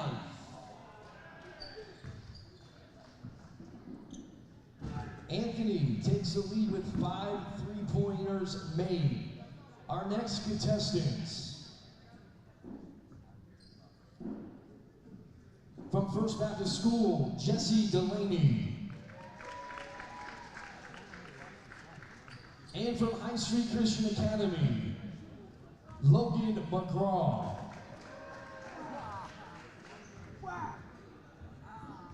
Gentlemen, please start with 2 shots from the corner. 2 shots from the corner. Each corner is 2 shots. From the side. Shooters, are you ready? Starting in 5, 4, 3, 2, 1.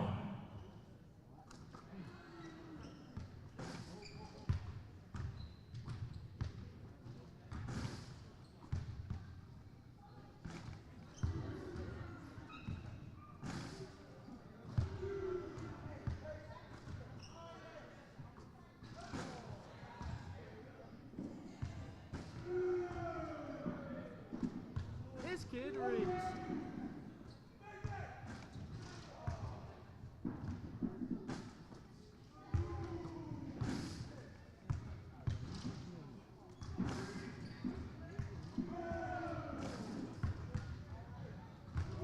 Hey, so let's say First Baptist, that's the only one we got to worry about. He's tough. That nigga. Them up there. We played with them. Did they beat? I thought they beat what's his name? Oh, yeah. I asked True if they lost to him. I mean, if they beat Newport, he said yeah.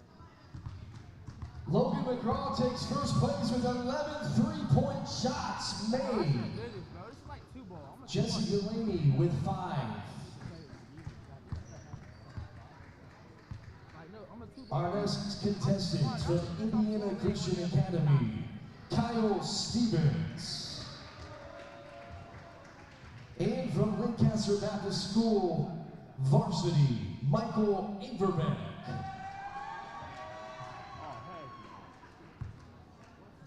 Gentlemen, take 2 shots to start from the side. 2 shots.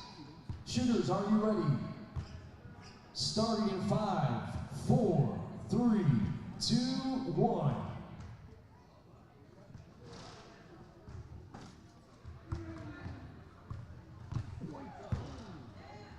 Kobe. Kobe. No subs or what? Subway. Jack, where you at? Oh, okay. Y'all like Subway? Yeah. Like, what do y'all like? I mean, I usually Steak and make cheese? myself, so I don't know. I'll look. Steak and cheese, Philly steak and cheese.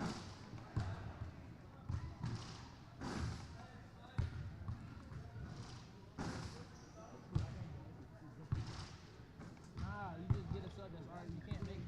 Nah, you can't make your own sub. You just. Chicken what? Chicken what? Chicken what? I like chicken what? I'm God, like chicken what? I don't eat fried chicken. It's just chicken. Bro, look how Michael swollen. Averbeck with 3. Look how swollen my knee is, my nigga. And from Indiana Christian, Say that, son. 8 3-pointers made for Kyle Stevens. I'm going. I'm going. Brandon, you're not. Brandon's not. Our next contestant from Lancaster Baptist School Junior Varsity Boys Team, Curry Fang. And from Montecito Baptist School, Gideon Toledo.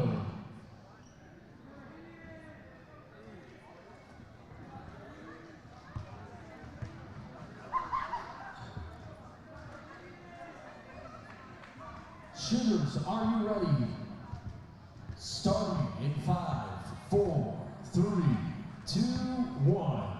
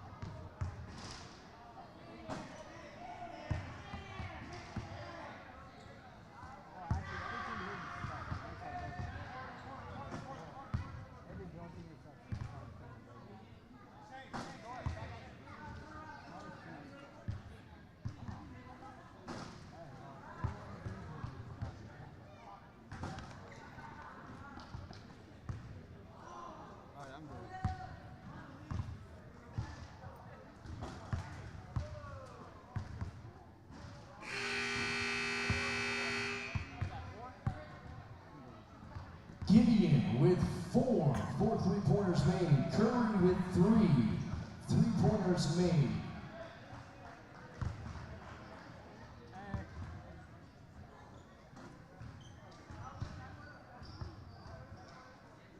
Our last contestant is from Tabernacle Christian School. Please welcome Elijah Takina.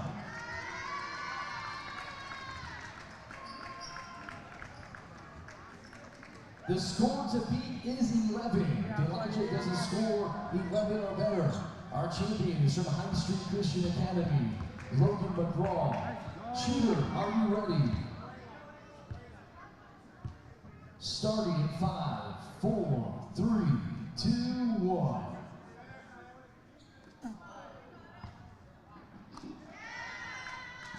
Actually smooth, smooth.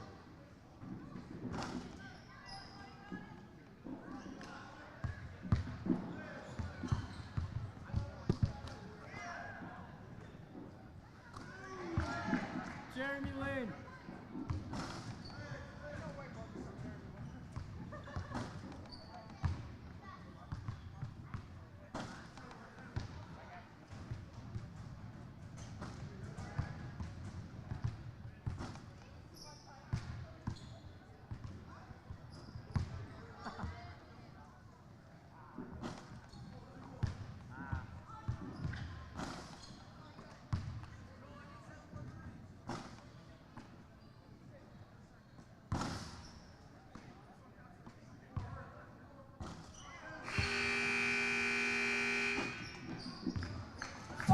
Three-pointers made. Let's hear from all of our contestants. The 2024 West Coast Baptist College Tip Off Tournament three-point champion.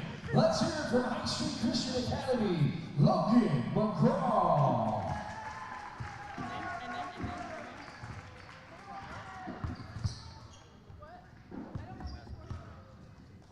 And now it's time for the girls' division three-point shooting contest.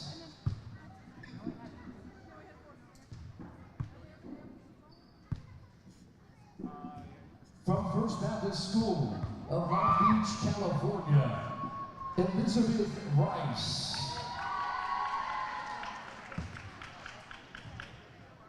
And from Lancaster Baptist School, Aaliyah Atherton.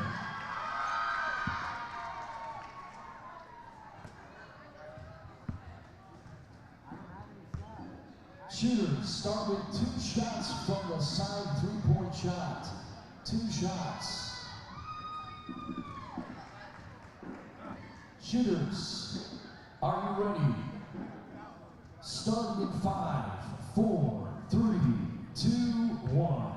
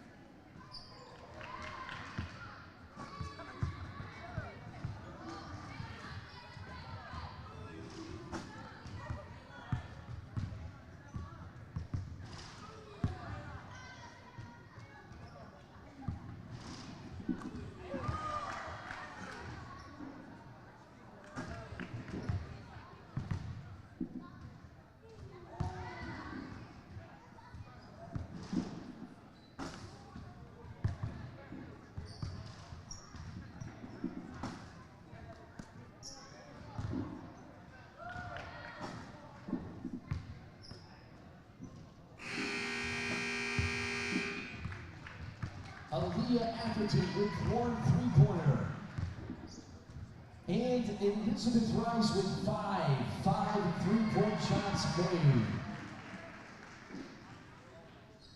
Our next contestant is from Tabernacle Christian School. Let's hear it from Maddie Warren.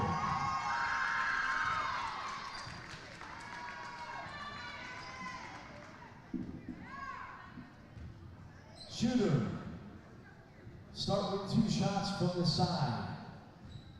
The gray line is the three-point line, the gray line. Shooter, are you ready? Starting at 5, 4, 3, 2, 1.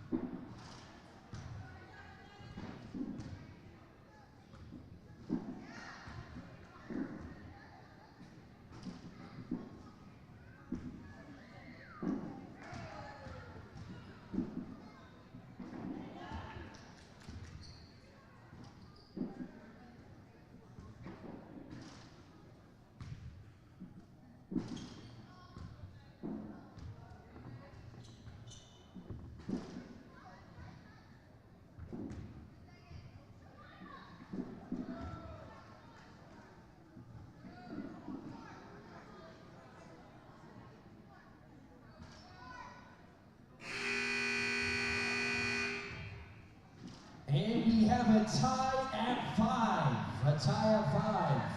I'm going to ask Elizabeth Rice to please hit the other side of the floor. The other side of the floor, we will have another type. One more round for a tiebreaker.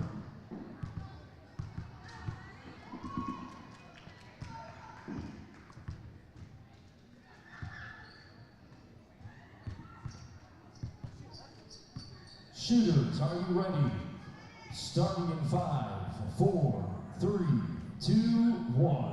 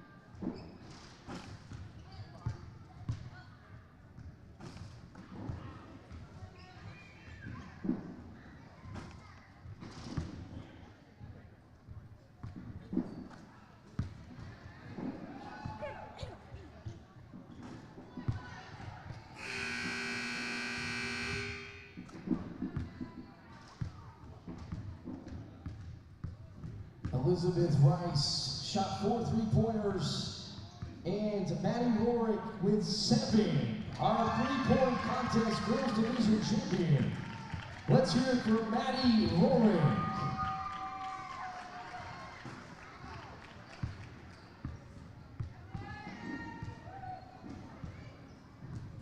Our next skills competition is the free throw contest. Each player will shoot 10 free throws. The player with the most made free throws is the winner. If a tie for first place were to occur, the players with the tie will shoot 5 additional free throws. If a tie still were to occur after the 5 attempts, the players with the tie will shoot 3 free throws, and the player who makes the most will be the winner.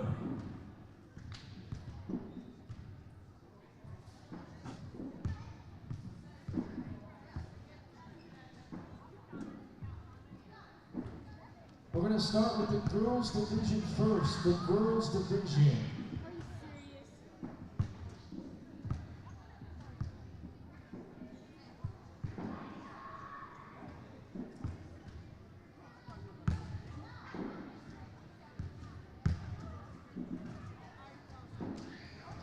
Our first contestant is from First Baptist School of Long Beach, California, Isabel Hernandez. And from Lancaster Baptist School, Nancy Grace Williams. Each shooter will get 10 free throws. Shooters, are you ready? Starting in 3, 2, 1.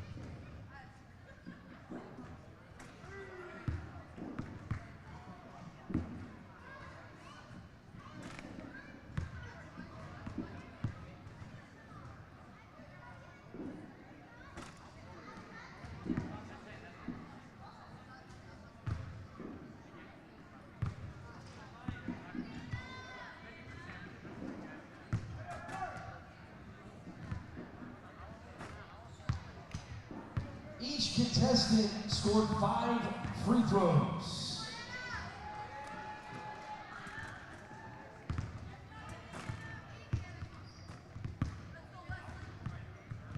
Our next contestant from Tabernacle Christian School. Anna Hodges.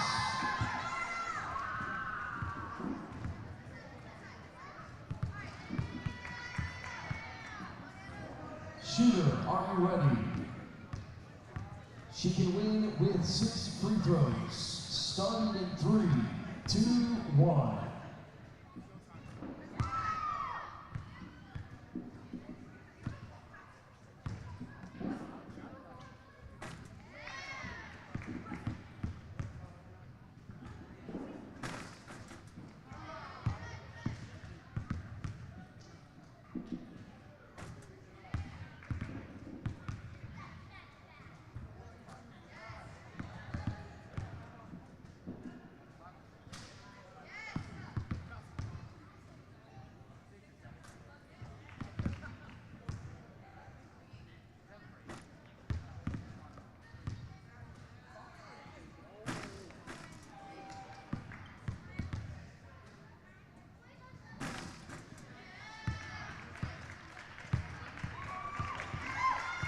We have a 3-way tie. 9 free throws were made. 9 free throws were made. The 2024 West Coast Baptist College Tip Off Tournament champion, Anna Hodges.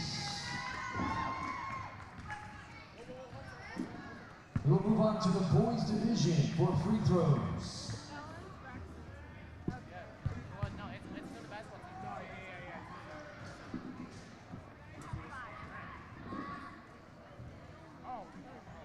Our first contestant from Calvary Christian School of Banning, California, Lenny Jackson.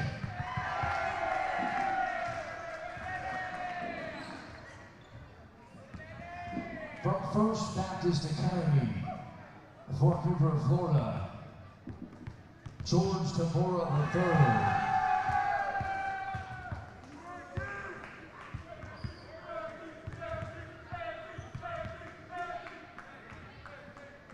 Shooters, are you ready? Starting in 3, 2, 1.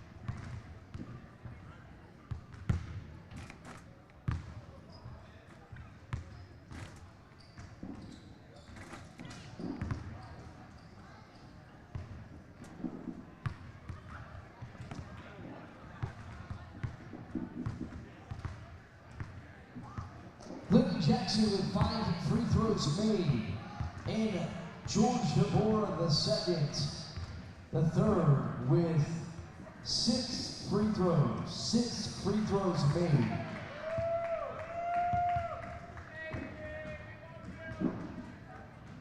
Our next contestants from First Baptist School, Long Beach, California, Aaron Reynoso.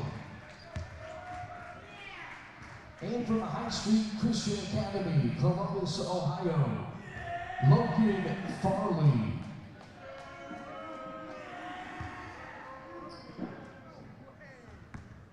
Shooters, are you ready? Starting in 3, 2, 1.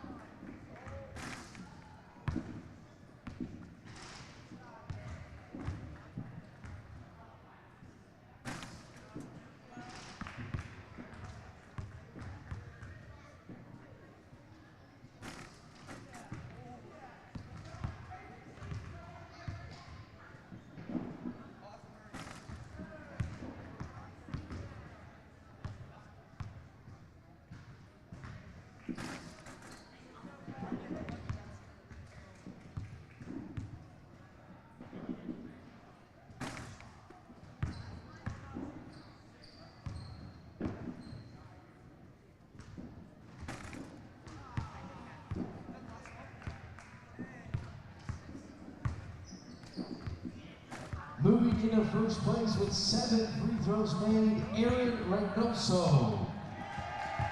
Logan Farley finishes with 6.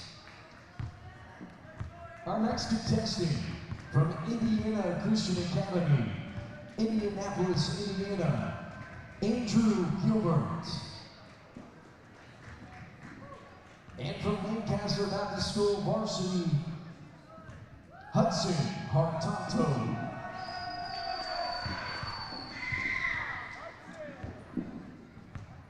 Shooters, are you ready?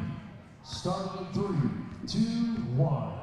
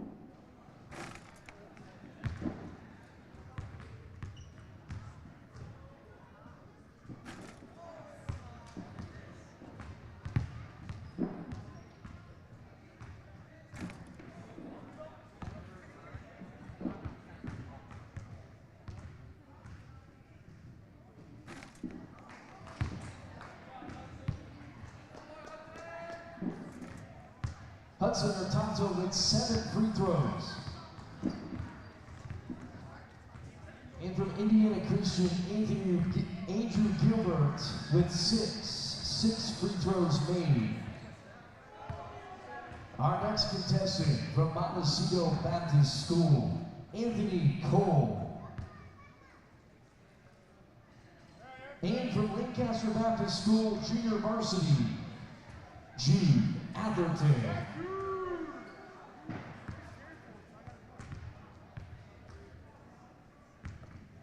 The score to beat is 7. Shooters, are you ready? Starting in 3, 2, 1.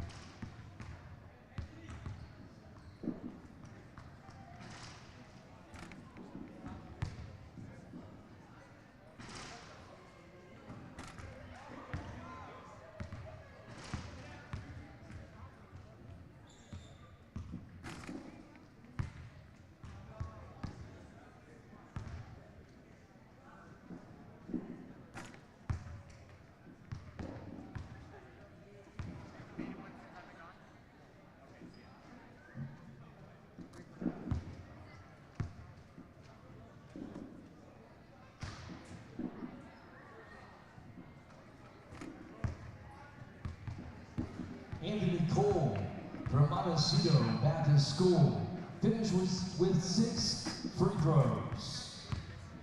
Jude Atherton with 3 free throws.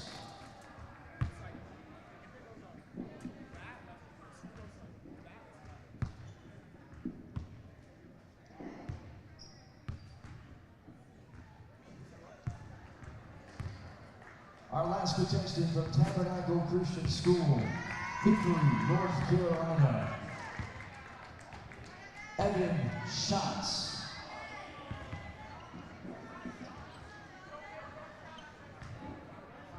Shooter, are you ready? Starting in 3, 2, 1.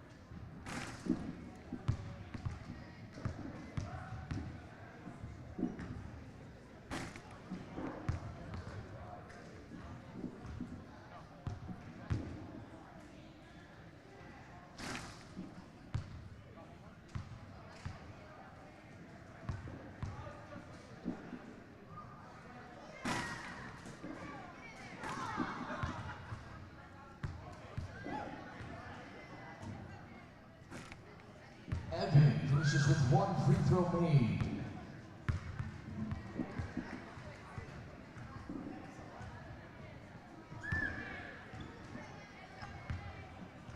We have a tie at 7 for first place, Hudson Hurtado.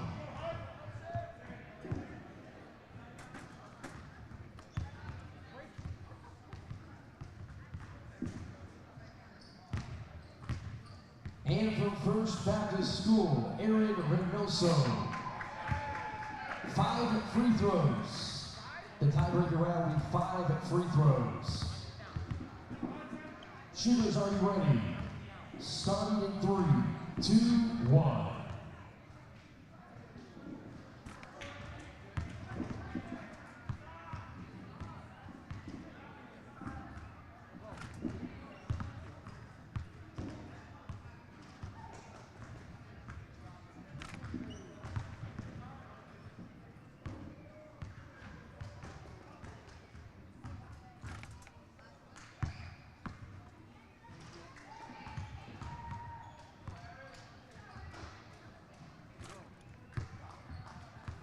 And our 2024 West Coast Baptist College Boys Division Free Throw Champion from First Baptist School, Long Beach, California, Aaron Reynoso.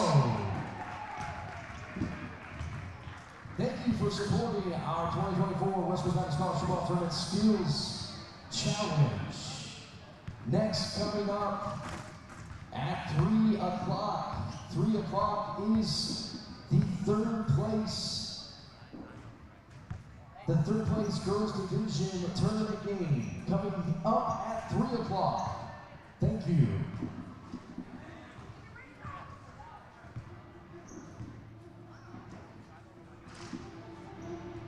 The champions for the skills challenge will be recognized in the ceremony following tonight's boys championship game.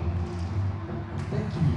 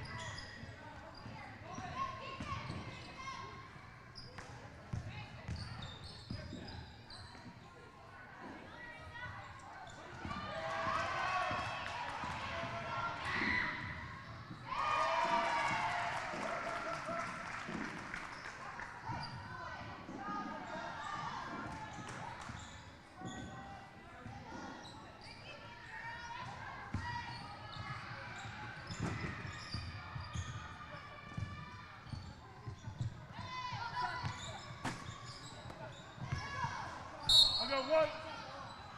White ball.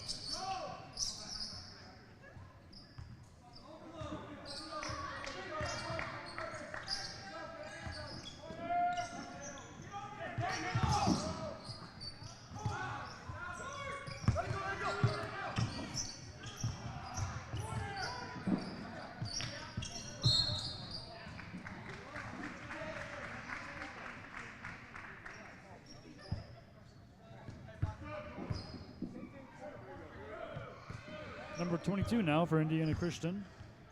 Braden Webb, the junior, is going to be finding his way into the game in favor of Andrew Gilbert.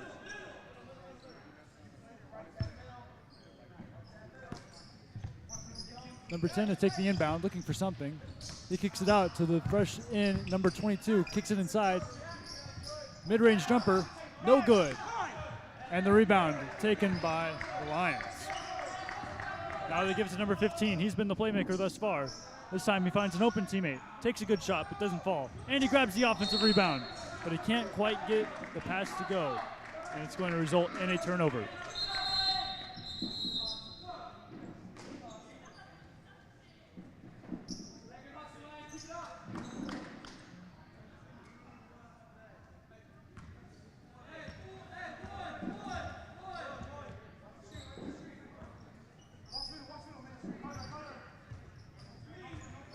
Again, number 1 surveying.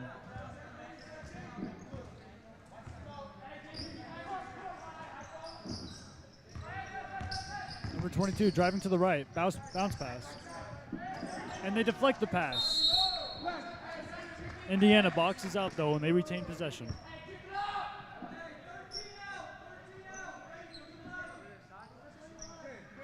Indiana has been looking a little stagnant so far on offense. They're taking their time on these possessions, but they can't quite seem to get open looks. 5 seconds on the shot clock. Corner 3. And good.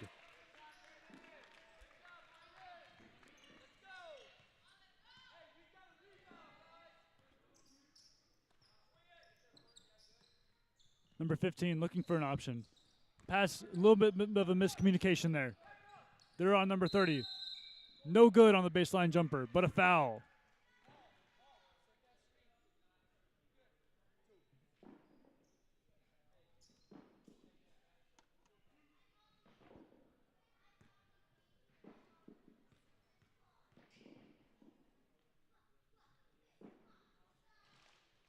He converts his first.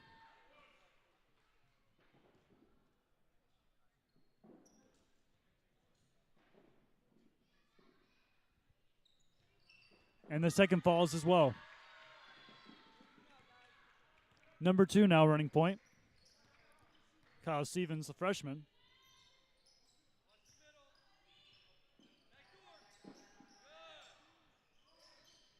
He kicks it inside, but receives it back for a reset. 20 seconds now on the shot clock.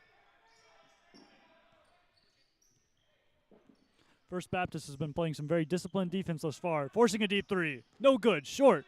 And they rebound. And now they're running a fast break. Number 21 forces something, and it's good. Got an open look and threw it up off the backboard and in. Indiana is a very young team here. No seniors on their lineup. Lots of freshmen, lots of underclassmen, just a few juniors running this team right now. And if you look across, there are a lot of underclassmen that are starting, namely number 1, Jack Tucker, who is a sophomore. Number 22, Braden Webb, is the only junior, I believe, on the court right now. Kyle Stevens, number 2 as well, is a freshman. And number 15, Porter Plu, is another junior. And a shot clock violation.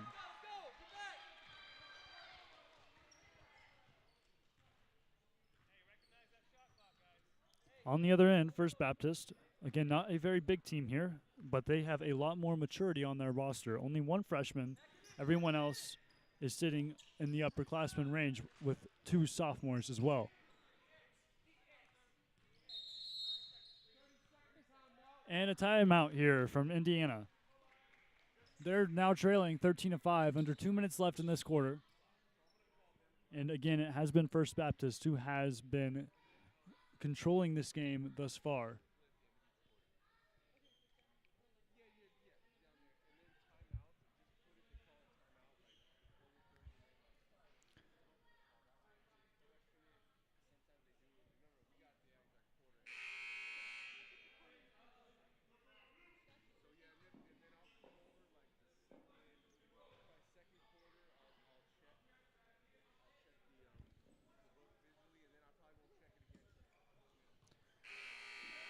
A game plan revision here from Indiana Christian. Looking for something to change.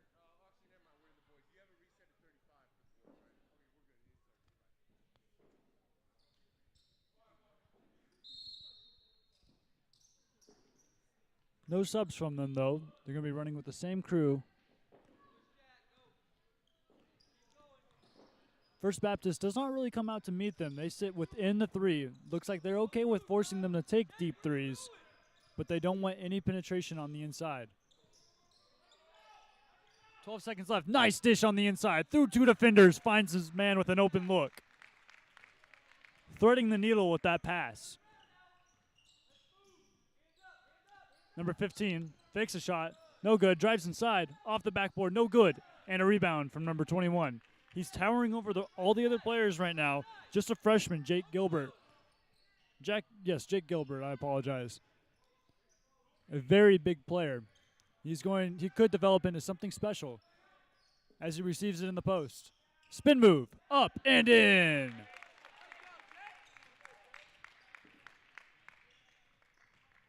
Less than a minute left to play here in the first half. First quarter. 13-9 is your score. Number 15 drives baseline. He takes a jumper, and it's good.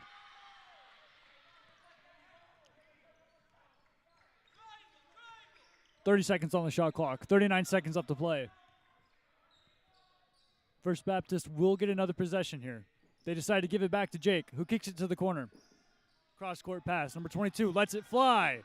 And no good. Air ball. But number 21 is there and gets fouled.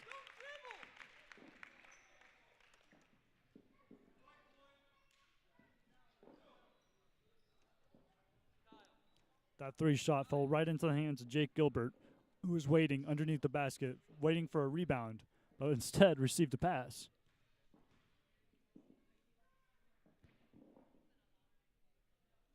His first shot, no good.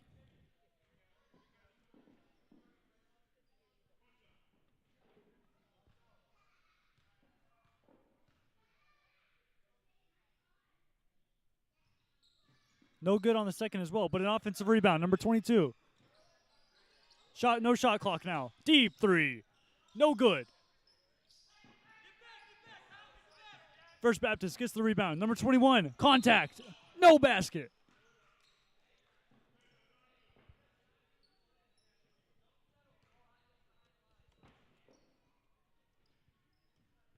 Ten seconds left to play. 15-9.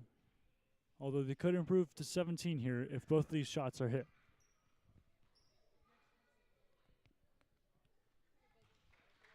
He gets his first.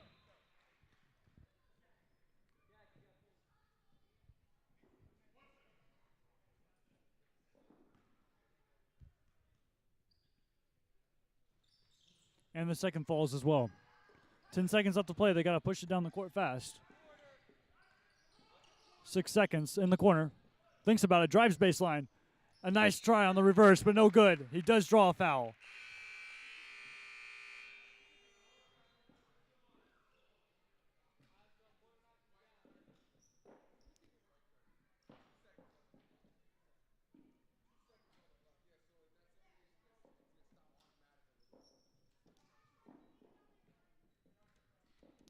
Number 15 now is going to take 2 shots. 2 seconds are going to be added onto this clock. After some confusion with the time, we will get that corrected and resume the action.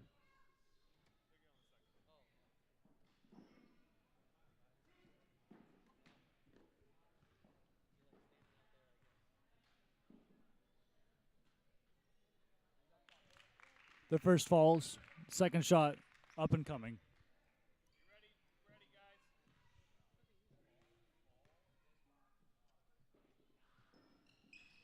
And he gets the second to fall as well. 2 seconds now. He heaves it. Way short. Now going into the break, 17-12 in favor of First Baptist. Coming back from the break, we will resume the action here shortly.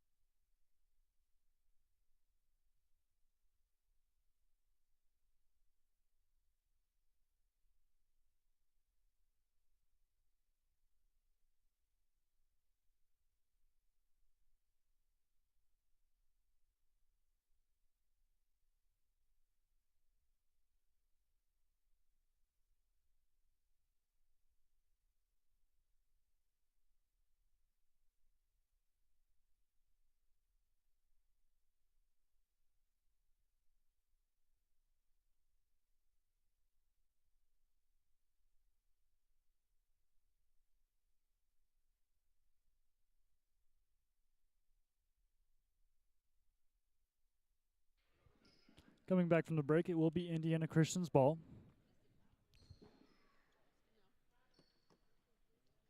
First Baptist defense has been very disciplined thus far. They do not meet Indiana coming down the court. They tend to allow them to swing it around the outside. They're very content with allowing them to take shots.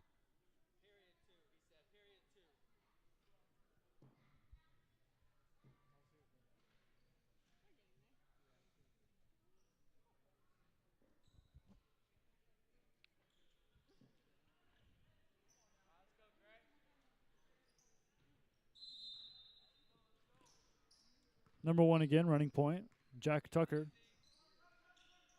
Into the corner now. Dishes inside. Number 22 has a lot of men on him. Turnaround jumper, no good, a little long. Rebound, number 21. He's pushing down court, taking it himself. Tries on the lay, no good. Number 22 gets the rebound. And now here comes Indiana, pushing the pace as well. He's looking for something, anything. Inside, number 24. Layup, and good. Little help there from the rim. Now number 24 is going to be taking number 1, handling the ball defender. Indiana running a zone defense here. Number 15, the playmaker now, looking for something. He drives inside, kicks it. Floater, little long. And the rebound goes off of First Baptist.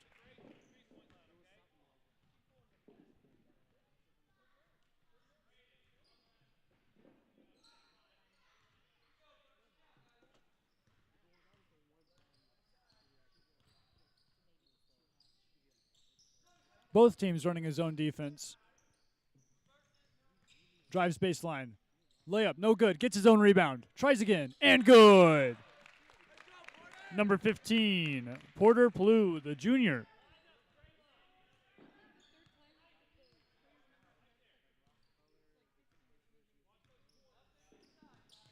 Number 21 kicks it to the corner. Number 30, long 2, and good.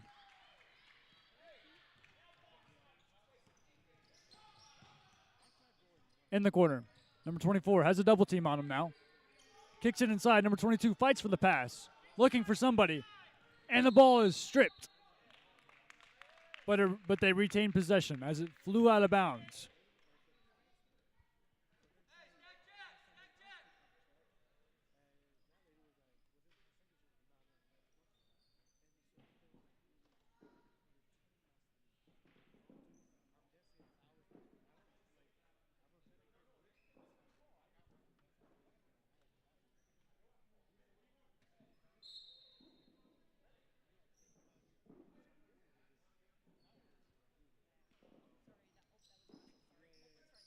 The inbound now. Corner 3. Long. Rebound. Number 10. Kicks it to the top. Stolen away by number 1. And a foul. Looking to stop the momentum and eliminate any chance for a fast break there. Chose the foul. It is 19-15 with 6 minutes and 9 seconds left to play here in the second quarter. Indiana still finds themselves down, but they are making this game closer. Number 21 at the baseline, number 30. They swing it around. Long 3 and good. And now the pace being pushed. Loses the ball. Dives on it. But it's taken away by number 1 of First Baptist.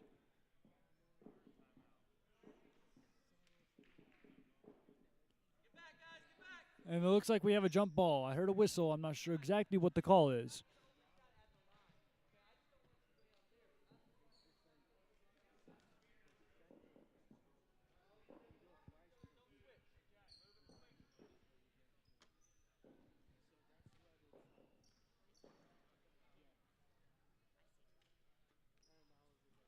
First Baptist letting the ball roll.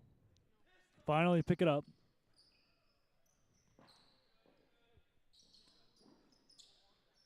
Indiana staying disciplined with their zone defense. They swarm on the inside, but it leaves an open lane. No good on the layup attempt. And it's going to be Indiana ball. 2 subs coming in now. Number 5 of First Baptist, Christian Harris, and number 2 of Indiana, Kyle Stevens, who's a freshman, again, emphasizing the young team here that Indiana has. Finding themselves in the third-place game this tournament. No seniors, no really veteran players on this offense or defensive side. They're going to be a very good team in the coming years if these boys can continue to develop in these shells that they're playing in.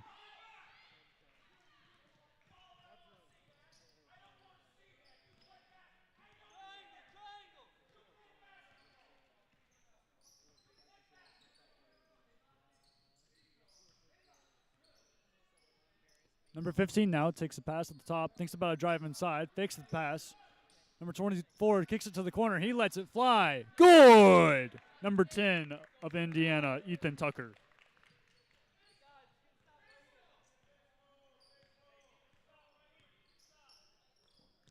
Number 21 dishes inside. 15, he kicks it to number 30. Fouled on the shot.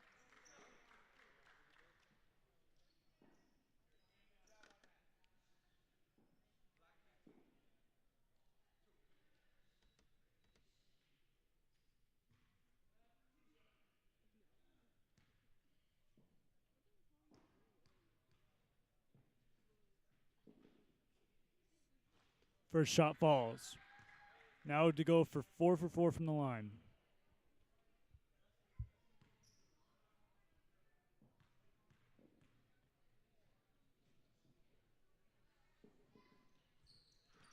And that makes him 100% so far this game.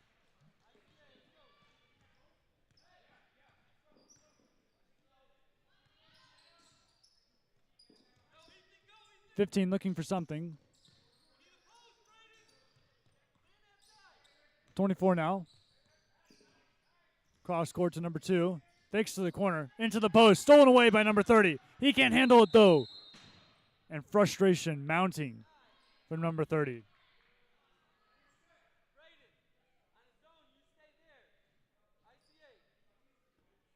I'm no genius, but I don't think slamming your fist into the bleachers like that feels good.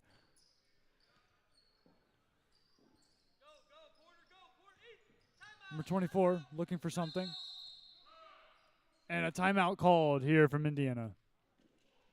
He decides to take a full timeout. Obviously something he sees that he's not liking. Maybe his team is forcing something or getting out of their preferred play style.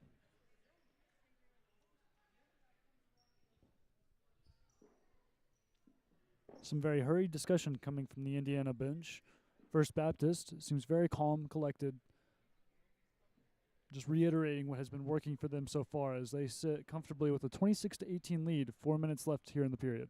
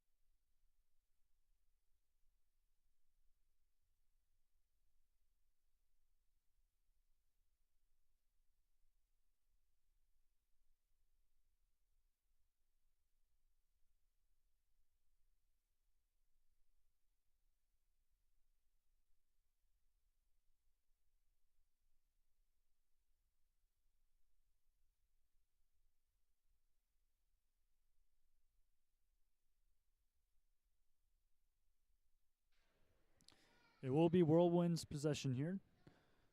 Not sure if there was a play that was drawn up or just a coaching or just an adjustment that was needed to be made on their possessions here. 25 seconds on the shot clock, though.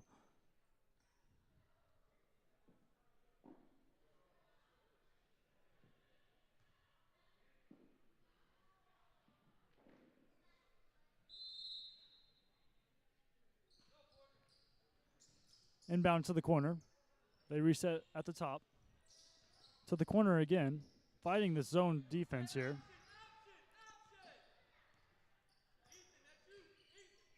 Getting some instructions here from the bench. 10 seconds now. 24 drives inside. Beats the zone. Can't get the shot to fall. Number 5 now, bringing it down the court. Kicks it to number 15, who finds number 30 now. He drives inside. No good, but fouled on the shot. That has been a big part of his game thus far, finding his way to the line, drawing contact. He is 4 for 4 so far from the line. Here's a chance now to go 6 for 6. Number 21 now from Indiana, Jake Gilbert, finding his way back into the game, along with number 1, Jack Tucker.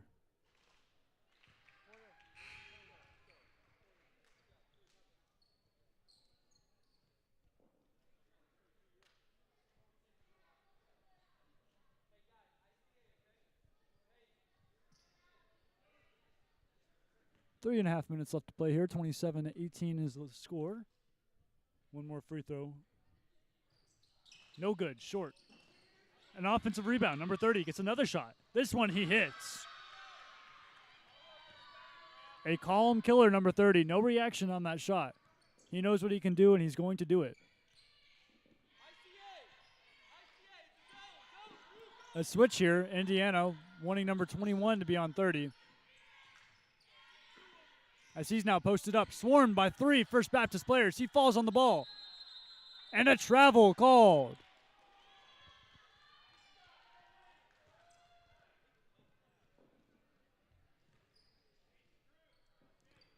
Number 1 now. Pass is deflected to number 15, but he gathers. Kicks it to the corner. Number 5 drills it. Very effective possessions here from First Baptist. They're not wasting very much time here. Number 21 kicks to the corner. Number 1 lets it fly. And good. 3 from number 1.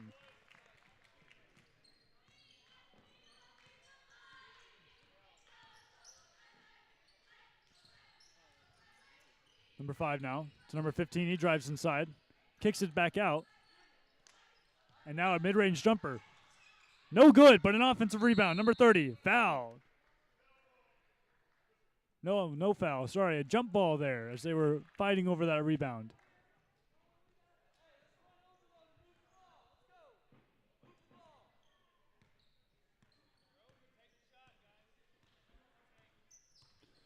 Number 2 now. Looking for something. He dishes it inside. Number 24 gets the layup to fall. He's been working all day on the inside. 2 minutes left to play in this half. 32-23 is your score. Number 5 in the corner. Air ball. No good. Number 21 gets the rebound, though, or the pass in the situation. And a whistle, resulting in Indiana ball. I didn't see what the offense was, but for all the Indiana fans that are listening now, it's just important to note that y'all have the ball.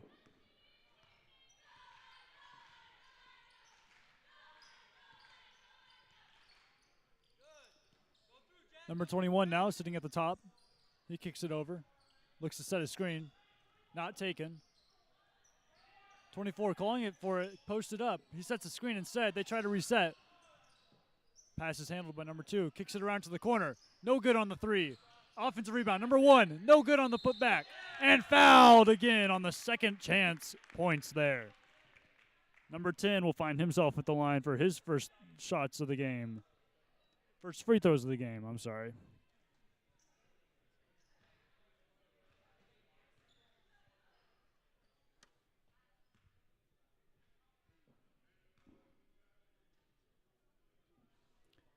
First shot is no good, just a little long.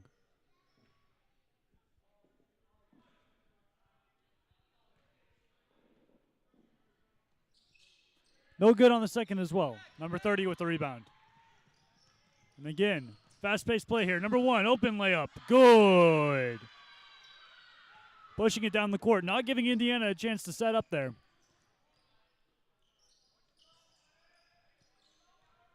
Number 10 to the corner. He thinks about a shot. Drives inside this time. Number 10 looking. Cross court. Number 1. 20 seconds on the shot clock. Congested there in the middle. He kicks it to the corner this time. He lets it fly. No good. Contact there, but no whistle. Number 30 now, running the break. He drives inside. Kicks it out. Number 21 lets it fly. No good. Offensive rebound. Number 5. 15 now with the shot of himself. No good. Number 10 gets the rebound this time. Looking for something. Number 2, running it.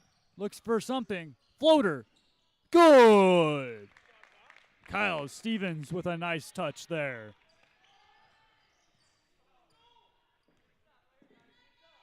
Ten seconds now on the shot clock.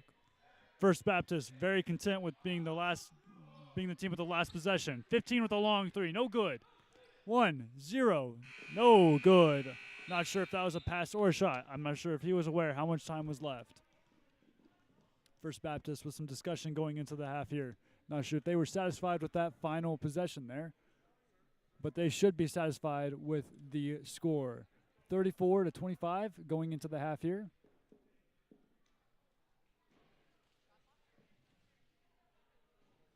We will be back here with the second half of this third place game between First Baptist and Indiana. Indiana so far has been dominated by the Lions. They have been taking long possessions, but they haven't quite gotten all of their shots to fall. Not necessarily because they're taking bad shots. They just cannot seem to break down this zone defense that First Baptist is running. And we will be back here in 8 minutes. Go grab a drink, go take a restroom break, maybe pop some popcorn if you can. I know I, as a college student, have grown very fond of ramen noodles. So if I may suggest you got some laying around, it would be a good time, maybe a late night snack for those of you who are First Baptist fans. I know y'all have traveled quite a ways, and that time zone change can certainly be something. Although this is a 4:30 game for us, it can be much later for y'all. Again, I do want to thank each and every single one of y'all for joining us thus far, and we will be back here in a few minutes.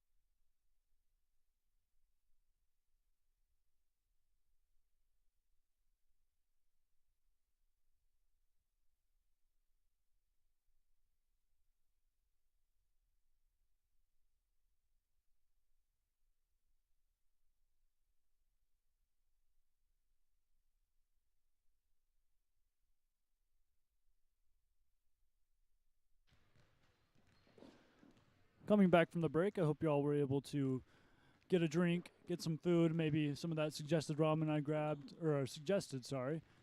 If you are looking for a brand of ramen, I would suggest Shin Ramen. As a college student, firsthand, I can give my full endorsement that that is the best ramen I've ever had. Shin Ramen, if you're listening to me somehow, I would appreciate an endorsement. Just a nice old college student here. I'd be a great face for your company. You know, I don't know if the NIL deals nowadays apply to me or not, but I would be more than happy. You can reach me any which way. I would love myself some Shin Ramen. But back on topic here with the basketball game. 2.5 minutes left before we continue. Indiana looking to find a way through this First Baptist defense. They are sitting at 34-25, down by 9 so far this game. Now, that may not be a big deficit, but it does feel like First Baptist is controlling more than the score would show. Their zone defense, which is being played by both teams, I would say, is being run more effectively by First Baptist thus far. It's really just been very disciplined, forcing shots from Indiana that are not necessarily their strong points. Now, number 24 from Indiana, Andrew Gilbert, has been playing very well thus far. Whenever he gets posted up one-on-one, he has a great opportunity to find himself an open look if he can get it. Having said that, in the last few possessions where he has been posted up receiving the ball, he has been swarmed by 2 or 3 First Baptist defenders. They figured out that he was going to be a dangerous player, and they decided that they needed to eliminate him from the game plan.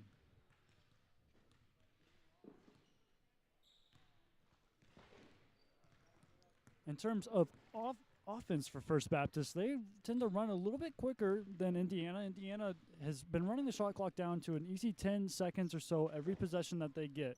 First Baptist runs pace quite a bit quicker than that. A lot of times you're going to be seeing them get an open look, drive inside, break down the defense within the first 10 to 15 seconds of their possession. They will a lot of times look for that outlet pass, look for that fast break option, and they a lot of times are driving to the basket before Indiana has an opportunity to get set. Less than a minute left to resume play to continue this third place game for both teams.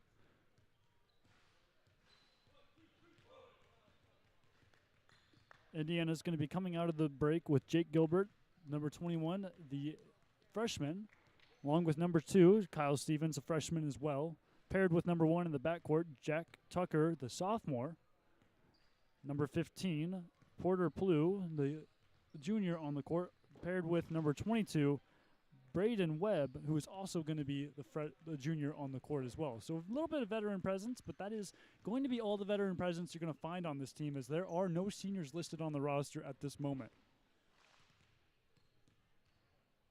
Again, a very young team here from Indiana. I would have to say, win or lose this game, you have to be very pleased with how deep of a tournament run they made so far. They found a way with not very much veteran presence, if not no veteran presence, to keep their team in games consistently against teams like First Baptist, who are running a lot of upperclassmen.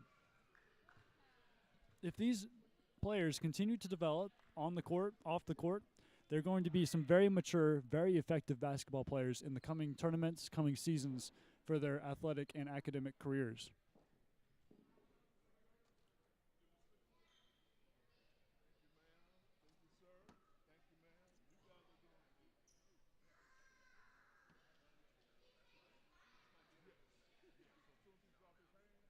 Looking farther down the tournament, right after this, we're going to have the girls tip-off tournament championship.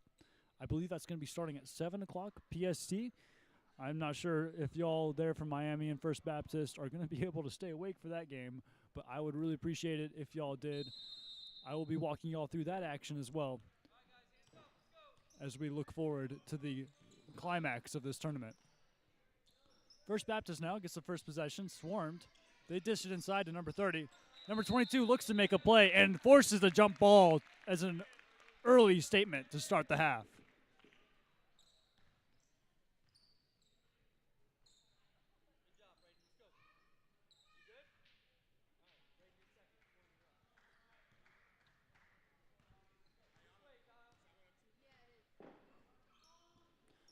Number 2 now looking for an option. He gets a screen from number 15.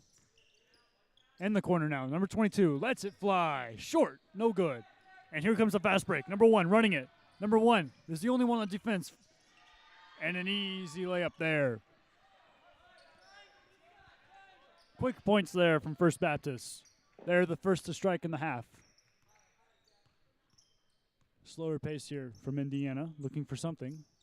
Number 2 thought about a deep 3. Didn't get anybody to bite, though. Now he's working. Dishes inside. Number 21. Back outside. Number 2 lets it fly. No good again. Rebound, number 21. He runs it. Looking for something. Dish. Kickball. That is what we would call a good foul, a very strategic foul there. It was a bounce pass. Would have found, I believe it was number 1 with a open look. But instead of giving them their points, he decided they needed a chance to earn them and took the foul. Number 1 now. Brown to number 21. Baseline jumper. And good. Looking for some contact there. Got it, but did not get the whistle. Number 2 now. Pushing down the court. Looks like he might be in some pain. Fighting through it, though. Players rotate. Number 15 looking for somebody.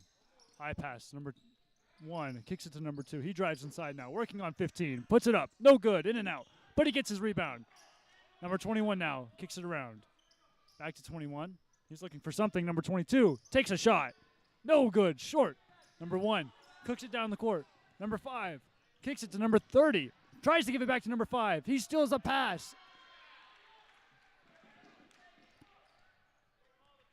40-25 is now the score. 6 minutes left to play. First Baptist has continued their control of the game thus far. Disciplined defense. Fast strike offense is what they're running with right now. And it's working. Driving inside. Baseline. Looking for an option. Bounce pass. Nice pass. Can't quite be handled. And a scrum on the floor. And they call him out of bounds there. It's going to be First Baptist. There was lots of contact on the floor. Indiana calling for a foul there instead of an out of bounds call. They believe that their player was fouled on the floor.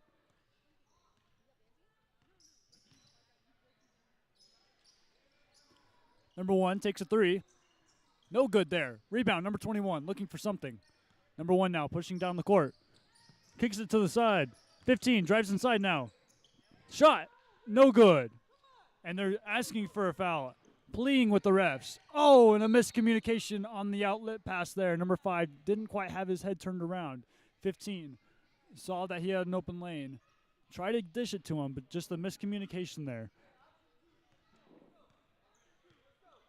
Indiana employing for some ball movement here.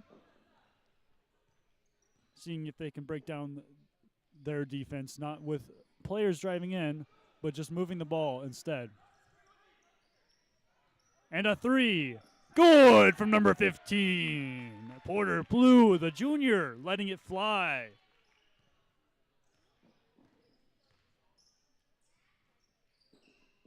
First Baptist now takes a baseline jumper. No good. Offensive rebound. Number 30. Can't get the rebound to go. They kick it back out to the top. Number 21. Round to number 15. He takes it back. Trying to make something happen. Swarmed. And we have a whistle. This one is going to be a foul on number 15. Porter Blue, who just hit that 3. It's going to be an inbound pass.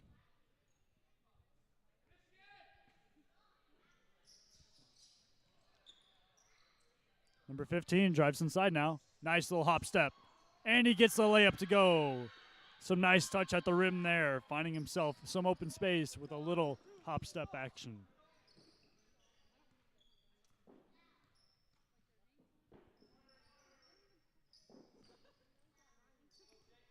Number 1 with a deep 3. No good.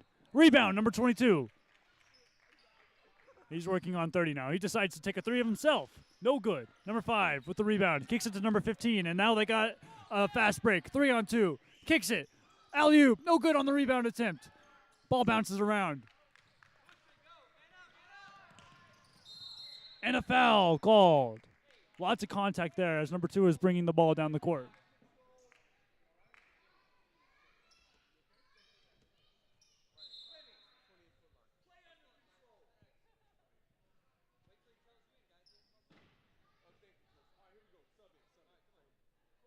Number 22, number 10 finding their way into the game. And that is Ethan Tucker, a sophomore, and Andrew Gilbert, another sophomore, going to be finding their way into the game. Number 2 has been taking a lot of contact this game. I saw he might have been grimacing earlier on in the game. He took a hard fall there as well. Got checked up by the referees, but he says he's ready to go. And number 1 with the 3. Good! An open look there. 42-31 is the score. 3.5 minutes left to play in this quarter. First Baptist still controlling this game. Have improved their lead to 11 versus the 9 that they had whenever they were going into the game. Number 10 looks for something, but they get a foul.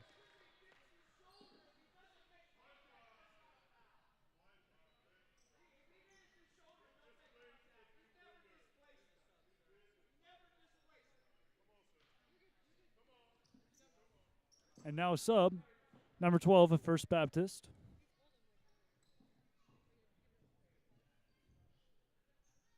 Going to be subbed in for number 5 now. Christian Harris is going to be getting himself a break.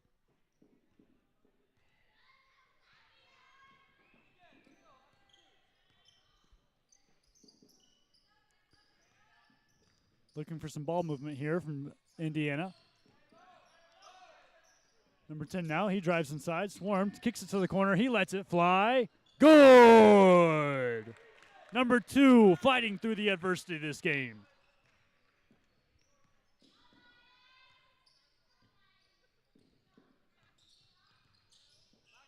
Number 1 now, swarmed, he kicks it out. Number 15 looking for an option, finds some space. No good on the layup.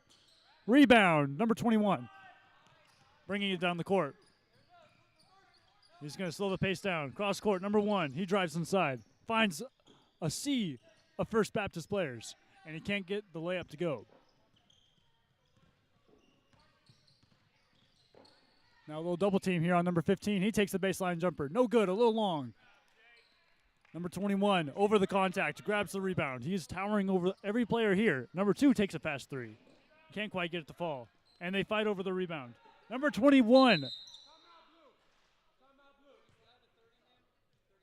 Number 21 was trying to get the rebound initially, but he couldn't quite get it. Number 30 was fighting him for it, and he went to box out to let the ball go out of bounds. 21 did not give up on the play, grabbed it, was looking for a 3 option there at the line, and he had a man open, but the Indiana coach, Daniel Stevens, called a timeout before they had an opportunity to take the shot. Maybe looking just to slow down the pace a little bit there. He's liking what he's seeing from his boys thus far in this half. They're trying to cut down this lead, and they have 42-34 is now the lead. 2 minutes and 9 seconds left to play in this quarter. They're fighting hard, giving it everything they can against First Baptist, but First Baptist just is not slowing down. Both these teams are very skilled, very talented. They have put a lot of work on and off the court. It's very evident with how far they've gone.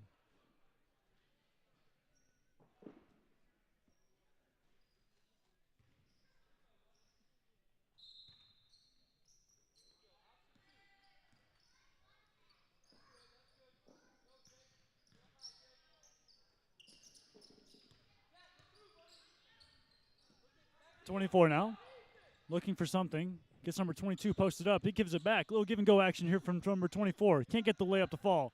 And here comes First Baptist with a full head of steam. Number 30, he takes it himself, and good.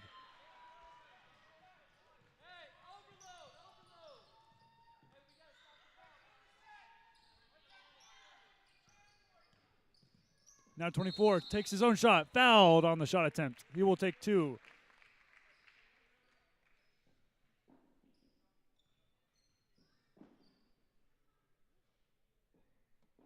A First Baptist sub.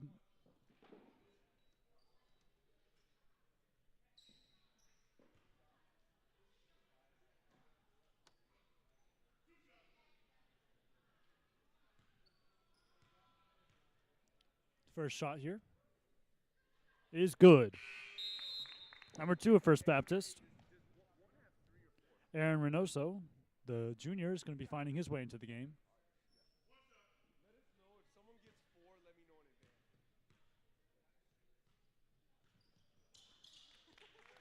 And Andrew Gilbert gets both of them to fall.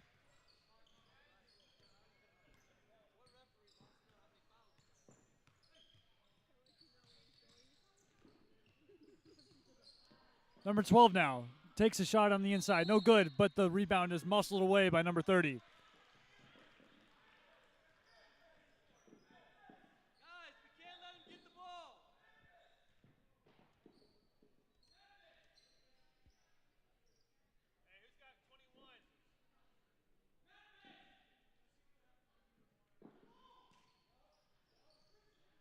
Number 30, nice spin move off the inbound. Called off with the travel.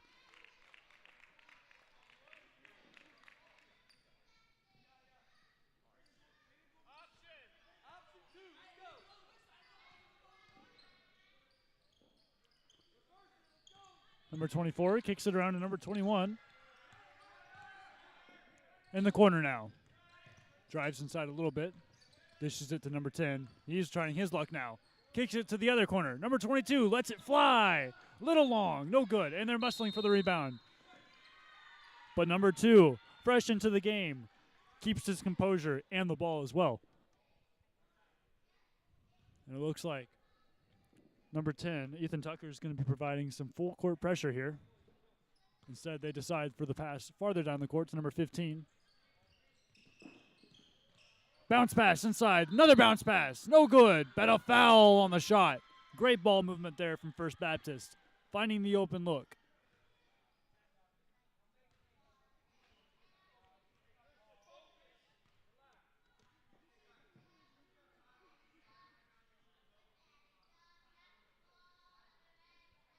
.48 seconds left to play. 44-36 is the game.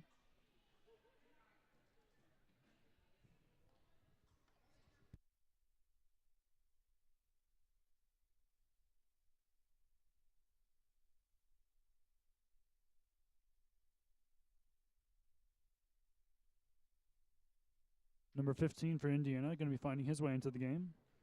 Porter Plu has been the first man off the bench so far this game. Been a very, very prominent sub.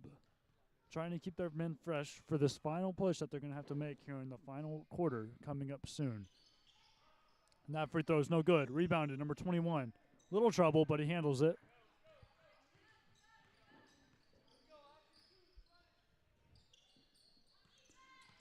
Number 15, back out to number 21.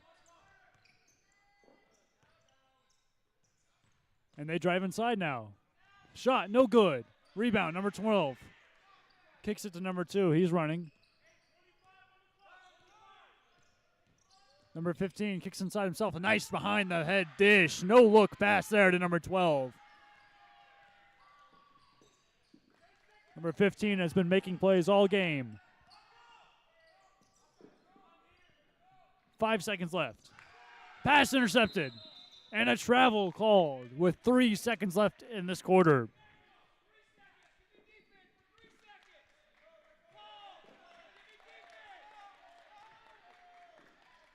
Number 1, deep 3.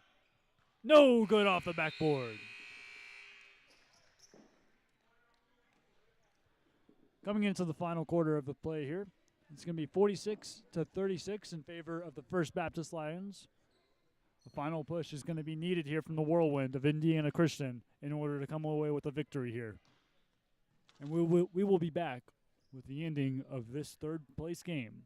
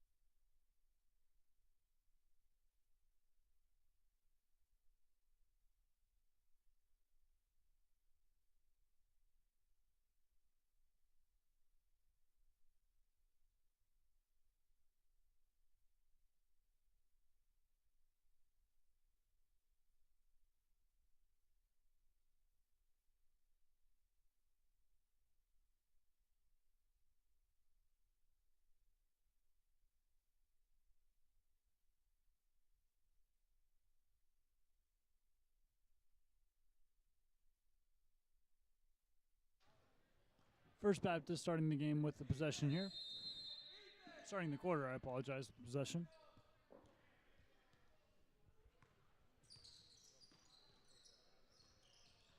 Number 15 now posted up against number 24. And a foul on number 15. He has been dynamic this game, finding his way to the basket every chance he gets. And now they have to foul him, forcing him to the line. First shot is no good.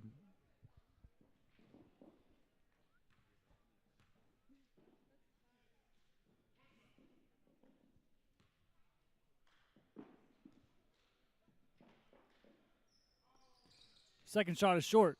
No good from the line there.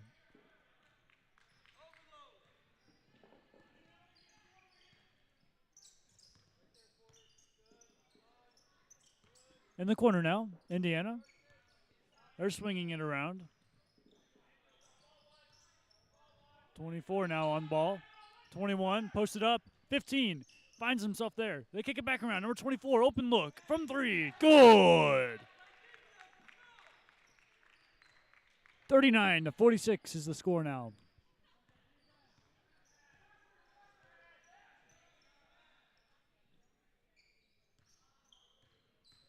(15) ISO on number 24. Gets the layup to fall. They're taking advantage of the mismatch here. Indiana's going to have to find an answer for that number 15. In the corner now, number 15. No good. Number 2 off the offensive rebound. Fouled on the putback. He'll go to the line for 2.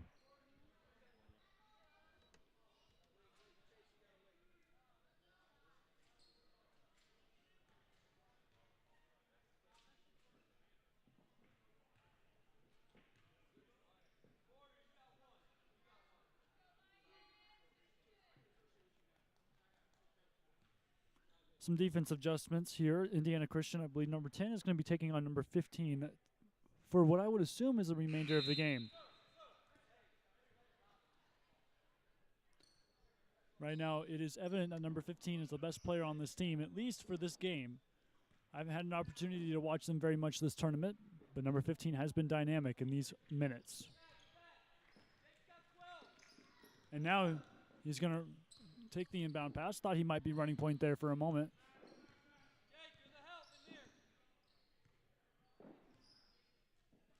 And yet another ISO now. Number 10 is going to be taking care of him. A little double team action. Fadeaway jumper. No good. And a foul.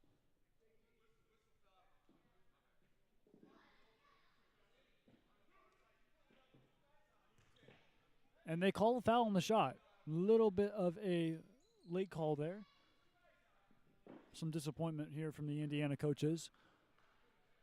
Number 15 finds himself at the line. He was 0 for 2 on the first shot. On his first shots. Try to improve now. Good for the first.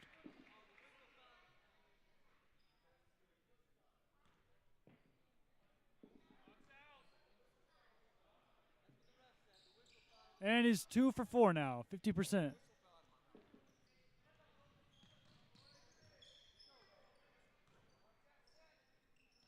(24) deep 3, no good. Rebound, number 21. He can't handle it, but they call a foul on number 10 now.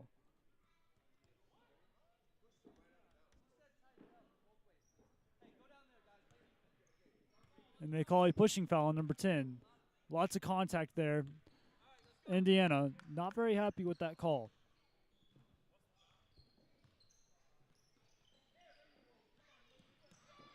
No more ISO here for number 15, although he does seem to be running point. A pass deflected by number 15. Great effort there. 22 seconds left on the shot clock. 50-40 is the score. 6 minutes and 13 seconds left to play. Lions have been controlling this game still. Whirlwind are improving, but they just cannot seem to get a stop here on defense. Number 21, great play there. No good. And they push it down. Fast break. Number 15. No good, but a foul.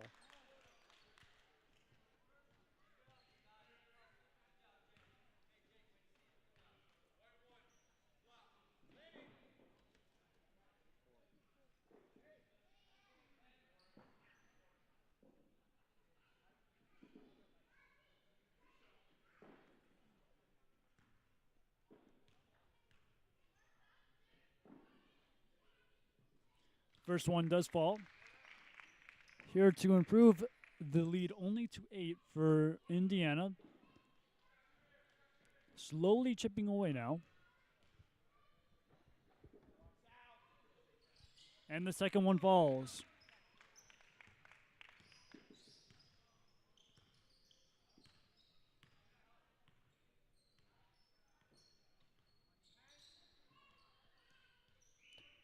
They're going to try and run the clock down now, First Baptist.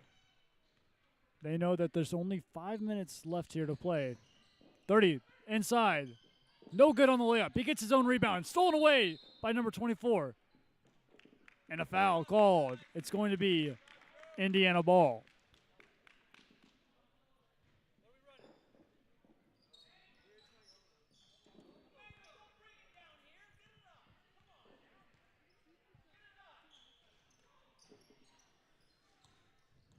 Bounce pass to the corner. Back to number 10.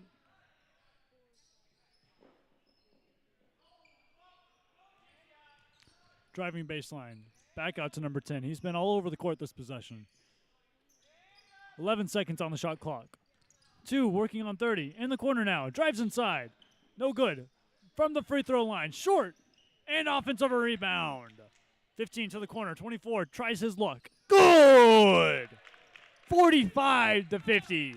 Less than 5 minutes left to play.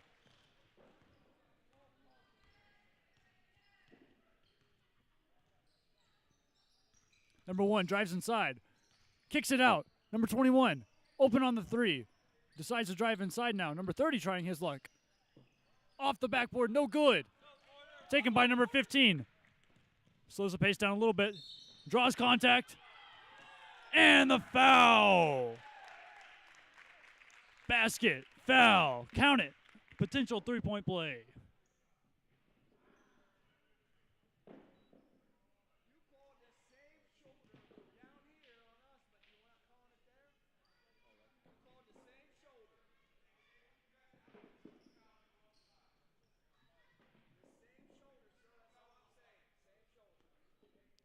Some confusion here down on the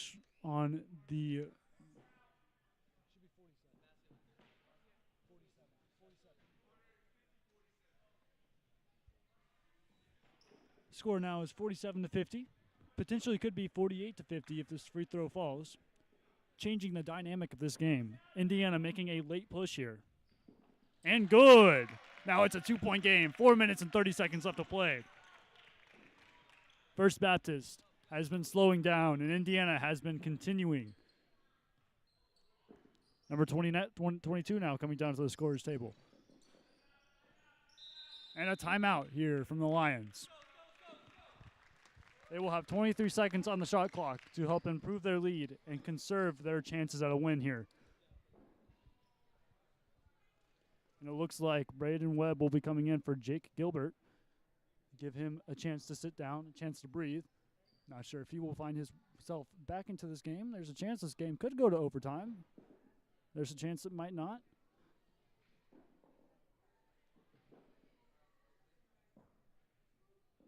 Indiana trying to keep their boys as fresh as possible, utilizing that deep bench that they have. They're without a few of their players so far this game, and they have been playing well despite that. They're not giving themselves any excuses here. They've been down for, I believe, the entirety of this game. A 2-point lead is as low as it has been for this game. They are looking for an opportunity. If they can get a defensive stop here, it would be big for them. It would be an opportunity for them to take the lead and hopefully not look back.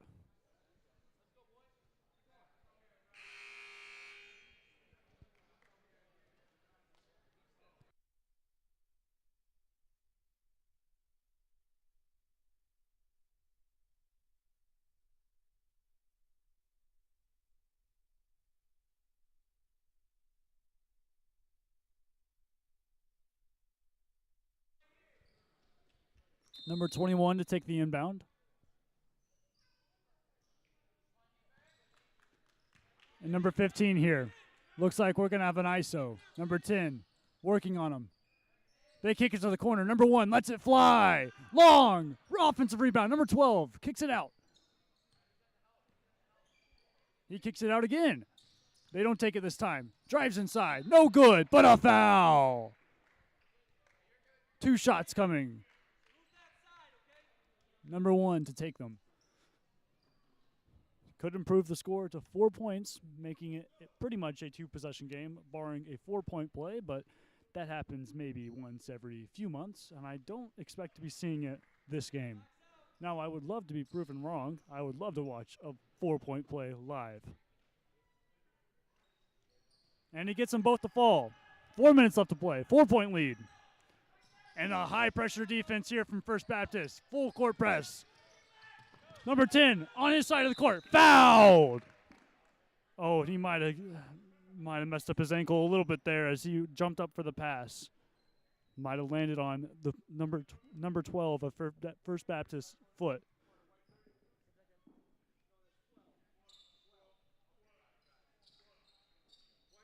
And as they tend to their player, gauging his flexibility.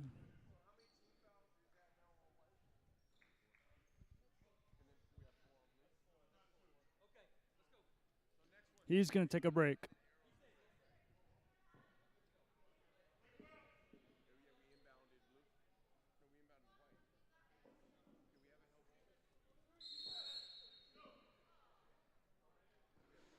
Number 1 of Indiana Christian's going to be coming in for number 10.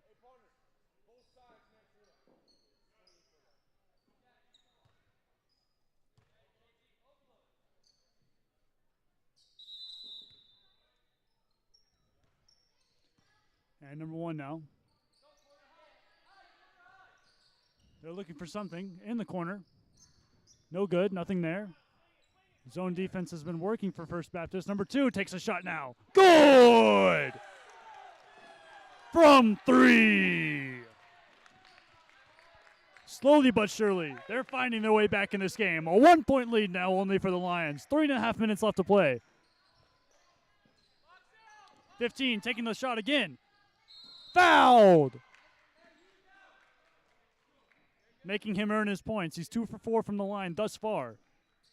He missed his first 2, drilled the second 2. Maybe now it's time for him to go 1 for 1.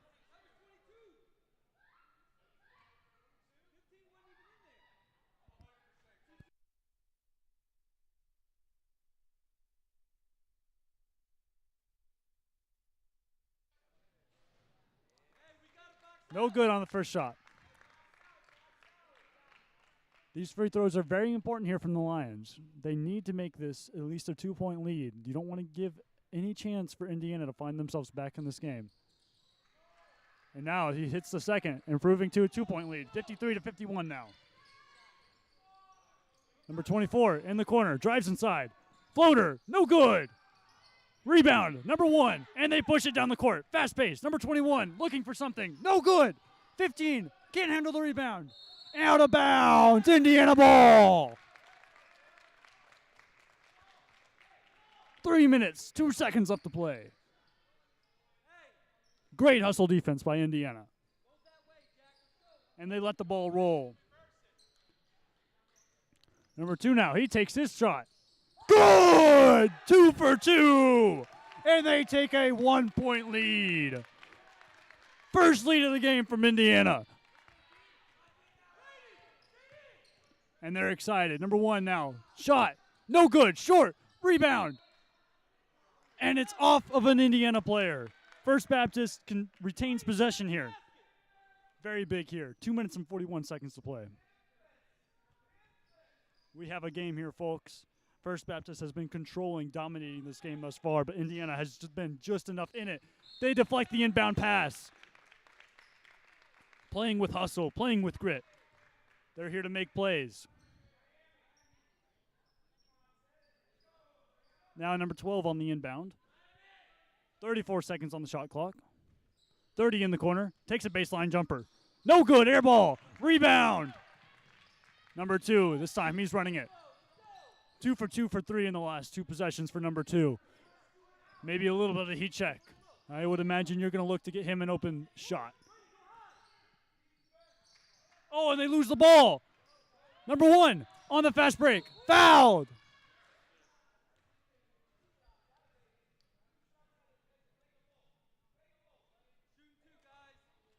And he's going to have 2 shots here from the line. 2 minutes left to play. 53 to 54. That's if he hits these both, it could improve their lead, could give them back the lead, but only a 1-point lead. That is the only chance they have. Referee's having a discussion here. Not sure what it could be about.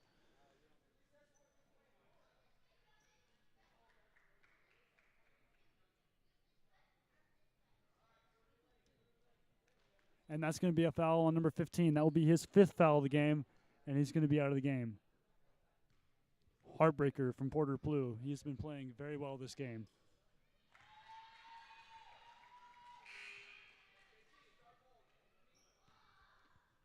First shot made, 54 to 54 now. Second shot.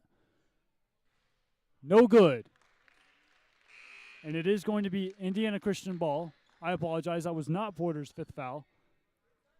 He stays in the game, but it is going to be Indiana ball.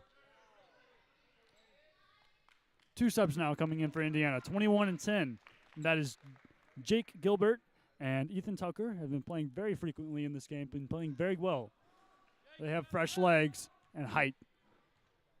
Looking for a rebound, looking for a stop, anything. They have to keep this game knotted up. Number 1 now drives inside.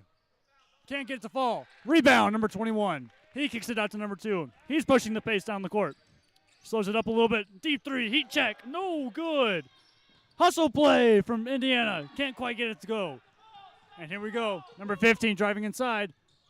Contact. Charge foul. What a play. And they're hyped over there on the Indiana bench. They love it.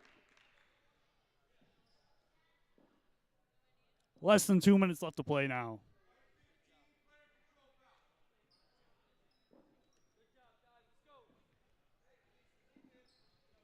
Knotted up at 54 still. And a timeout call. Indiana fighting, clawing every step of the way just to keep up with First Baptist. And now they are. They're tied. And they're at the line. Question is, who has the most left in the tank? Who's willing to give the most of what they have left in the tank? They've come all the way out here to California. First Baptist all the way from Florida. Indiana Christian, obviously all the way from Indiana. These boys are not going to go home empty-handed. They have played too many games, taken off too much school time, although I don't think they really mind that, to go home empty-handed.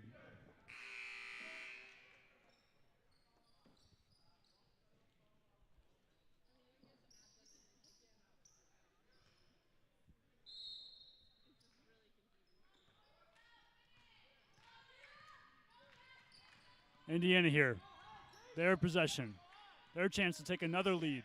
Their second lead of the game, possibly. Number 2 drives baseline. He takes a shot. Long. No good. Number 30 with the rebound.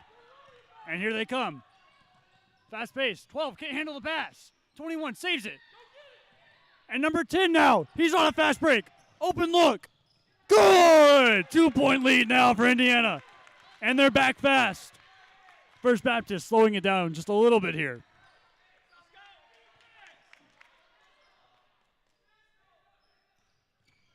15 dishes inside, number 12. Number 10 now baseline. Poked away. Back outside. 15 on the shot clock. 15 forces a shot, and it falls. Back and forth action here. And they kick it down the court. Number 24. Back to 20. No, sorry, number 2. And the girls team for First Baptist getting into the call. Number 1, baseline jumper. No good, long, and 30 can't handle it. Indiana ball. 44 seconds left to play. If they can score here, that would be huge. Number 2 now, in the corner. He lets it fly. No good. 21, slowing it down. He hands it off to number 1. He's going to run it. 33 seconds. 30 seconds left on the clock. 25 seconds left on the shot clock. Not very much disparity. Maybe one possession. They're going to let this one wind down. Now the question is, will they go for the tie or the win? Timeout here from First Baptist. 15 seconds left on the shot clock, 20 seconds left on the game clock. It doesn't get very much better than this, y'all. Tied up at 56. First Baptist looking to keep this score.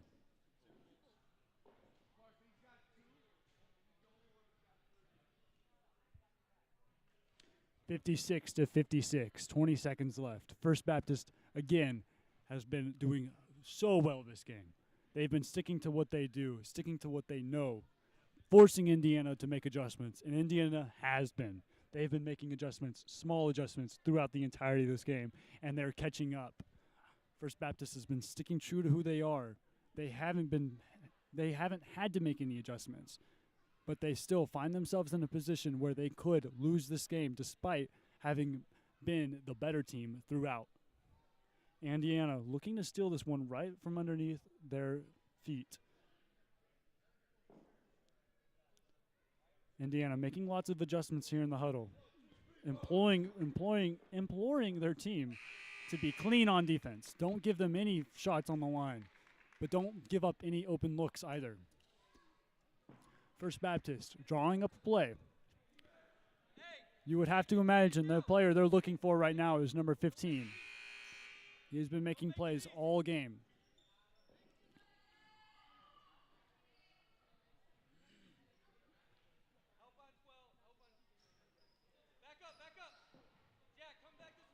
Indiana knows they thought about double teaming number 15. And they're going to try and get him an open look. This time they kick to the corner. Number 1 drives inside. No good. Put back. No good as well. Rebound. But a foul. 14 seconds remaining. And it's Indiana ball. And it's going to be taken midway down the court. Wait a minute. I'm mistaken. That's going to put them in the bonus. These shots here could potentially give them the lead.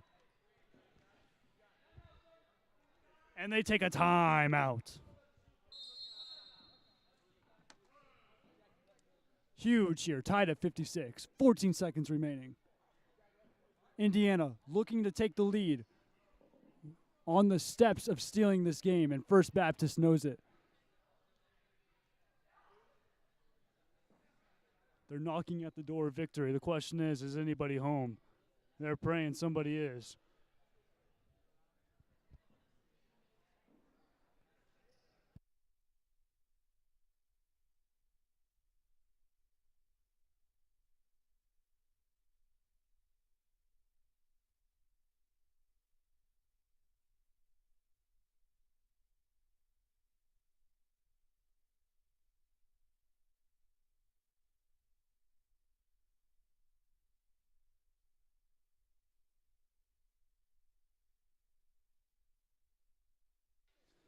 .24 here to take the shots. Andrew Gilbert, possibly the biggest shots of the game thus far. Every shot up until this point does not matter. All that matters is that they're tied, and Gilbert is sitting on the line.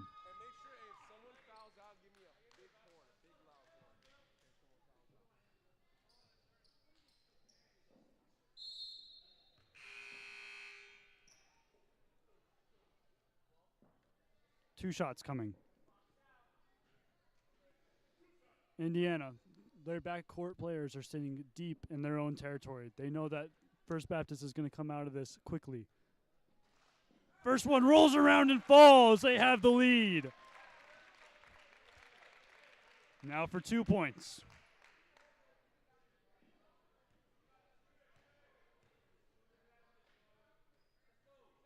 No good on the second. And a rebound, number 30. Number 15 now.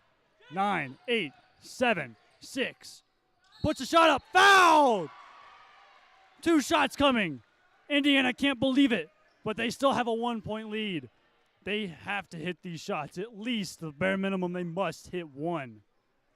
Number 15, he has been struggling from the line thus far. His first trip, he didn't make either of his shots. Second one, he was 2 for 2. And on the third, 1 for 1. He's done everything you can from the line. What will he do this time? No good on the first. All they can do is tie. He must hit the shot now. 5 seconds remaining. Indiana, they know they have to box out. This is going to be a very physical scrum if this is missed. And it's good. Don't have to worry about it. Tied. Time out from the Lions. 5.8 seconds. That is enough time to run a play, enough time to get a good player an open look. The question is who and how and where. Are you going to go for the 3? Are you going to go for the 2? You don't need 3 points. You just need 1. That's all you need. It's tied 57 to 57. 5.8 seconds remaining.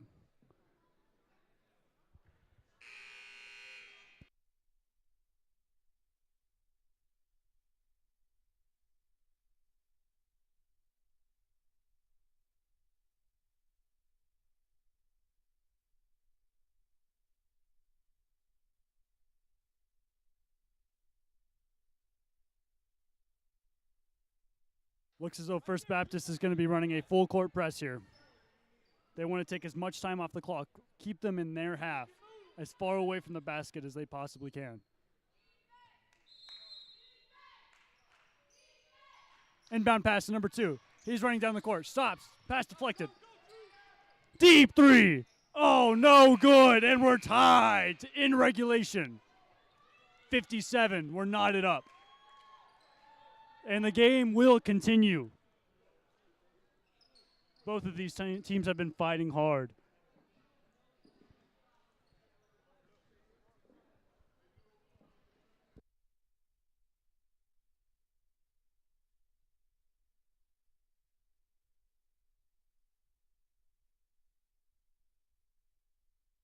We will be having a 4-minute overtime here. Each team gets 1 timeout, I believe, is what I've been told.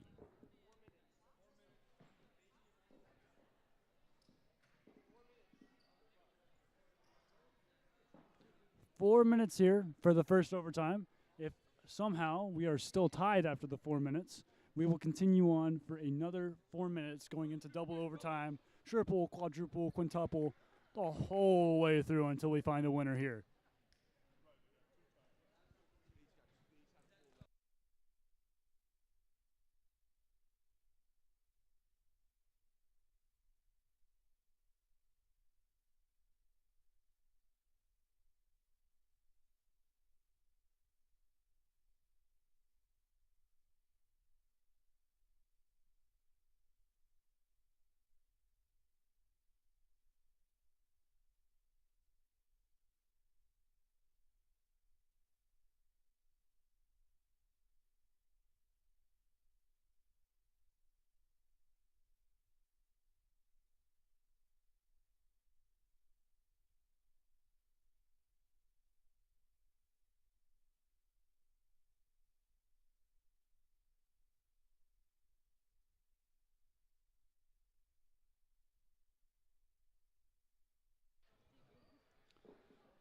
And to start the overtime possession here, we will have a tip-off.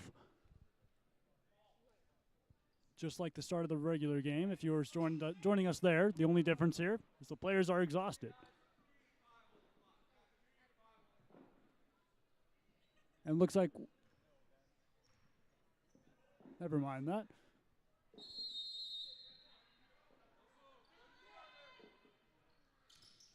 First Baptist gets the tip. Puts it in the hands of number 15, who takes a mid-range jumper. No good. Rebound. Falls. Number 30. No good on the putback, but he is fouled. Finding himself at the line early to start this possession.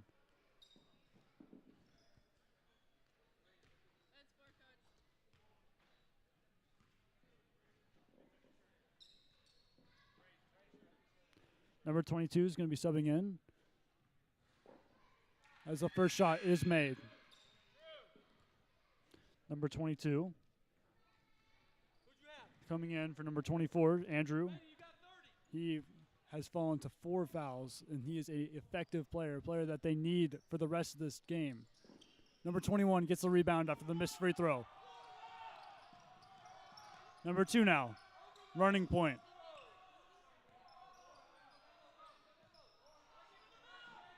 10 surveys. Over to 21. He's going to work on number 1. He sets a screen. Number 2. Outside, number 1. He looks to the corner, decides not to. 10 seconds left on the shot clock. 7. Deep 3 from number 1. No good off the rim.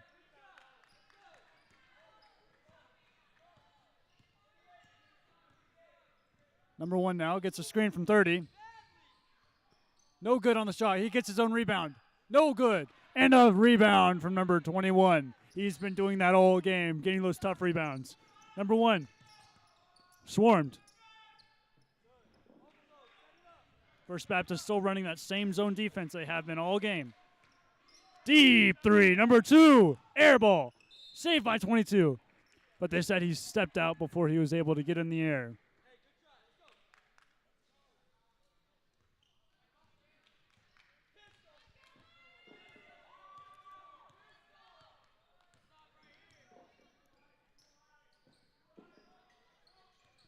Here we are, number 15 again. He kicks out. Number 21 looking for an option. And they find one in the corner. Looking for a give and go. Number 15 looking for options as well. 6 on the shot clock. 30 forces a shot. No good. Rebound number 21. Back out to number 30. Drives inside. No good. Rebound number 21 again. Pushing the pace down the court. Number 2 working on number 21. He's baseline. He puts it up and fouled. 2 minutes left to play. 58-57 in favor of the Lions. 2 shots coming. He could give his team the lead.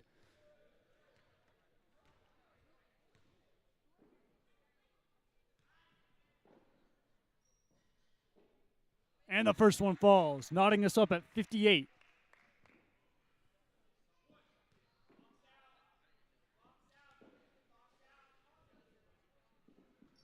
And the second one is good as well. And that puts Indiana ahead by 1. Defense, never been so important for Indiana. Number 12 finds himself open. He decides for the pass. Number 1 now, trying something. He goes baseline. Number 21 is there. Contests the shot. And a rebound from number 1.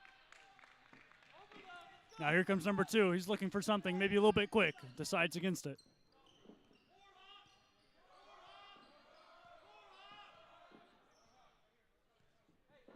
"20 seconds on the shot clock. They're going to run it down a little bit here. They have the lead. If they can score here, they could take control. Number 22 now. An ill-advised pass, and it goes out. It was an open look there. He was trying to find number 21, who was posted up. He's been effective there in the post so far this game. Haven't heard much from him recently, though. 1:08 left to play. Just a 1-point lead. 15. No good. 30 tries to rebound, but it's pushed out of bounds by Indiana.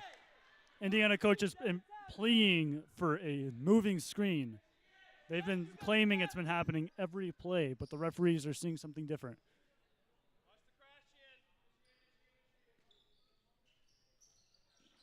Number 30, baseline, takes a shot.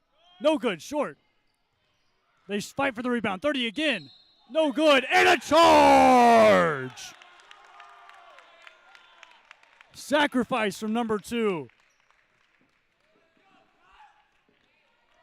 Less than a minute left to play, 54 seconds.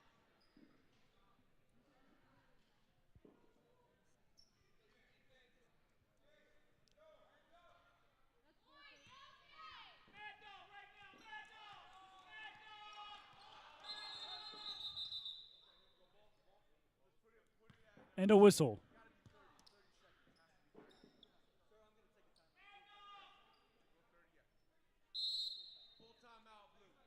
And a timeout here from Indiana. Full timeout. We will come back after this. 54 seconds left to play. 1 point lead here from the Whirlwind.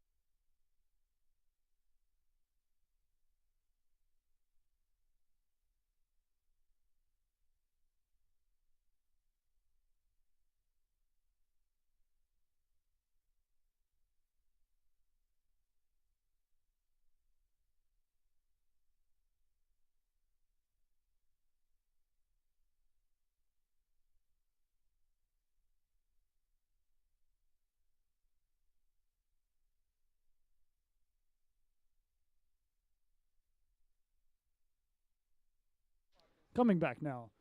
Still a 1-point lead. We'll have 30 seconds left on the shot clock here for Indiana to find an open look, find an open player.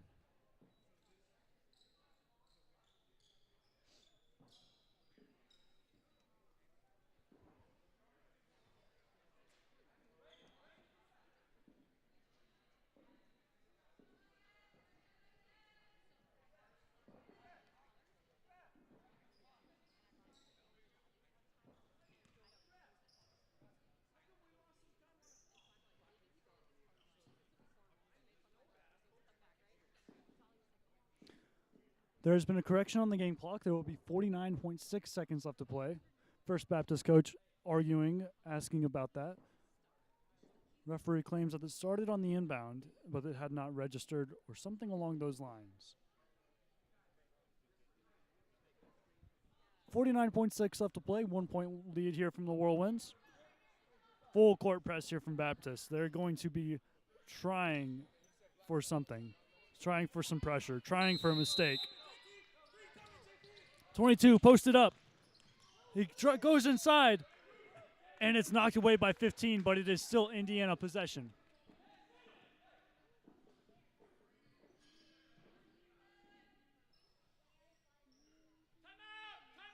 Timeout here from First Baptist. They don't like what they see. They decide that they need to make some adjustments yet again.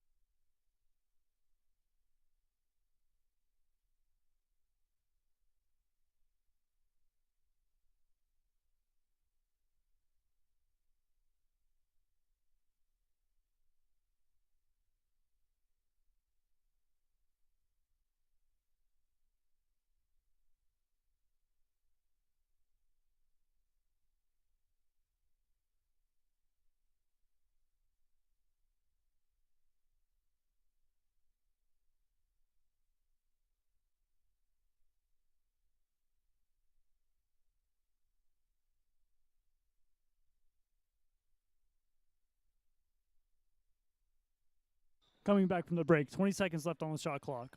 Still Indiana possession. They are the ones with the lead here.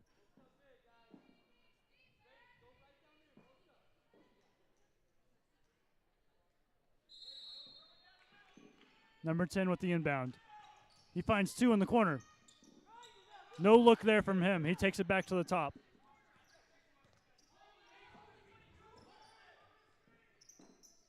$19-18 on the shot clock. Gives it to 22. He's posted up. He's trying to make something happen. Bounce pass. No good. And it's First Baptist. 30 seconds left to play. No shot clock now. Little bit of pressure here coming from Indiana. They're discussing something. Maybe get tipped by First Baptist. That would be huge. And it's Indiana ball. They overturned the call. The pass was deflected by First Baptist. And yet again, a third opportunity here from Indiana to extend their lead. Going to be full pressure here from First Baptist if they wanted to. It's going to be an 11-second shot clock, but only 30 seconds on the game clock. From number 21 out to number 2, 8, 7 on the shot clock. 5, 4, drives inside, floater, no good, rebound. Off of First Baptist.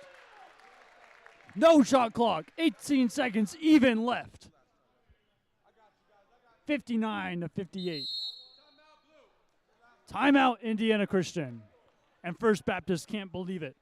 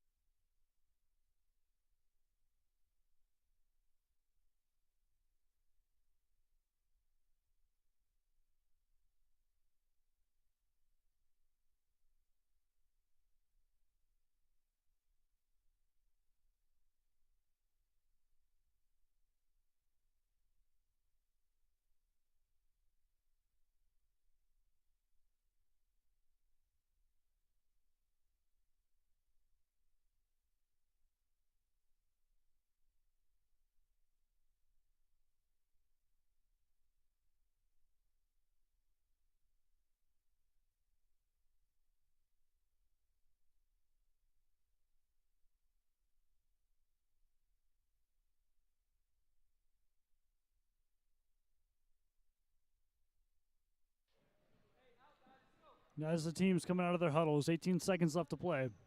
First Baptist needs something to happen. It's not an option for them anymore. They're now the teams playing from behind. They're the team not without any momentum. They need a break. Question is, who is going to provide it? Number 22 gets it inside. Spin move. Up. No good. Fouled. 2 shots coming.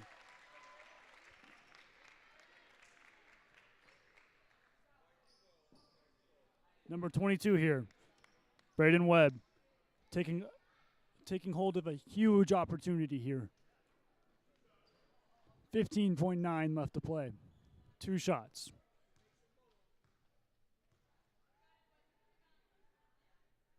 And the first one is good. Money.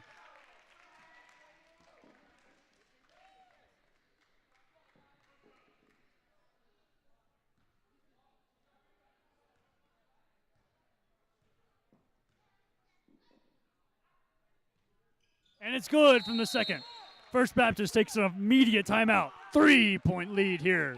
The biggest lead they've had all game. 58-61.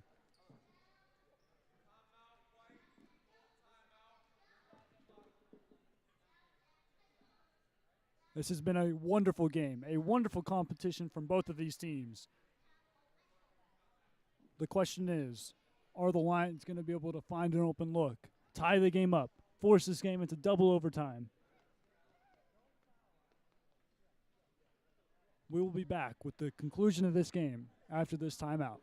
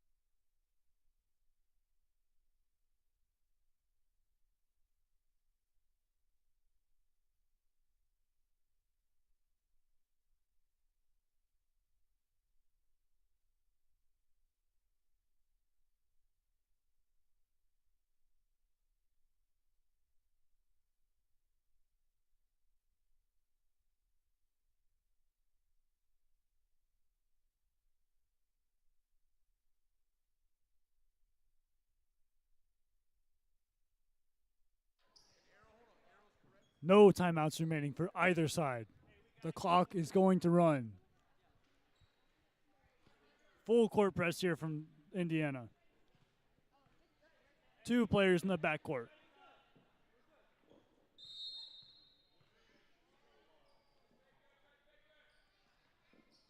And they run it. Number 12 now. They're passing it down the court. 15 looking for something. They have to take a 3. Number 15 in the corner now. He wants to take the shot. He does. Short. Rebound, number 22. And that's the game. Indiana takes it. After trailing the entirety of the game, they take it in overtime. Huge from Indiana. Heartbreaking from First Baptist. A great game. A great tournament from both of these teams.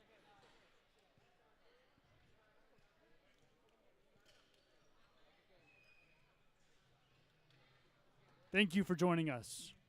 If you're a First Baptist or an Indiana Christian fan, I would like to thank you for personally allowing me to walk you guys through this action of this absolutely wonderful game.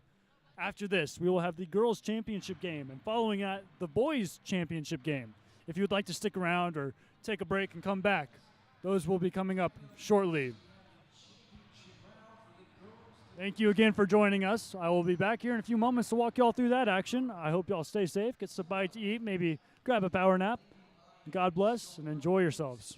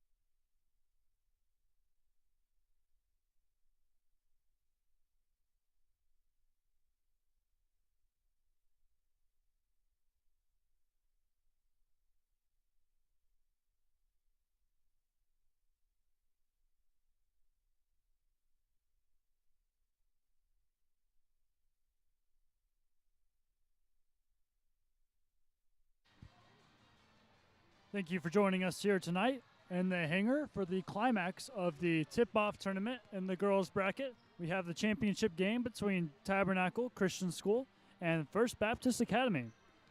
Tabernacle and First Baptist have both been fighting hard, getting themselves into a position to win for the entirety of this tournament. Looking at both sides here, for Tabernacle, Maddie Roark, number 23, the senior, has been a big player for them so far this game. She did take a hard fall to end the game against Lancaster Baptist School before in the semifinals, leading up into this one in the final minutes. Now, if she is not able to play, that would be a huge hit for Tabernacle, as she has been a big player for them, one of their go-to shooters, ball handlers, and all-around playmakers so far. If she's not playing, look for Josie Leatherman to step up, number 24, the junior, to step up and make plays and kind of fill that presence that Maddie had provided. Moving on over to First Baptist, they have a lot of good players on that team, a very deep team as well, looking at quite a few seniors, maybe a few juniors, but mostly you're going to be seeing a lot of underclassmen there, as they are going to be heading into this game with a very deep bench, potentially a very high rotation team, as they are going to have the opportunity to keep all their players fresh for the entirety of this game. Not something necessarily that Tabernacle is going to be able to afford, as they don't have a huge roster, sitting at only about 8 players, maybe 9, as I just take a quick glance here.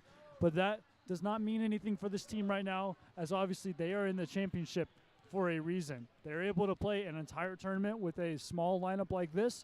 They're going to be able to finish out the tournament with a small lineup like this.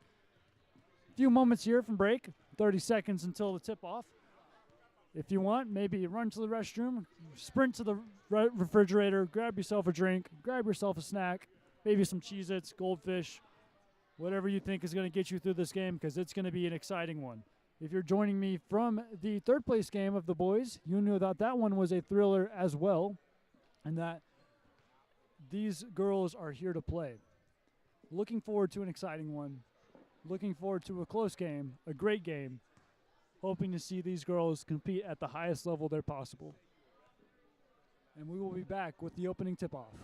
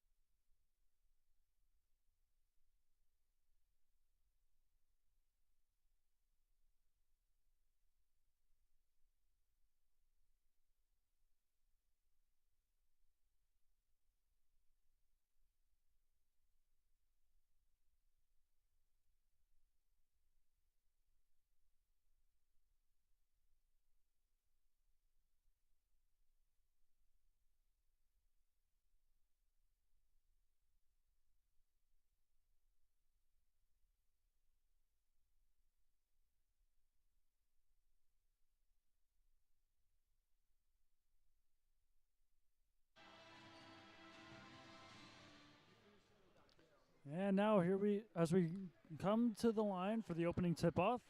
Interesting note for First Baptist, Valentina Moya, number 1, is a freshman. She seems to be the one that's going to be running point today. She is a very dynamic player from what we've seen. On the other side, Maddie Rourke is good to play. She's been given the green light despite the hard foul she had last game. Hard fall, sorry, not foul.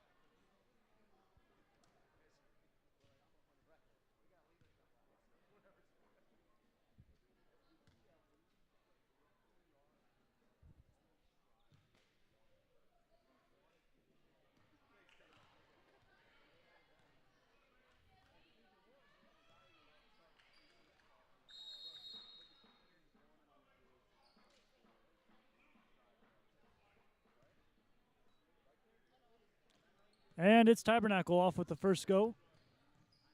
Layup, first shot, no good. And 2 offensive rebounds now. Number 23, that is Maddie Rourke, is going to be running point now. Kicks it to the post, out to the corner. Great ball movement here to start it out. Blocked on the first shot attempt.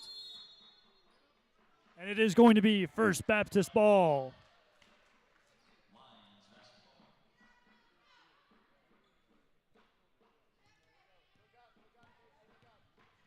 Number 11 now, navigating traffic. She drives in, looking for a shot, loses her dribble.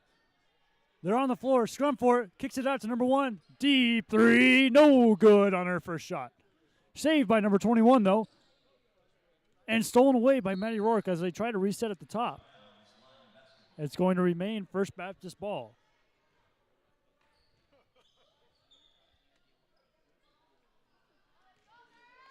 Now it's Valentina Moya. Looking for something. Passes it outside, deflected. And it's going to be Tabernacle ball.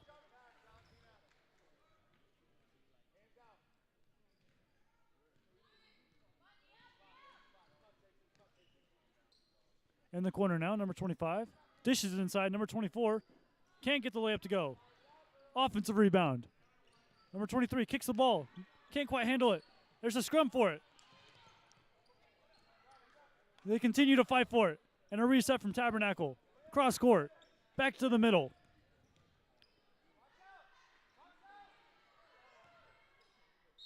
And it's going to be off of Tabernacle.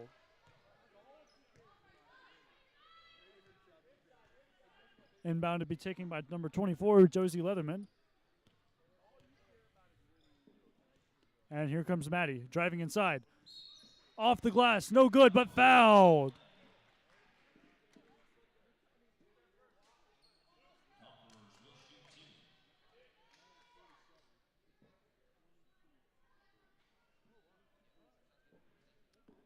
And here comes Maddie's first shots of the game.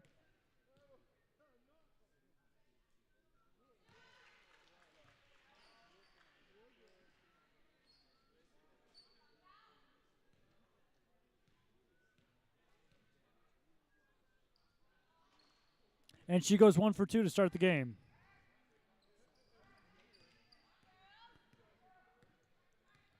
And here comes Rosalind Tabora, number 11, running point now. In the corner now. Dishes inside. Number 1 to the baseline. 10 on the shot clock. And a jump ball called.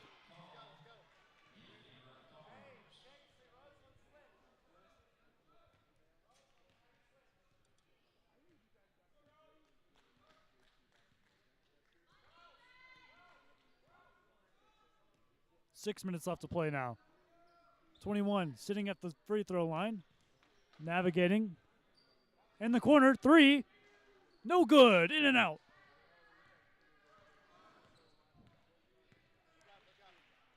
And here comes Valentina Moya. She gets called for a travel at the baseline.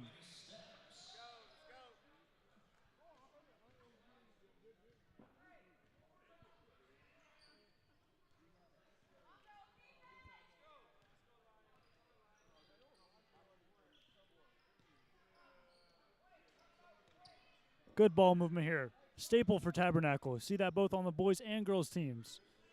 Deep three from 24. Good! Quick release there, giving them an early 4-point lead. And some full court pressure as well, forcing a mistake. But it's last off Tabernacle.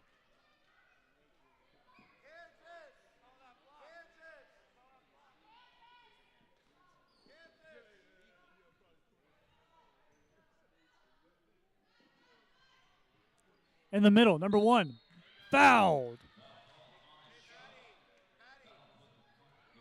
That's going to be 2 shots for number 1. First shots of the game for her. Potentially the first points for First Baptist as well.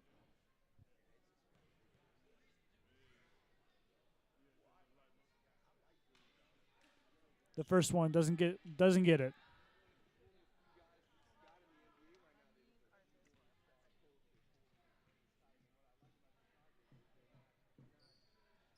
And the second shot falls.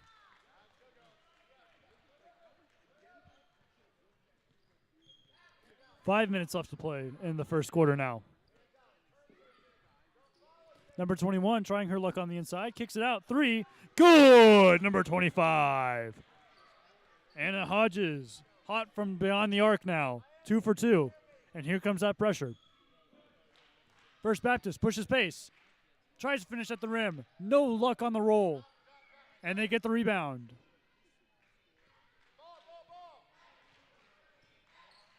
And there goes Maddie driving inside now. She gets an open look. Can't get it to fall.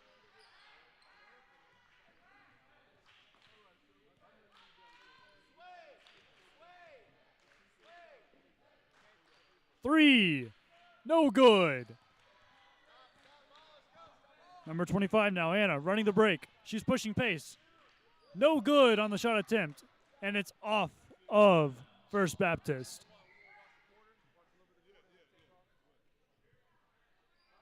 Four minutes, 7 seconds left to play. Tabernacle with an early 7-1 lead. Looking to extend it now. Maddie in the corner. She drives. Mid-range jumper, no good, just a little short. Rebound falls to number 25. No good on her jumper as well. And now it's Rosalind Tabora running point yet again. Out to Valentina.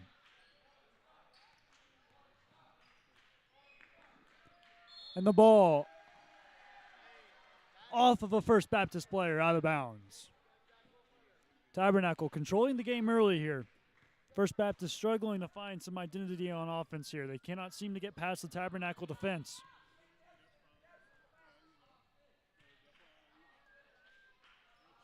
In the post now, number 21. Baseline pass, 24. Can't get it to go, gets her own rebound, 23. Maddie from 3, no good. And it falls out of bounds for that First Baptist ball.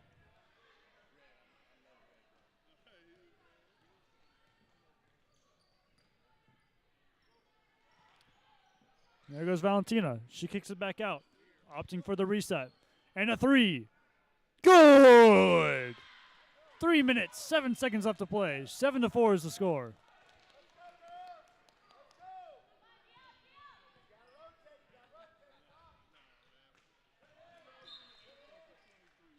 A good attempt on the inside pass. Would have been a great dish, but it was deflected. So, therefore, it stays Tabernacle ball. Bounce pass on the inside. Maddie way too open there. Easy conversion for her. Tabernacle showing a little bit of press here. Trying to hold them up in the backcourt, but they can't. Driving inside, number 11. Looking for some contact there. Forces a shot, but doesn't get it.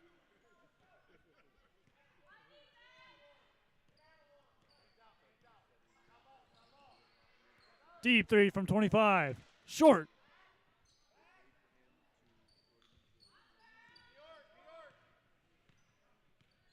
Some offensive adjustments coming here from First Baptist. Oh, and a straight pass there.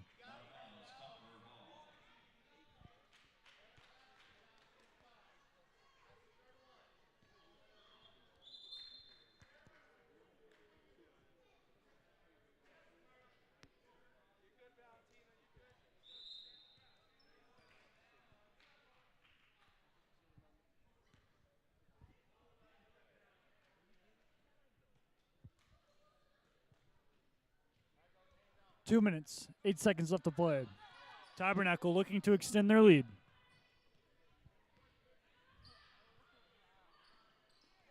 Maddie trying to pass, but but the defense is played by Valentina, but she gets on the ground and she's fallen on. She draws the foul, gains possession for her team. Some subs coming in here for Tabernacle. Number 4, Carly Nicely, and number 12, Raylan Lale.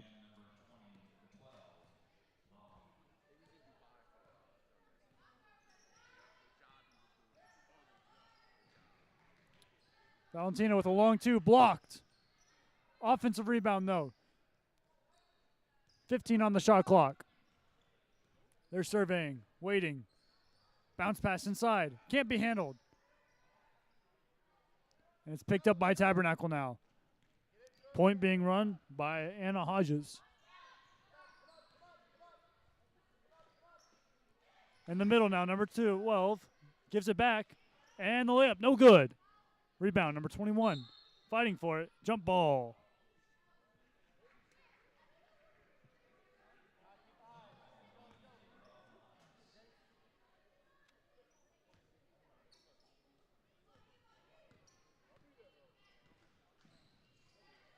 Navigating traffic, navigating the press. Gets to the paint. No good. They're taking good shots. They just cannot seem to convert them. And now First Baptist, first sub of the game, number 22.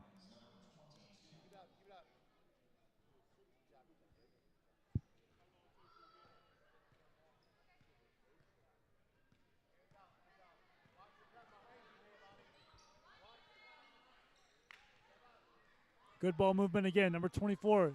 Corner 3, no good. Rebound, number 22.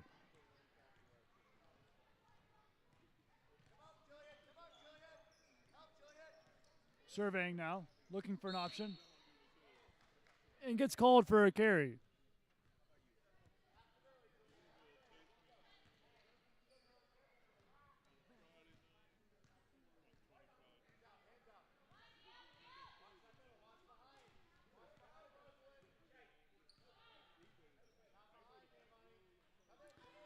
Tabernacle again looking for some ball movement. Finds a player on the inside, kicks it back out. Deep 3 from number 25, moving, drills it. Cold-blooded shot there, 15 seconds left on the game clock. Valentina running it down now. Loses her dribble. And a foul called. And it's going to stay First Baptist ball here with 10 seconds left to play.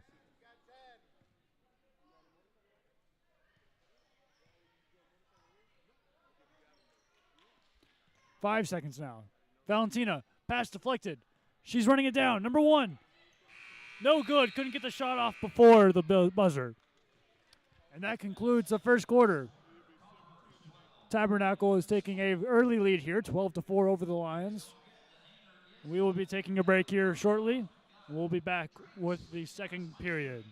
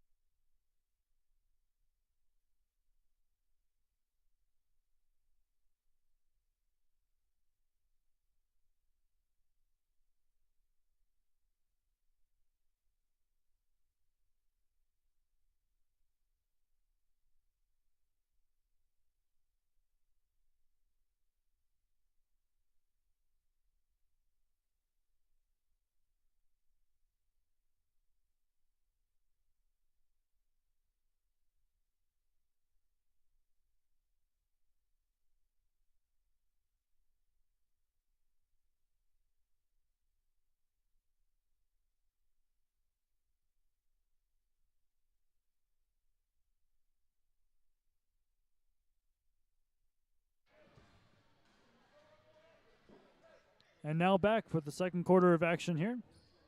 Tabernacle is going to be starting us off, looking to extend their lead yet again.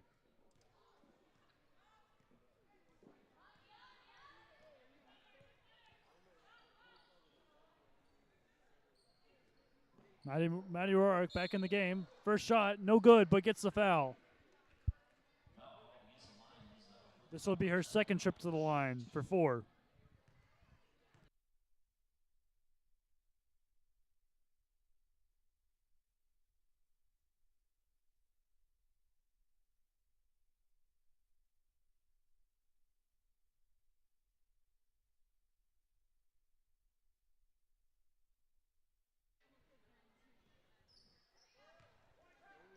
And she goes 1 for 2 from the line, bringing the score to 13-4. 7 minutes, 48 seconds left to play. High pressure here from Tabernacle. They force a mistake. Maddie steals the ball away. And now she surveys.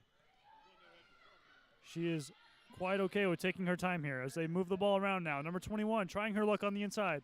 Shot, no good. But she gets the rebound, muscles it away, and converts. Stole it right away there. And again, pressure. Number 11, forcing her to make a mistake. And now Valentina on the ground forces a jump ball. Going to retain First Baptist possession.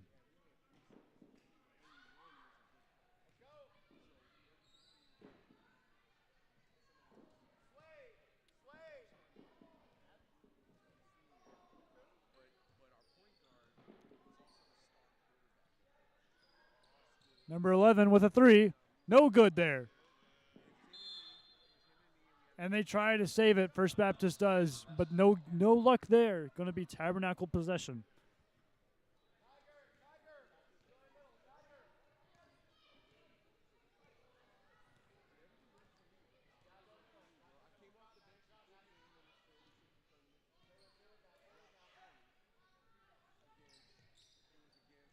Number 21 searching for something. Number 25, mid-range jumper. Short, no good.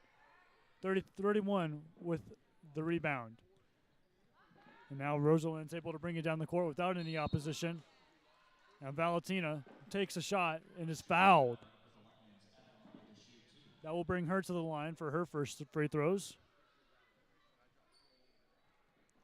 And number 4, Carly Nicely for Tabernacle coming down to the scorer's table.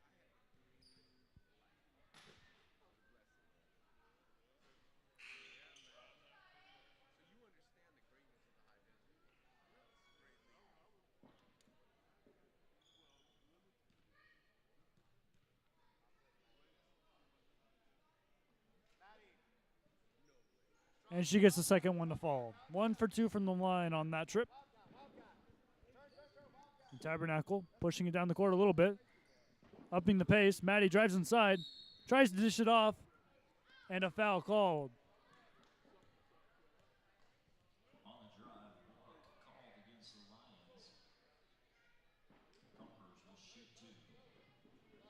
Number 21 from First Baptist. Chesley Comarson is going to be coming into the game now.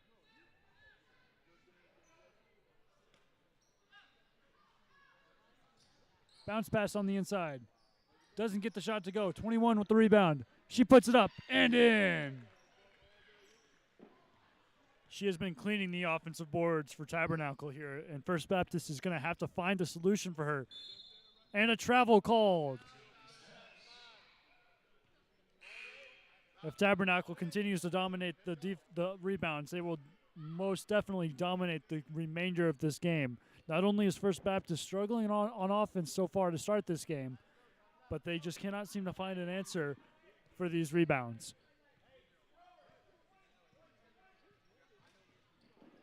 To the corner now, number 12, looking for an option. She kicks it back to 25. Deep 3, good! Score now is 20-5. 5 minutes and 45 seconds left to play in this quarter. Valentina looking for a shot. Fakes. Floater. No good. Blocked.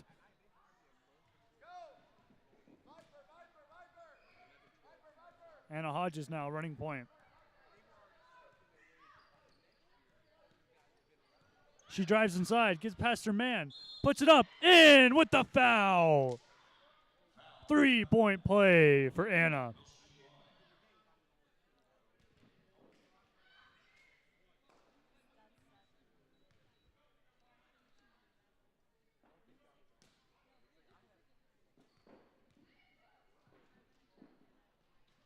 She can't get it to go.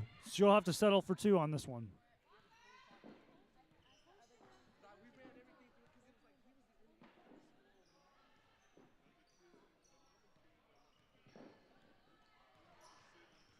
First Baptist now. 15 seconds left on the shot clock. Number 5 kicks it to the corner now. She drives baseline, looking for a shot, throws it up. No good. Off the shot clock, going to be out of bounds.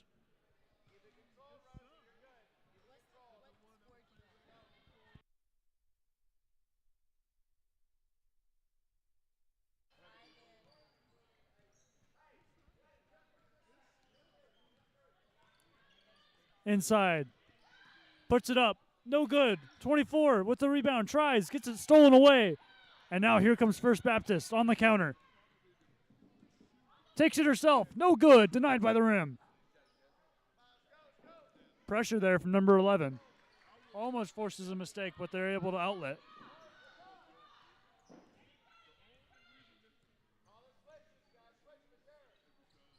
Number 21 sitting at the top. Hands it off. Number 24 now.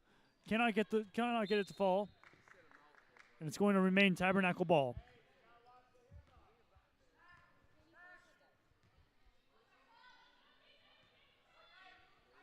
Number 24 to take the inbound. It's deflected, but she finds herself in the corner. Now number 21, posted up. Makes a move. No good. Rebound, number 22. And they slow down. 4 minutes left to play in the period. Valentina now with the ball. Loses her dribble a little bit. Out to number 5, to the corner. Good ball movement here from First Baptist. Oh, and they can't handle the pass, but it's deflected again. And a timeout called.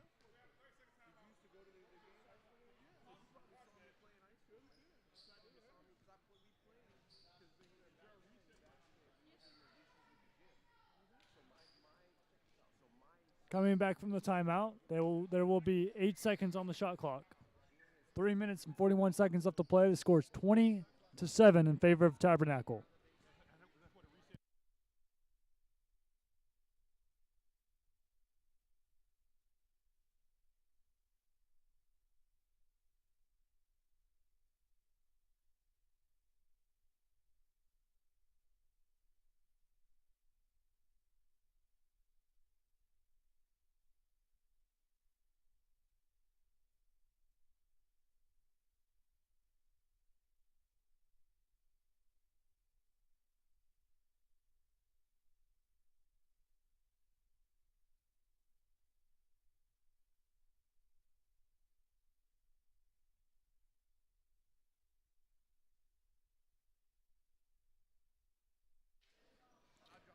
First Baptist continuing on. 5 seconds left on the shot clock now.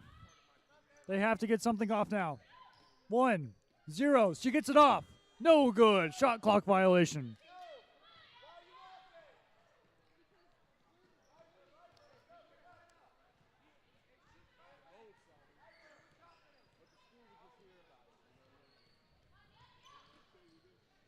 In the post, number 21 kicks it back out to number 25. She takes her shot from 3. No good. Rebound, number 22. They wrestle for it, but they retain possession. And now it's Valentina bringing it down the court.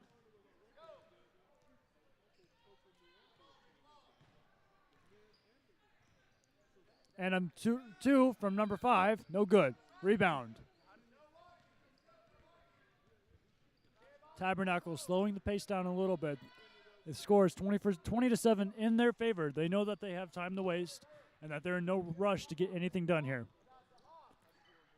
Again, number 21. She seems to be handling the ball every possession, but she loses it. Jump ball.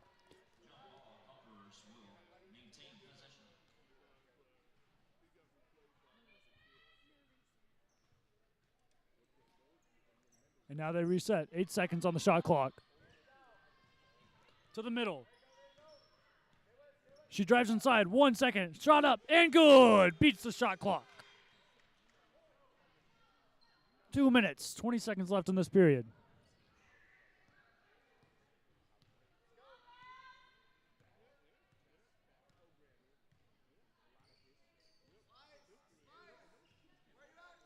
Number 11, 3, no good, short. Rebound, Tabernacle. Number 4, pushing it down the court. Stopped by number 5. Pressure is there from First Baptist, trying to make something happen. Number 25, floater shot, no good. Rebound, First Baptist. And she falls, pushing foul.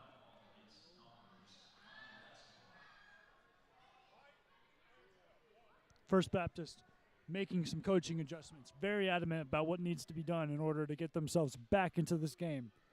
Less than 2 minutes left to play now.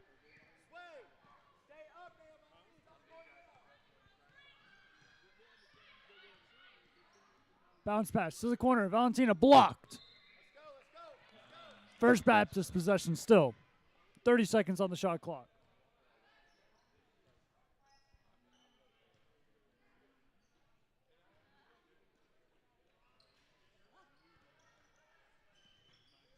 Bounce pass again. Valentina back at the top now. Pressure is there from Tabernacle. Drives inside. Blocked. Number 3 gets the rebound. No good.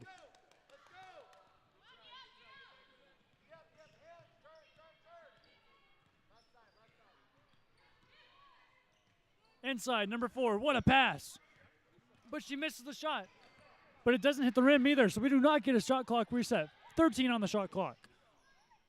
Inside, number 21, can't handle the pass. They're scrambling for it. Lots of contact on the ground there.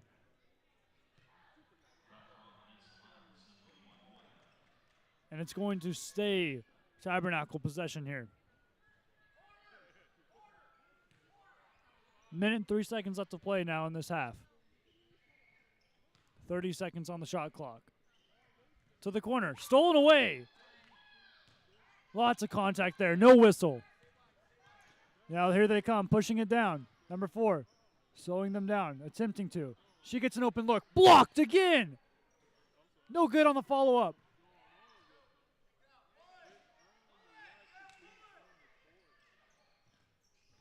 Inside again. And it's good this time. Gets it to fall.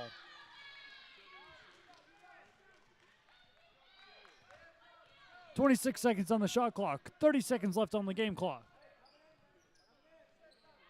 21 makes a nice move. Can't get the shot to fall, but an offensive rebound. And she tries again. This time she kicks it out. 3 from 24. No good. Rolls around. And now it's number 11 with the rebound. 13 seconds on the game clock. No more shot clock. This could be the last possession of this half. First Baptist looking to end it on a good note, but the pass is deflected now. 3.6 seconds on the clock. First Baptist retains possession here.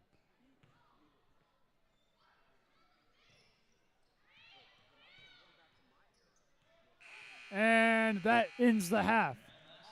Tabernacle dominating the game so far, 22-9 going into the half.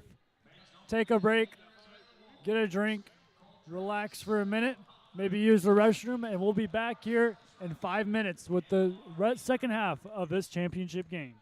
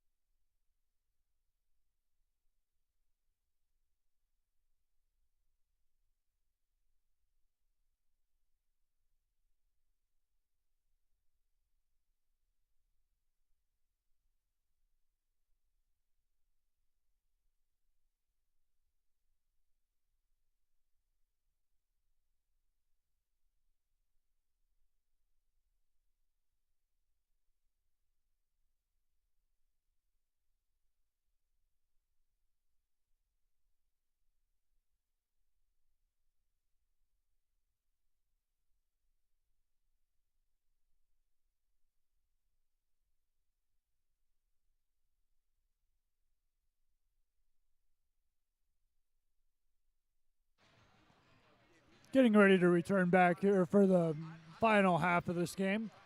If you are seeing now, you can see an abbreviated warm-up here from the boys teams who will be playing in the championship game following this. If you'd like to join us for that, I will again be walking you through that action. Very excited to see, as that will be not only the climax of the boys tournament, but the climax of the tournament in general. Final game there.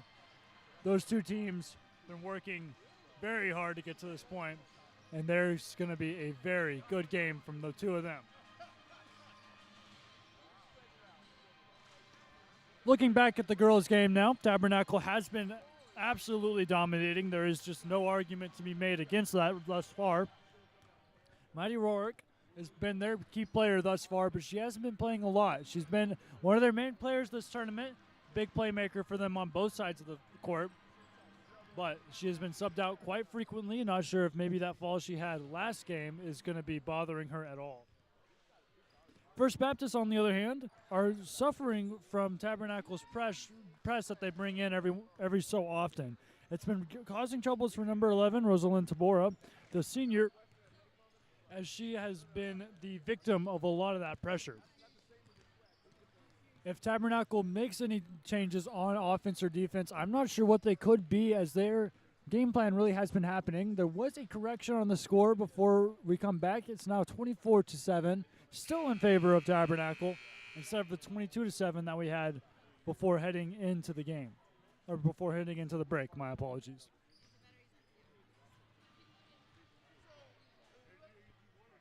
And as the girls take the court again, Maddie Rourke finding her way back onto the court. And First Baptist, this time, going to be running with the same team that they had whenever they left for the break.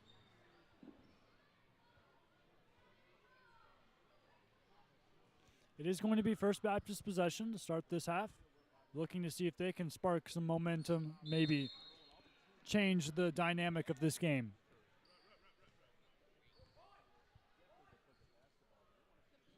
Pass deflected by Tabernacle to start it off. They're fighting for it.